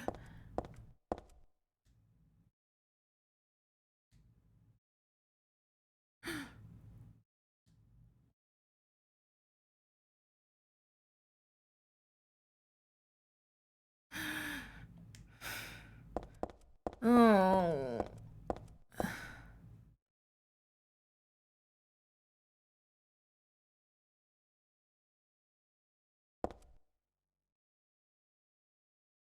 feel like crying. I hate it here. I hate this fucking town. Of course, no dismissal policy, eh? Genuinely. And I get to unlock the door. And then I can choose to kill her if I want.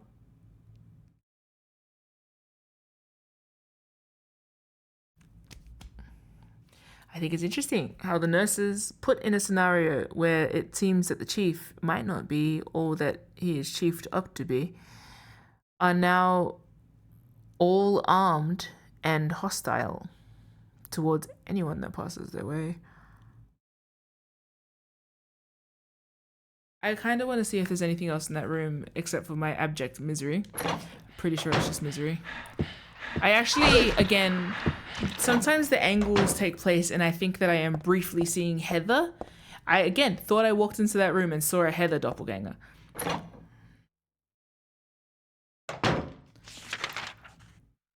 I did not. I feel sick. This hospital fucking sucks.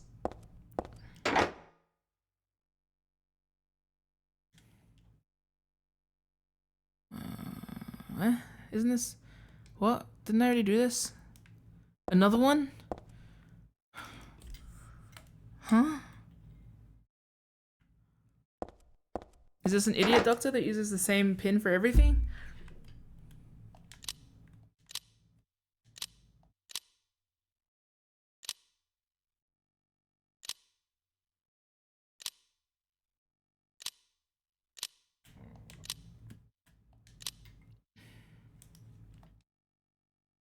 Okay, well...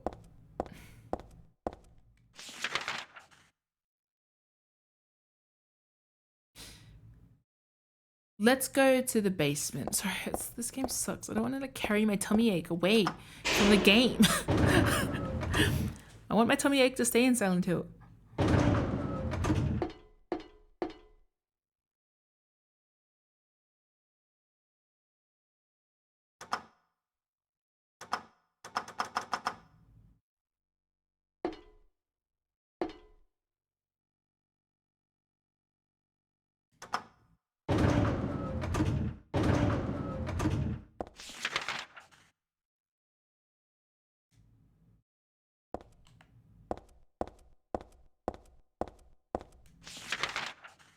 This hospital's a bitch.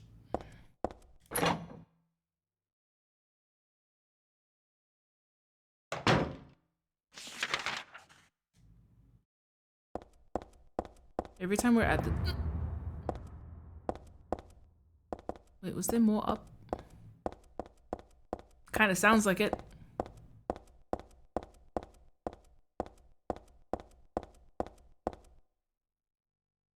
Roof? Disgusting, I wouldn't touch that with a 10-foot pole. Yeah, true, but I'm trying to read the note. I also like the rooftop. It makes you want to fly. You too? No, not really. Bitch, I hate that guy. I'm gonna go to the basement first.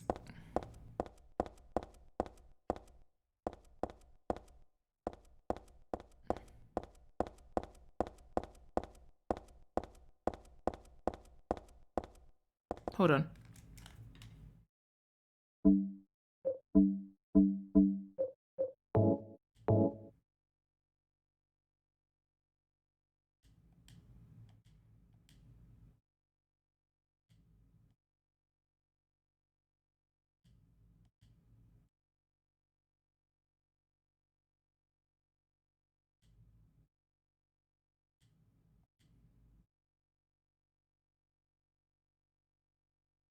If I'm not mistaken, I don't think he said any...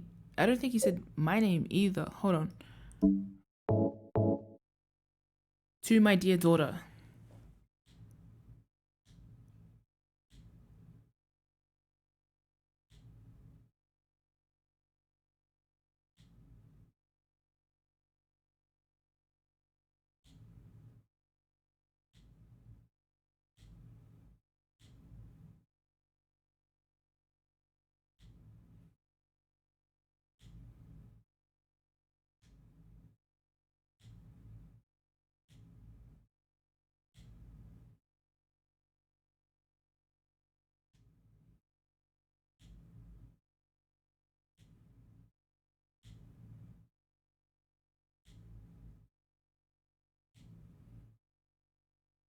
Okay. I'm questioning now. I could watch back my first stream, but I probably won't, just to keep in the flow of like, I don't remember whether I introduced myself as Heather or what, or if I was referred to as Heather or something. No one remind me at the moment because I'll go find it myself if I need to. But oh my god, new soundscape just dropped.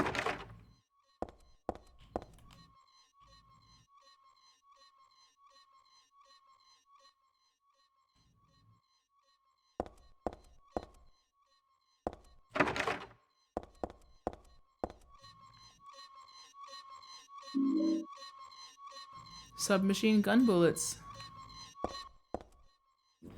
Angles!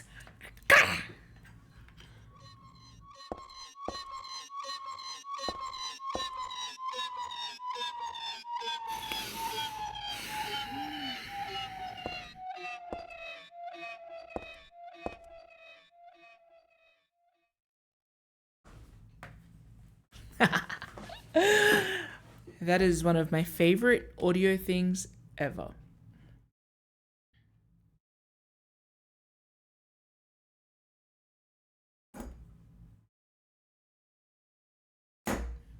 It's a wheelchair. Where's the person that was using it? What's a wheelchair doing here? Just so you know, in terms of horror stuff, that sound, I forgot what it's called, the bend, which I always talk about when, like, say an ice cream truck drives past, and then, like, when it drives past, the pitch of the song changes. Or, like, someone who's playing a song really loudly from their car. Doppler effect, thank you. That's one of my favorite things. And I think I had a dream once where, like, that sound happening sort of prompted everything going wrong in the universe, because it's one of those sounds that just like inspires dread in me. I'm so glad that Silent Hill 3 found it.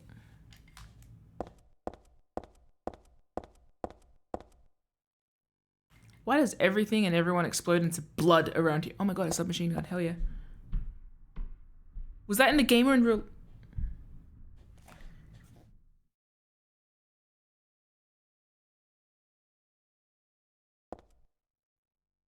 I'm gonna say in the game.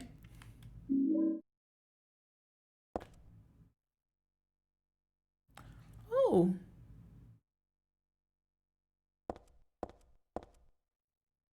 Oh, there's handprints on the door.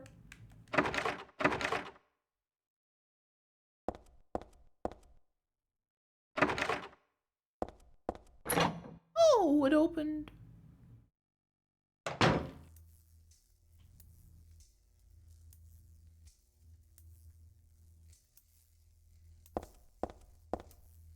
So just check out if there's anything important here.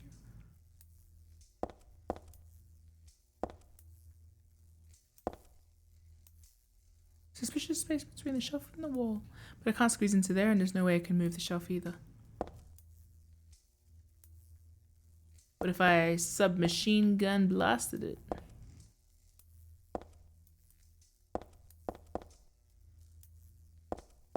Maybe if I get to a different part of the game and I find a special item that turns me into a mouse, I can come back and sneak in. Ain't that right? Streaks of blood as if something was dragged or continuing on to the back of the shelf. No, it's more likely they start from the back of the shelf. Now this feels like whatever was in the wheelchair stood up, ran here, started doing stuff, and then, I don't know, busted out of here and like exploded on the elevator. No, I guess that was already bleeding. Crawled over here. What about it? The blood trail continues into the elevator. Part of me wants to peek in. Girl, same, but like, but then it's a little creepy too.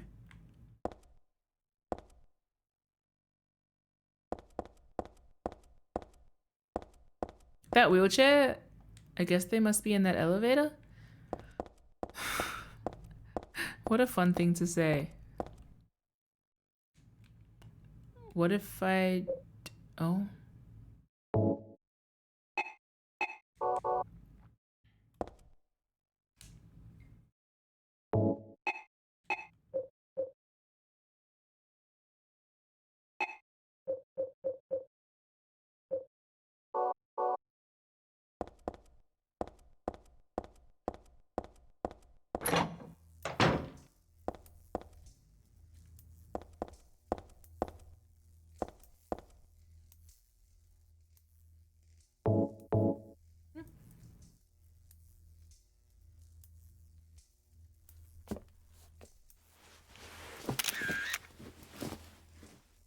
Nice. Good one.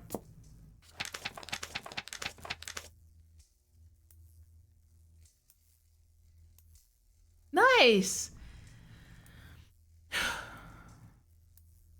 We are so good, so smart, so cool. I want to play Fatal Frame. Oh my god. Yeah. Yuck. Bad. Don't. Anyone who drops a 6-7 in my chat is banned.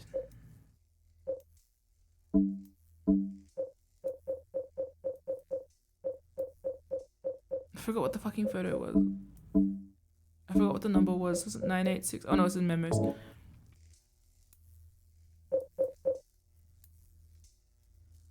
Nine, 8, 6, 7. I hate it, I hate it, I hate it, I hate it, I hate it. I'm sorry. Yeah, Rom's been saying I should play Fatal Frame lately. The stream is just like a Rom tells me to play stuff. I know I rolled my eyes, I guess to offset the fact that it's gay.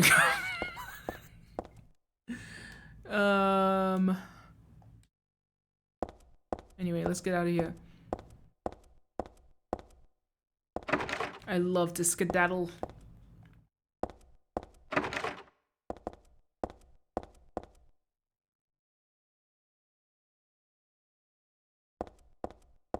I'm kind of curious what happens if I go to the very top of this place, but I don't want to.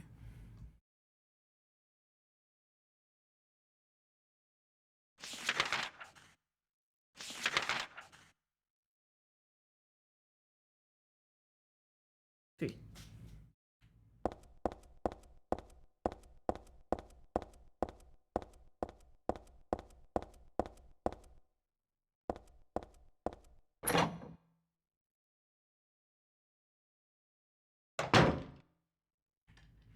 I like how quiet it is.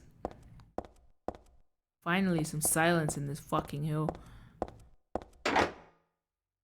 9, 8, 6, 7. 9, 8, 6, 7. It's unlocked. Let's save the game really quickly. Honestly, the vibe is so like gripping that I feel the need to continue with it. Like that's why I'm still here, because I'm like, oh, the vibe, it's so strong, and like it's so much of when Silent Hill is like I have suspended the vibe right here, you know, like it's like holding the anticipation, and I'm like, well, I can't stop playing then because I need that anticipation to drop. I really dig that as like a immersion thing. It's like when you're waiting for in dubstep. You gotta wait till the beat drops, otherwise it feels unfinished. I like that. That's artful.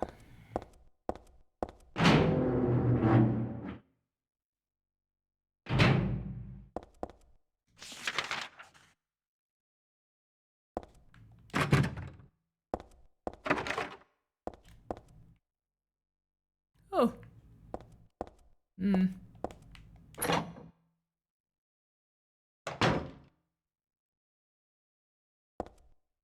Oh, we're at the point. S12, SO7. SO7 Stan's room, and then S12 is Leonard's. It's a magazine, just some kind of gossip magazine. Teaching to spare. Hope House. Hope House, an orphanage on the outskirts of Silent Hill, but behind its false image is a place where children are kidnapped and brainwashed. Hope House is managed by the Silent Hill Smile Support Society, also known as SHS, a charity organization sometimes called 4S. It's true that 4S is a well-respected charity that takes in poor children without homes and raises them with hope. But at its heart, it's a heathen organization that teaches its own warped dogma in lieu of good religious values. Mr. Smith, temp, who lives near Hope House, had this to say. Sometimes at night, I can hear their weird prayers and the sounds of children crying. I went there to complain one time, but they ran me right out. Since then, it hasn't changed a bit. In fact, this reporter was refused admission when he attempted to take photographs in the facility. What exactly do folks at Hope House have to hide? During my investigations, I was able to discover, however, a suspicious-looking round concrete tower which appears to be part of their facilities. Unfortunately, no one was willing to tell us what the tower was used for, but it seems unlikely that it has anything to do with the business of raising orphans. It may, in fact, be a prison or a secret place of worship. The cult religion that operates Hope House is known by the locals simply as the Order. It's a religion that is deeply interwoven with Silent Hill's history, but its worship is fervent belief that they are among the elite chosen people has a dark and dangerous side. I intend to continue my investigation of Hope House and the cult behind it. I've always believed that telling the whole truth and showing the children the true path is our most important duty. I love the air quotes around so many places in this. Air quotes to you are what parentheses are to me. Overused. Also hyphens. Technically M dashes. Anyway. Also M dashes. Not so much M dash. N dash. Anyway. Joseph Schreiber. Okay, Joe. I'll keep your name in mind. Joseph Scriber. Get it? Because he scribes. That's funny. Because he's a journalist. Ha ha ha. Ha ha ha. Joseph Roth. Hope House. I feel like I've heard that name before. What if at the end of Silent Hill 1, we perceive it that Alessa just gives me a random baby, but we didn't see misdirection, sleight of hand. She reached into the orphanage and quickly gave me an orphan.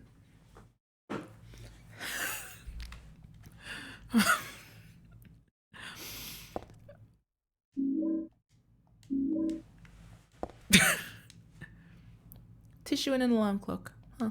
The clock's broken, but otherwise no big deal. She had that in her back pocket, yeah. I feel like Harry Mason would be easily thwarted by sleight of hand magic.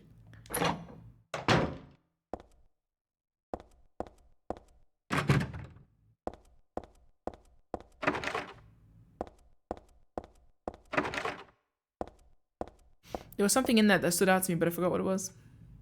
Oh yeah, the Order.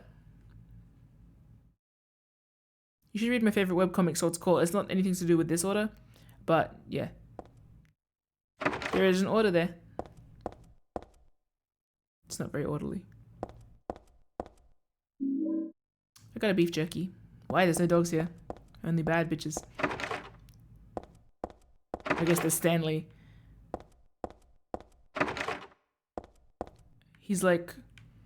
I was singing that Mutt song at the start of this. He's like that, but religiously. Oh, yuck. It's his room. He broke it. Oh my god, you bitch. Oh, you're a weirdo, aren't you? You're gonna be a fucking weirdo. I hate this guy. Of course, he was already weird, but... The headlessness. Goodbye, Heather. I'm sorry I wasn't able to respond to your love. It's all over. Leonard despises me. Because I made fun of it, saying it would come to this. If it weren't for his meddling, I would have been able to meet you in just a little while. Then I could have taken you to my world. A world for us alone, more beautiful than this one. And I had been waiting for this day. For today, the day I'd see you. The day you'd save me. Today.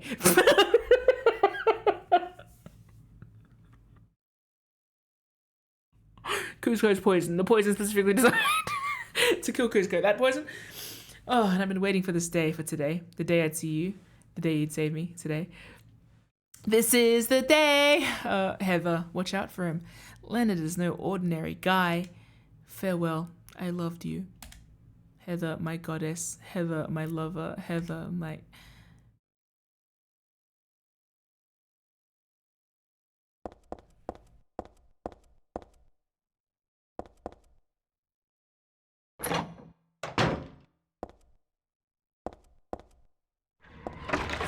Oh, it's a nurse. Okay, that's okay. Ah, I scared myself. I didn't scare myself. The game scared me. Oh, there's more. Excuse me. Shots.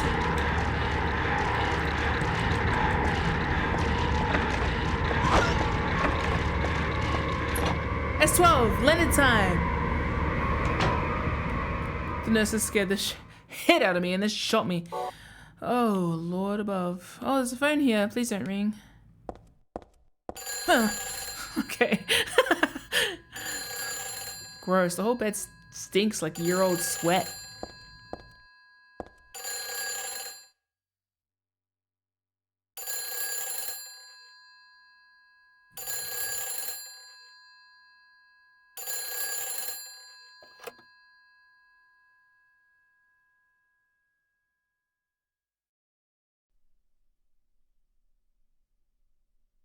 Hello? Claudia. No, I'm not. Don't lie to me, Claudia. You're always trying to run from your responsibilities. Have you come to apologize? Or maybe you still don't realize how foolish you've been. The salvation of all mankind. What a ridiculous dream. Wait, just listen to me for a second. I've heard enough from you already. How did you turn out this way? Where did I go wrong? Listen to me already. I'm not Claudia.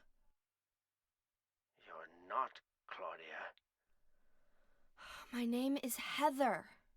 Heather. Who are you? Leonard Wolf.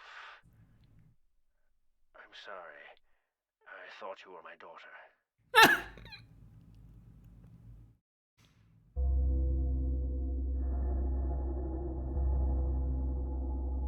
Claudia is your daughter? Oh, so you know her, do you? Are you one of her followers? No, never. When I find her, I'm... I can feel the hatred. What? Behind your words. The anger. You plan to kill her, don't you? I'm sorry, but... I'm sorry. She killed my father. She's a fool. But she's still my daughter. I was going to forgive her if she changed her ways. But I see it's too late. Heather, will you help me? Help you? I'm locked up in here. And I must stop Claudia. Okay. Where are you now? I'm not sure myself, but the door is at the end of the hall on the second floor. I think I can be of help to you. I have a seal. Seal? A seal? Oh my gosh, like SeaWorld? Oh, you mean like a demon seal, don't you?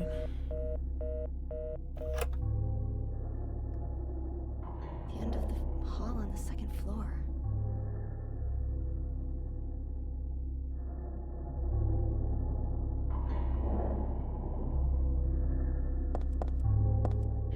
I still have to find Leonard. I've got to look for the entrance at the end of the second floor. Her hold the phone. Literally. Why? Look at this. Parent-daughter combos. Let's go. Let's go.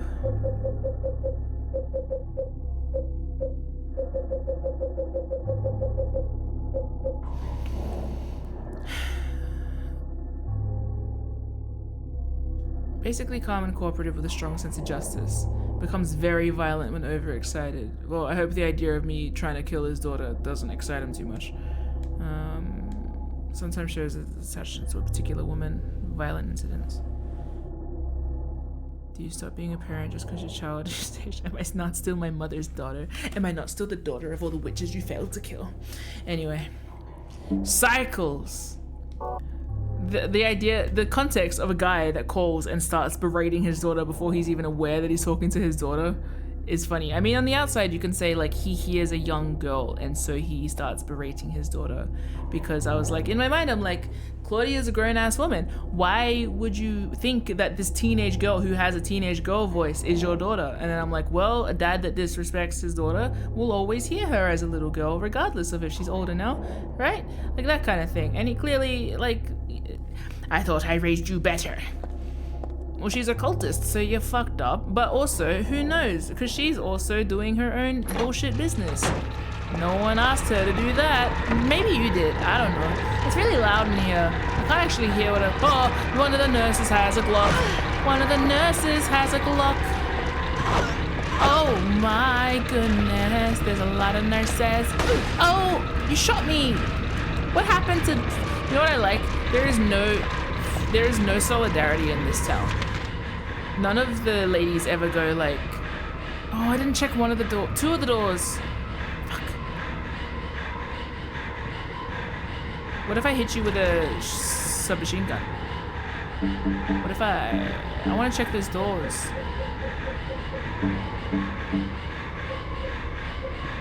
Is it worth losing my life over? No. I'll come back.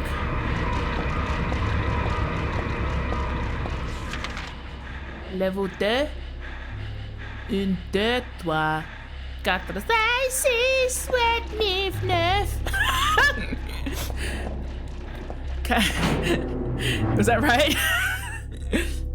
1, 2, 3, 9, 9, 4, 5, 6, 7, 8, 9, 10 nuits sans. I counted to 80.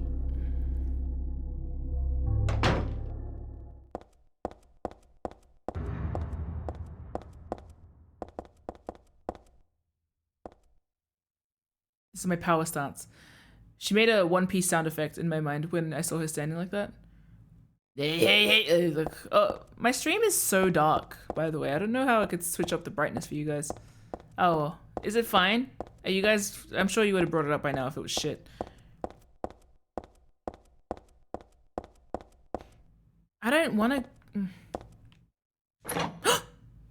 No, I didn't mean to do that. I haven't saved the game yet.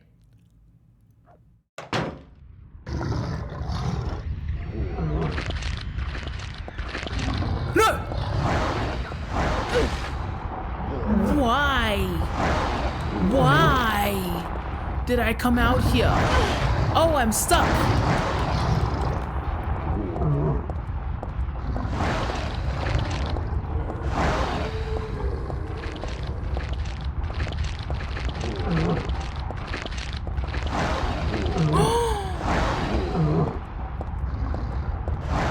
Goodbye.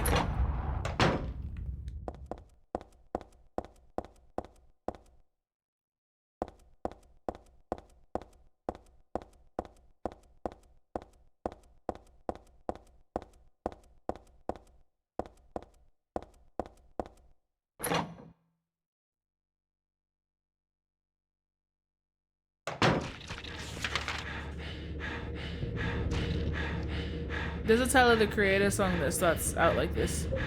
I think I'm thinking of Chromacopia. Like the album, but the particular Saint Chroma, I think. Chromacopia, Chromacopia, Chroma. That part.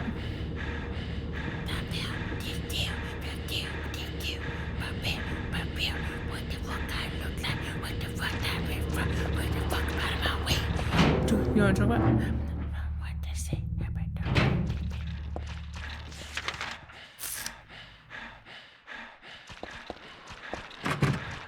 the lock's broken. This town's broken. Did I need to get something? What did he say is at the end of 2F? And maybe that, no, but that's not, but, huh?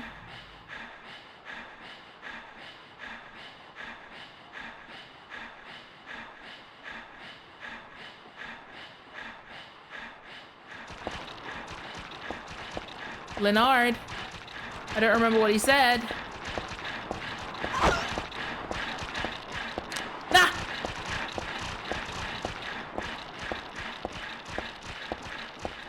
End of the hallway. Oh. Yeah. I didn't even see that on the map. Was that on the map? I don't have it. It wasn't!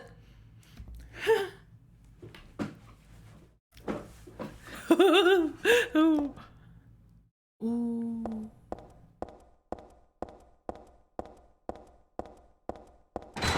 Whoa, okay. We run. I Okay, so I'm in somebody else's machinations, and this whole place is a fucking farce. Cool. Why am I doing? It's okay. I don't really have many options, do I? I'm here to kill that bitch.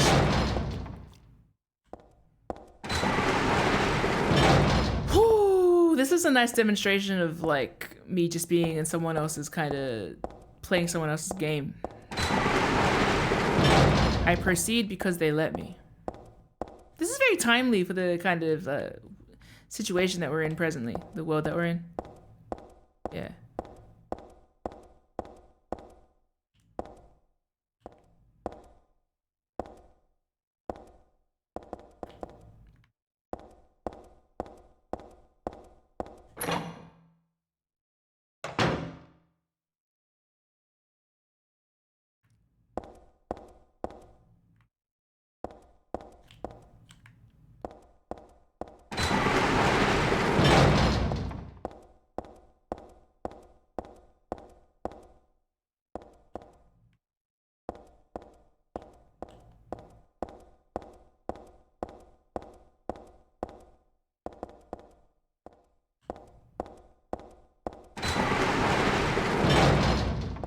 I love how frightening this is.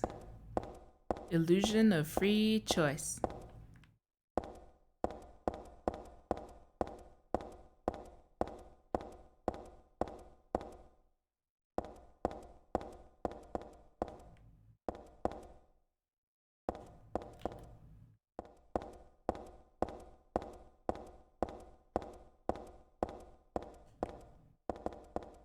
Then isn't the only way I have to go back out the front?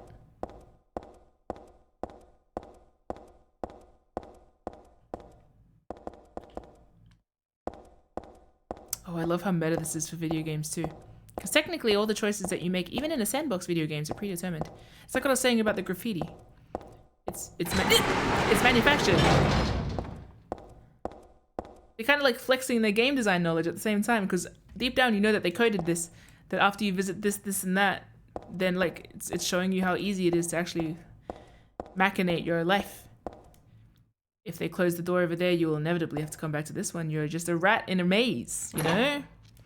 I hate it. It's very, very fucked up.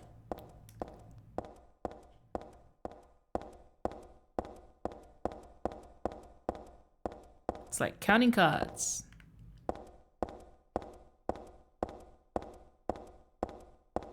But I'm getting less scared now.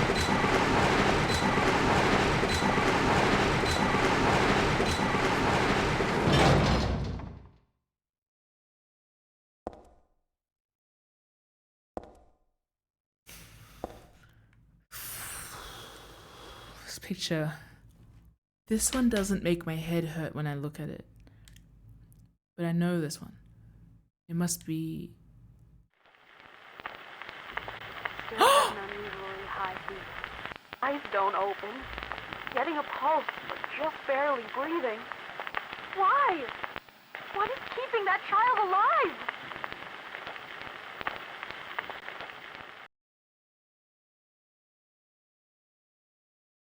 What the hell? Was I daydreaming? No, it was more like watching a video in a dark room. But that nurse, I know her! Lisa, who was so heavenly toward me in that hellish hospital room. Oh my god. She did get a little weird though. Yeah, that was the cope. Oh,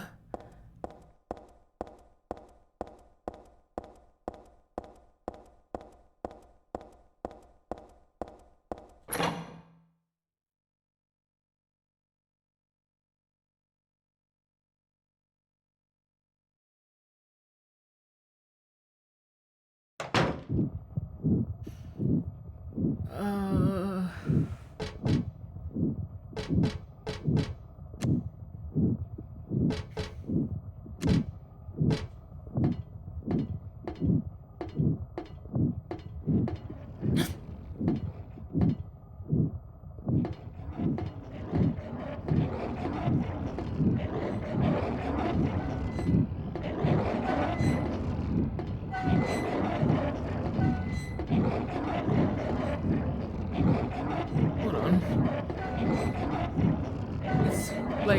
working.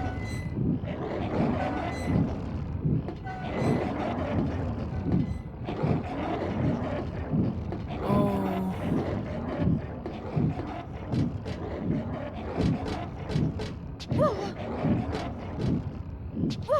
I'm trying to climb back down, but I can't. I just kind of like... I can. That's so... Ugh. It's so yucky to look at.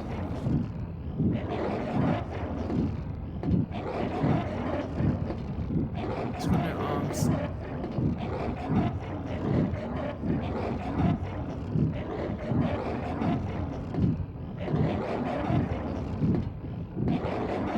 Whoa.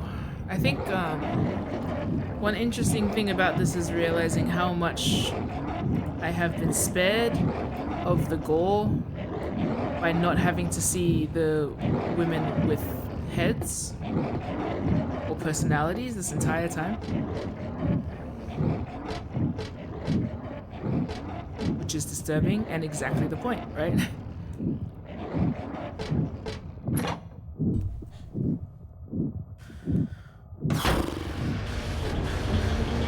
Whoa.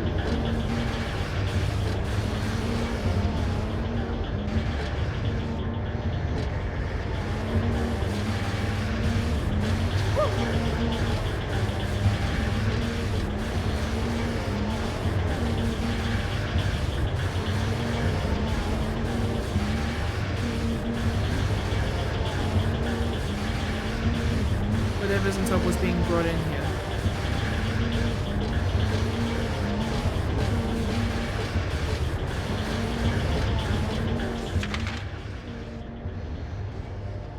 Huh?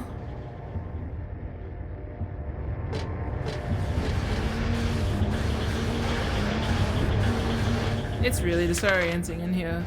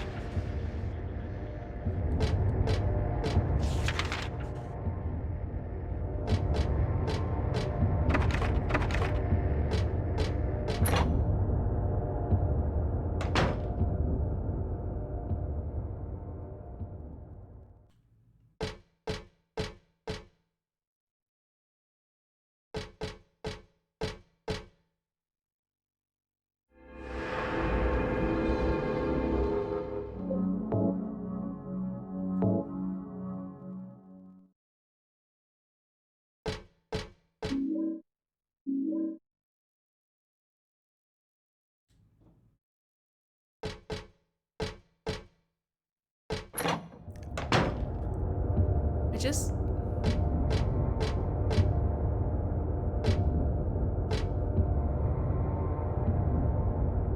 The hell? I doubt I need to check this out. I like to avoid touching this kind of thing if I can. Looks like there's a piece of meat or something on the ground. Wow.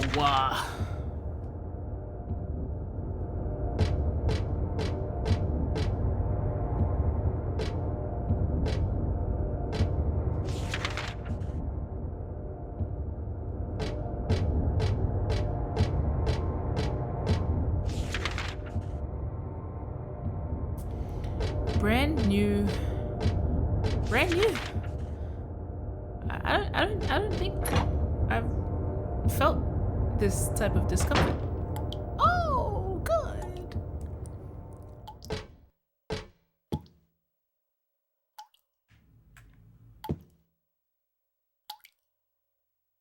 There's a dead body hanging from the ceiling. The blood dripping from it has totally filled the bucket set out below. Who would do this and for what? It looks like a full-out bloodletting.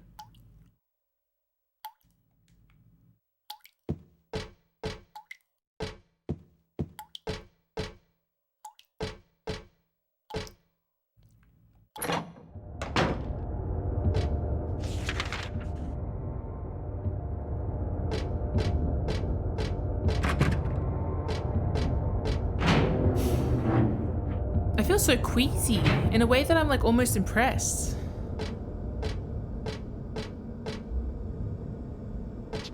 Fuck.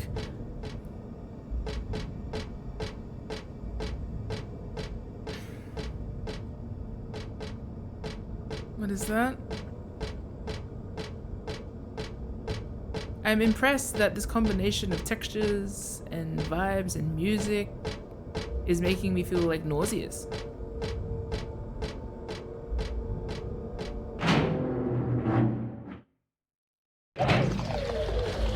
Okay. And I have been grounded in fear again. Yay!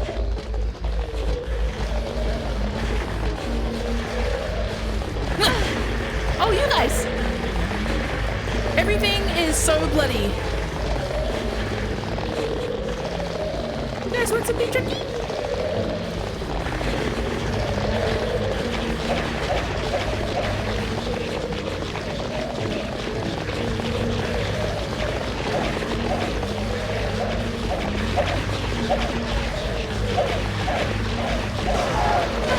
Piss off.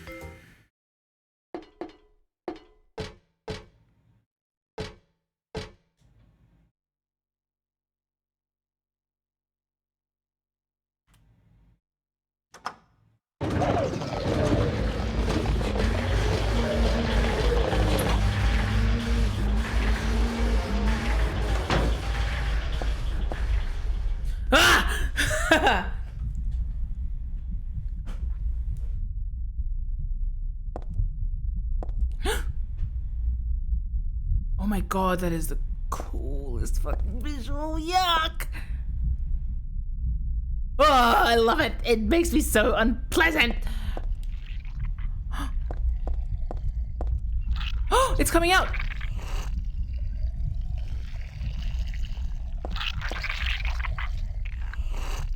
Oh my god, the thing that was in the... Ah, it's on me!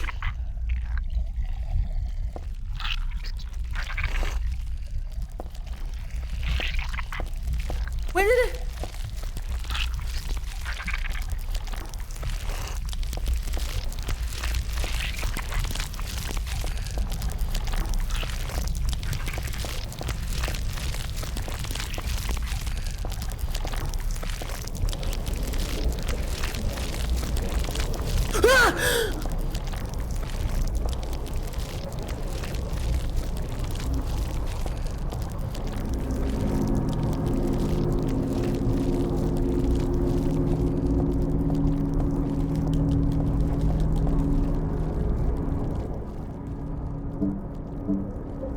Oh.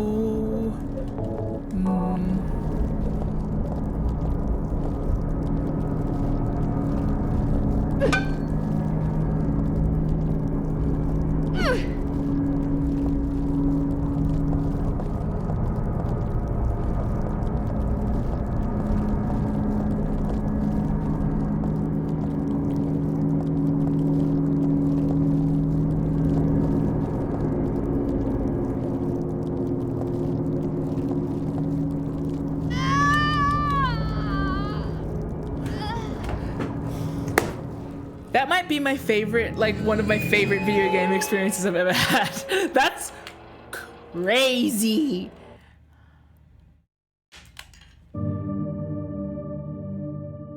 That was cool as fuck. That was mad.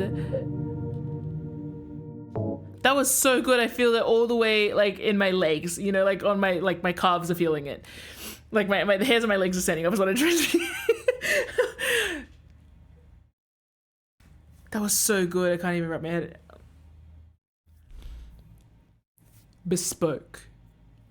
Oh my god. That was so... That's one of my favorite scenes ever. It's not even a scene, because a scene is just watching. You're playing this. That's why, yes, it's different. I've been saying this whole game, oh my god, I've been saying this whole game that there is something that freaks me out about the idea of a doppelganger for her, right? The idea of like a reflection. Oh my god, that's actually so good. That's perfect. That's fucking, I love that so much. I'm gonna just recap this, like, because I'm so impressed by it. Obviously, walking in there, seeing a mirror, startling. But okay, and then you start seeing something's going slightly wrong. Can't put your finger on it. At least it's on the other side of the mirror. Oh no, it's coming out on this side. Oh no, I'm covered in blood already. What? And then she stops moving. That's like, you know, like for years after I played the first Ocarina of Time, yeah, the moment where you meet Dark Link was one of my favorite moments from like a video game, because I was just like, that's not right. I'm Link. Like what? Like, you know, it kind of like weirded me out. The difference is there. That also became my first ship. Anyway, but like this different. Holy. Yeah. That was mad. I'm so impressed. I'm so impressed by that. I actually feel so... I've been impressed since the second that we crossed over into this space. Okay, let's go to theory time real quick so I can write down some of my thoughts. Bro, I'm so impressed. What the fuck? That's so yum. Yuck. Yes. Yes. All right, let's hit it. Let's hit it. Let's hit it. Ah, I'm so keen. Okay. What the? It's so nice. It's bad, but like it's really good. Also, like the era of like not just bloodied, but like blood-soaked. Like this reminds me of Carrie, yeah? Like the visual of the kind of blood-soaked teenage girl visual is like iconic in its own ways. Anything where there's like so much blood is obviously very iconic. I just like, but this, for Silent Hill to distinctly be like, there's so much blood. James's was contextualized differently. Let's make this about blood. Okay, let's talk about blood. First of all, proof of existence. Like, people say, like being born is a matter of having blood. Proof of life. Proof of life. Lifeblood. Also proof of mortality. If something bleeds, it can die. Significant instances of bleeding in previous games from memory. And no one remind me, again, because I'm working through my own thought process here, but thank you for observing. Lisa bleeding, then dying, or realizing that she's dead. That's honestly the main thing that I can think of at the moment, and I'll just keep musing on that. Thematically, bleeding, bloodletting in a hospital has a connotation of healing. Questionable.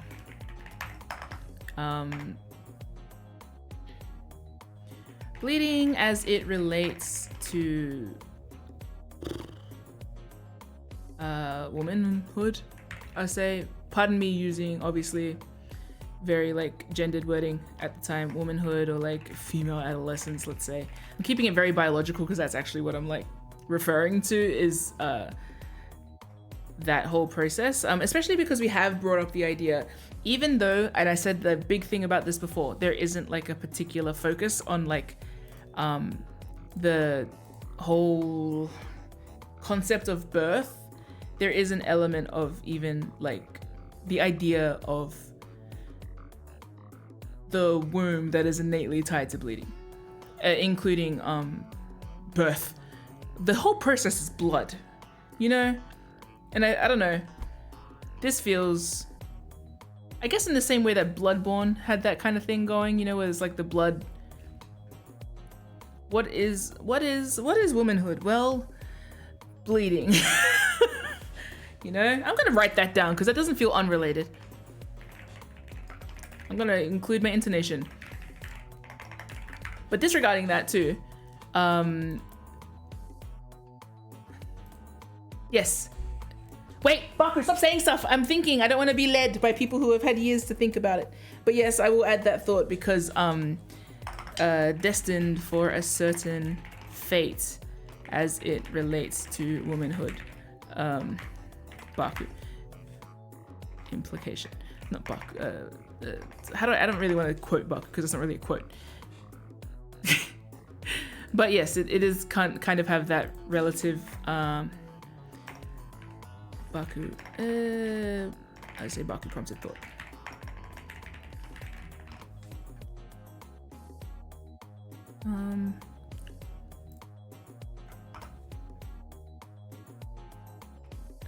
Adolescence as a precursor to womanhood as defined by the womb is how I'll continue that thought. Anyway, back to the other thoughts. Blood.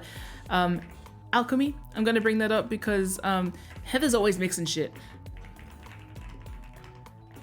It's witchy. It's also science. Women in STEM. Fuck yeah.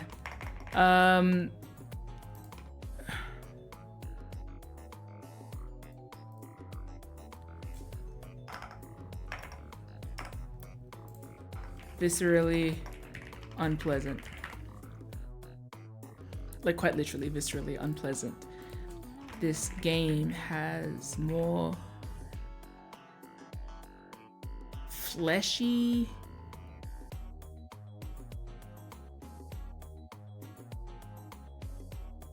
horror. Walls of blood and sinew.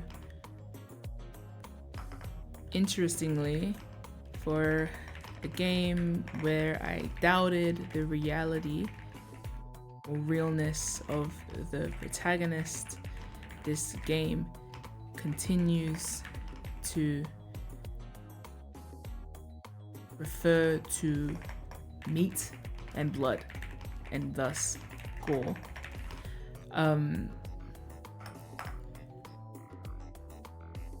Women, piece of meat, thing to be consumed, to rot, all of these kinds of concepts.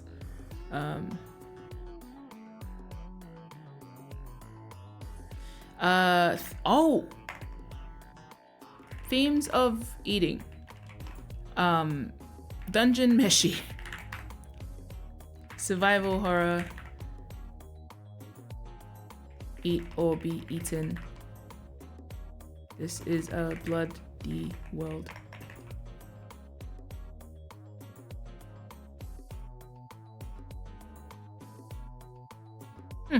That's one thing. That's one thing. The fuck?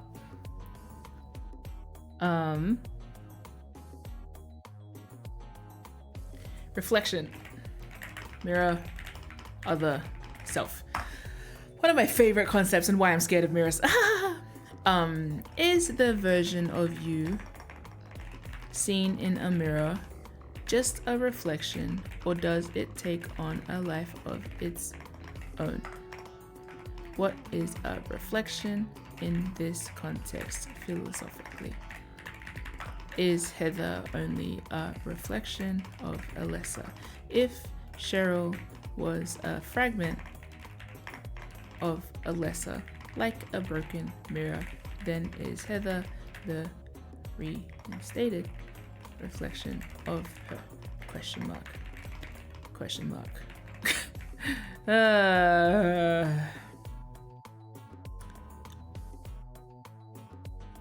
The question of who or what Heather is remains consistent.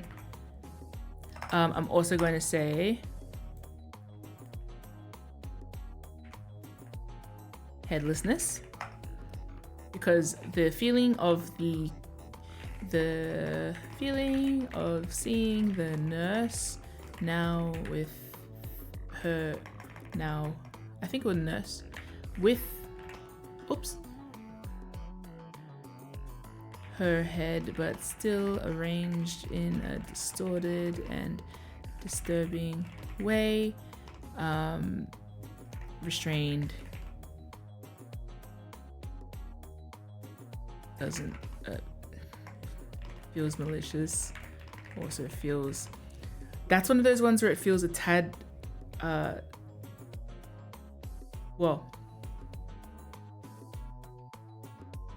like it felt naked, so like all the things inferred by seeing, like,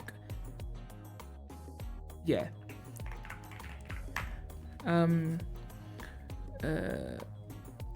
Reminds me how much solace has been taken in being able to witness women around Silent Hill without their heads while going through horrific torture. It kind of like makes me reflect on all the other horrors that we've seen in a different way, because like it feels like the headlessness was like a, well, okay, put it this way. Anytime I talk about how you're dehumanizing the person by not seeing them with their head attached to their shoulders, it's because it does make it easier to do a violence against them, because they're no longer people. Which is why I made that point in like Silent Hill 2 initially, where I was like, what they have, where I was like, it's easier to treat them like, you know, things if you can't tell that they're human, and one of the easiest way to do that is to get rid of their head. So I don't even know if I was meant to be seeing that thing's head, but certainly from what I was able to like pass from the way that body when I was climbing the ladder is visible, it certainly seemed like I was seeing her head in like a little bob cut, but it's one of those like ink tests at this stage. It's like, am I just seeing that? I don't know. Speaking of just seeing that, the fucking scene in front of the mirror, oh my god. You know what other game has so much blood in it, by the way, just as an aside? Because Devil May Cry. But that's because Dante is trans.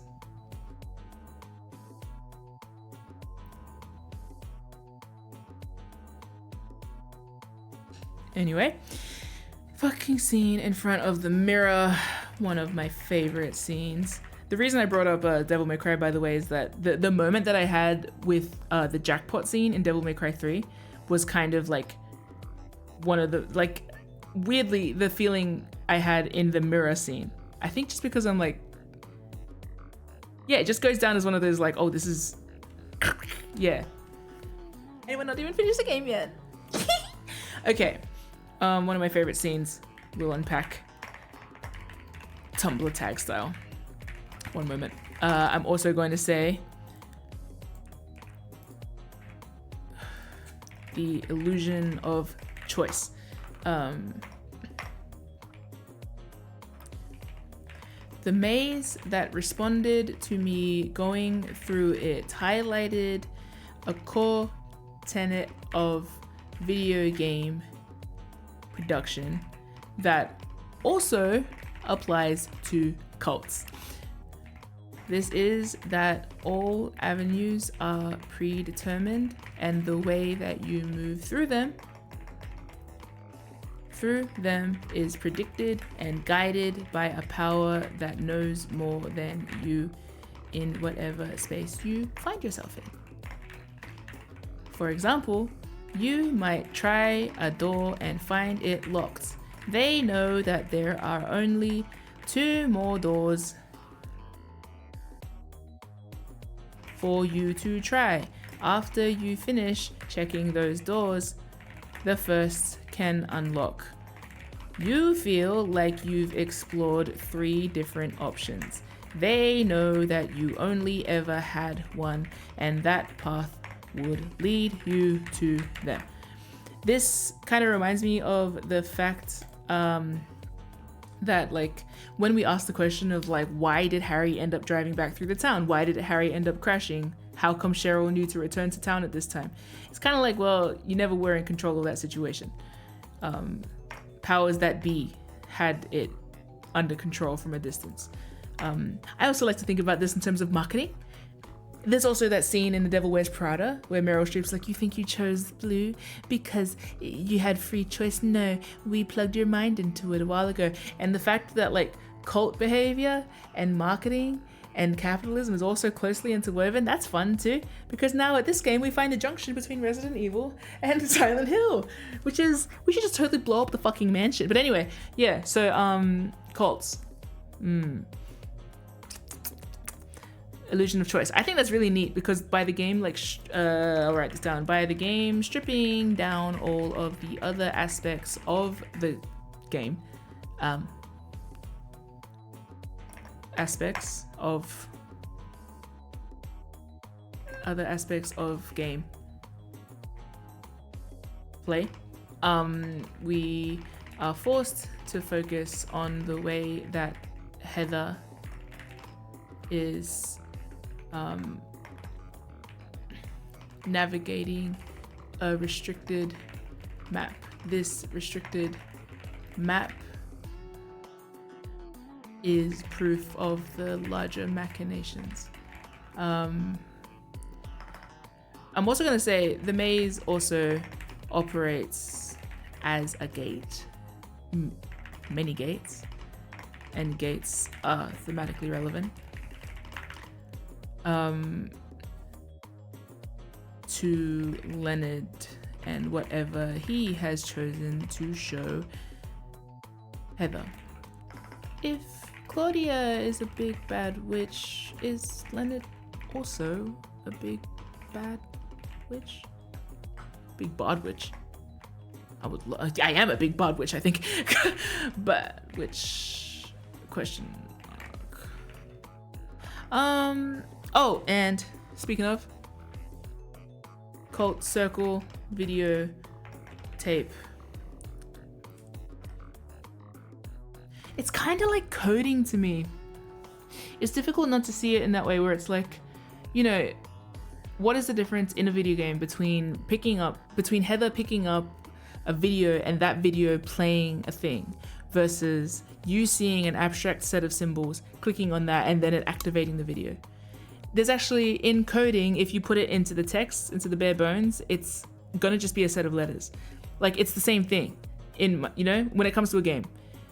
And I really love the idea of like, when you gamify agency. When you play a game, there is the illusion of agency. So many games try to give you that agency back.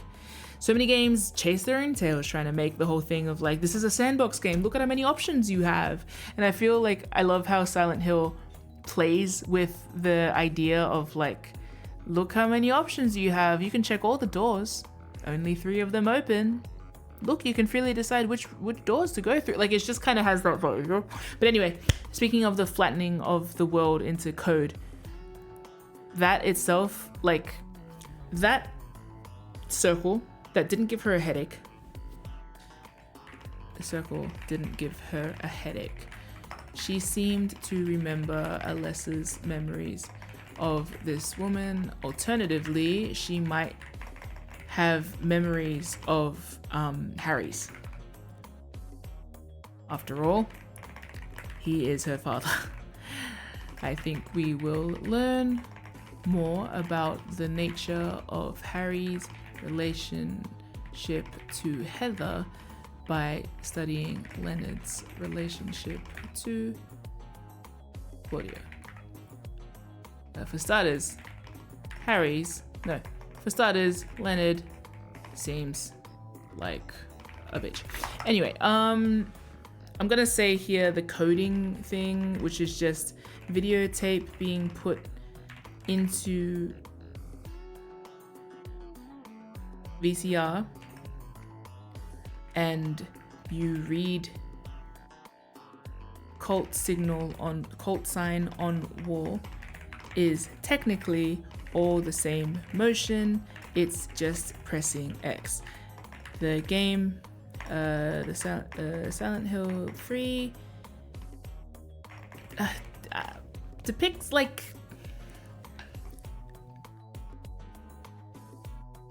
if viewing Silent Hill 3 through its own meta context, you can liken the way that the cult uses a symbol to the way that a game designer would use code. It is ultimately all letters at the end of the it is ultimately all letters regardless of like the, you know what I mean? Anyway, to close this out, I'm going to talk about the fucking scene in front of the mirror because that is going to live in my mind rent free. The fucking reaction it got out of me is also beautiful, perfect, fucked up little scene. Stepping into the room. Sense of agency is still present.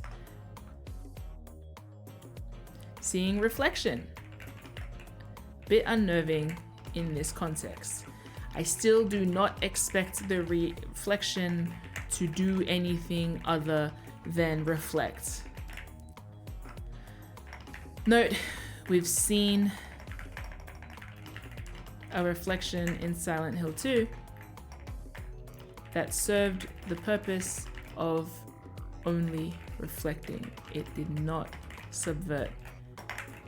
James himself had a different relationship to reflection on and himself. Heather, on the other hand, has a completely new relation to self, which is that she might also be someone else. The sinewy tendrils. God, this the visual's so good. The sinewy tendrils. I'm gonna call them the inky tendrils because they're kind of inky. Like webbing across the other room. I don't even know if that's a word. That's okay.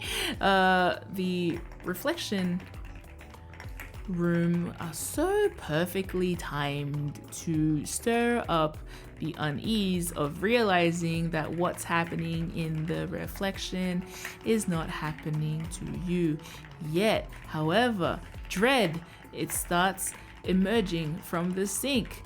Dread again, and then punch in the gut. You are covered in blood, and then fuckery happens. Holy shit. I want to say that when they talk about sound design in this game, they should also include the rhythm of how well that scene played out. That was like perfectly timed. That was like, it's like a dance studio. Get it? Because we're in front of a mirror. But yeah. Also knowing now that I can't trust mirrors in this game. Also because I'm in a mirror. I'm in a mirror dimension, I think. But that's the first time we've had it like properly confirmed, because in the second game, when we had a mirror place, it was like the same place but overlaid. You always had the plausible deniability of being like, oh no, I'm in the apartment building next door. Or no, I'm in an older version of the hospital. Like it didn't ever really put it out there in a strong enough way. It's not like James Sunderland went, you're a bitch, you know? And it's not like you ever walk through the mirror or anything. So like the precedent has been set. How can they keep reinventing the wheel? I'm sitting in the car. I'm sitting in the car and you're reinventing the wheel while I'm in the car. I'm playing this in 2026 and feeling like it's the first time I've seen stuff. That's so exciting. This is the importance of archiving. This is the importance of making things available for the future generations. Guys, we gotta make it a fucking... I'm obsessed with that scene. That was one of my favorite things ever.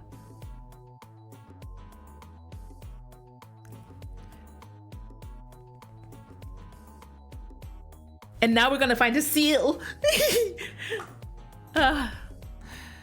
Okay. I love this game. I love Heather.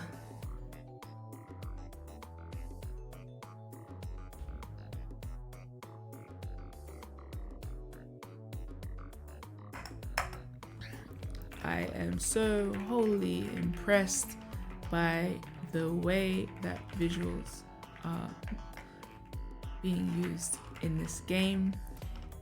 distinctly there is a blurry, sort of low res,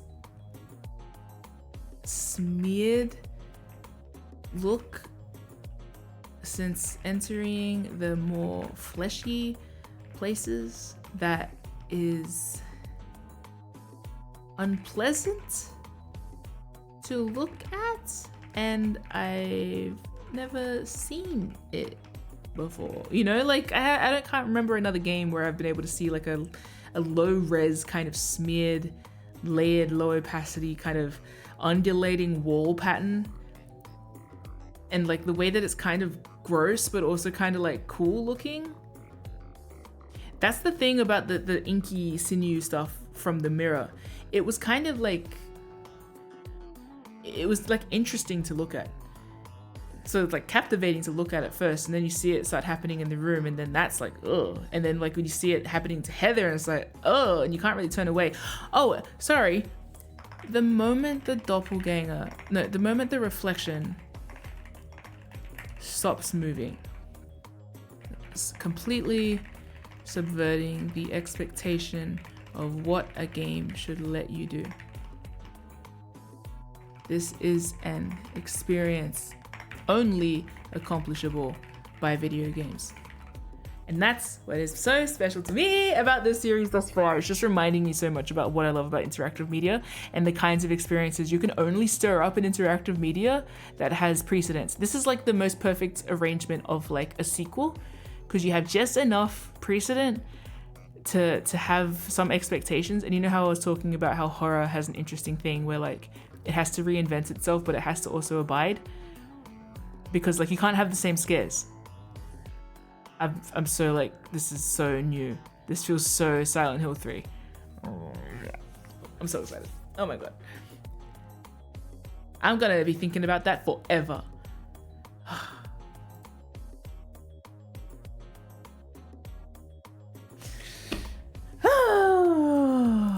Minmo, you'll be so happy to hear what we did today. We had heartful experience. Fucking awful. Evil, awful time. But great.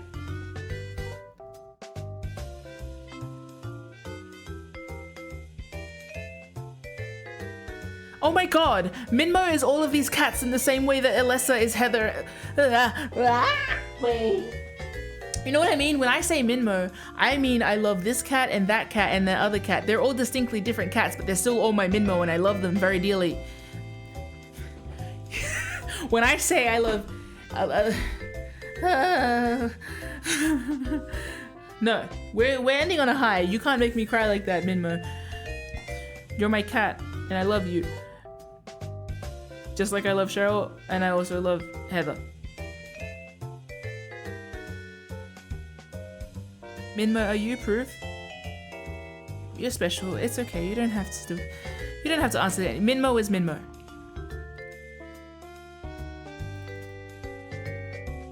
Visibility is for shit. Anyway, bro, I'm so excited. I feel like I haven't been like, that felt like a taser to the brain, you know? That was so cool. Bro, I love video games. I love this fucking game. This is so cool. Even if it does nothing else until the end of the game. I'm obsessed. What can I say? It took 3 streams and I'm obsessed. Anyway, what did we have done today? So the roll credits are not working correctly. That's fine. Maybe we can just put you like in a little corner or something. Maybe we can like pop you over here where visibility's a bit better. Visibility's worse there, actually. You dumb shit. Oh, it's warping.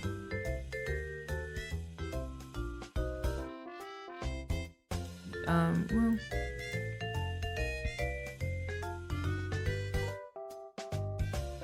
It stopped. Oh, sorry, I changed the color. I mean, it still looks shit, but thank you for trying. Anyway, thank you. It's so bad. Anyway, thank you for trying. I'm going to go run in circles and chase my tail for a bit. I thank you all for joining in. The climbing the ladder with a guy right on the other side is also like, I've not seen another game done it. Yes! Fuck, it's so cool. And like I'm scared, but then he's not like looking at me at all. It's not even relevant. I'm not relevant to that story. This like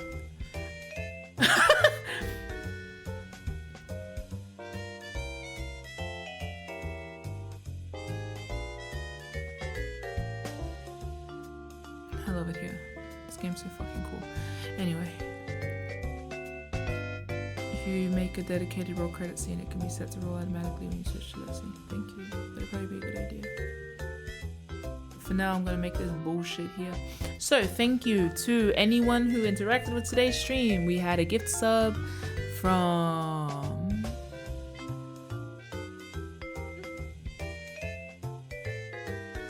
Thep to Libra. A gift sub from Thep to Wigglestick. And yeah, and my brain eating shit. Thank you, team. Thank you, mods. Sarah, Beth, Percy, and Ron. Please join our Discord server. I'm wondering if at the end of the Silent Hill streams I'll just make that big document available. I don't really know what anyone would be able to make out of it, but like, I mean, I have written in it. Again, if I say anything during a stream that you find just like you would want me to elaborate on, especially once I finish this game, but like just feel free to keep it in mind because I am definitely trying. Wow, Sarah changed the things to say super subscribers and mad lad mods. Can you like not do that? That's anyway, feel free to keep it in mind. Certainly this year I'm trying. I want to make some stuff, especially about Silent Hill. Just like even short form videos or something. There's so many things I want to say about it, but like it's getting stacked and loaded. So like feel free to let me know if there's anything in particular that I talk about that you're like, yeah, elaborate on that shit. So yeah, otherwise feel free to just keep enjoying the streams. Hope you're having fun. I'm having a blast.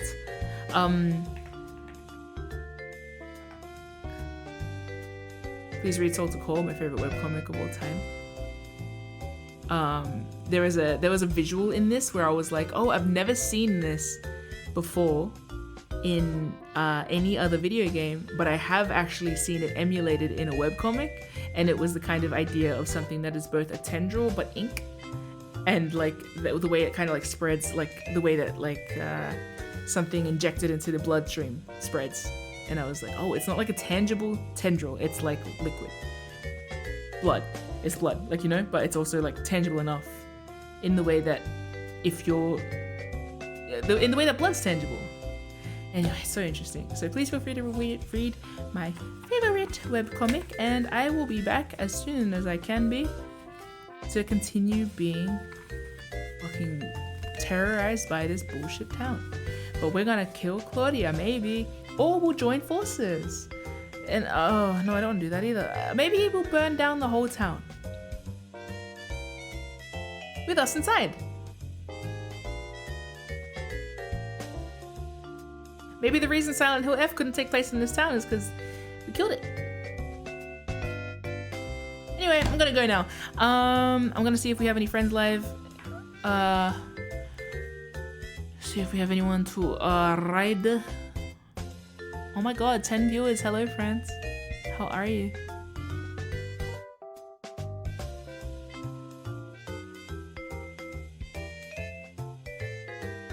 Alright, guys. I might just jet because I was meant to leave an hour ago. I feel rude. I always feel rude when I don't jump into someone else's stream.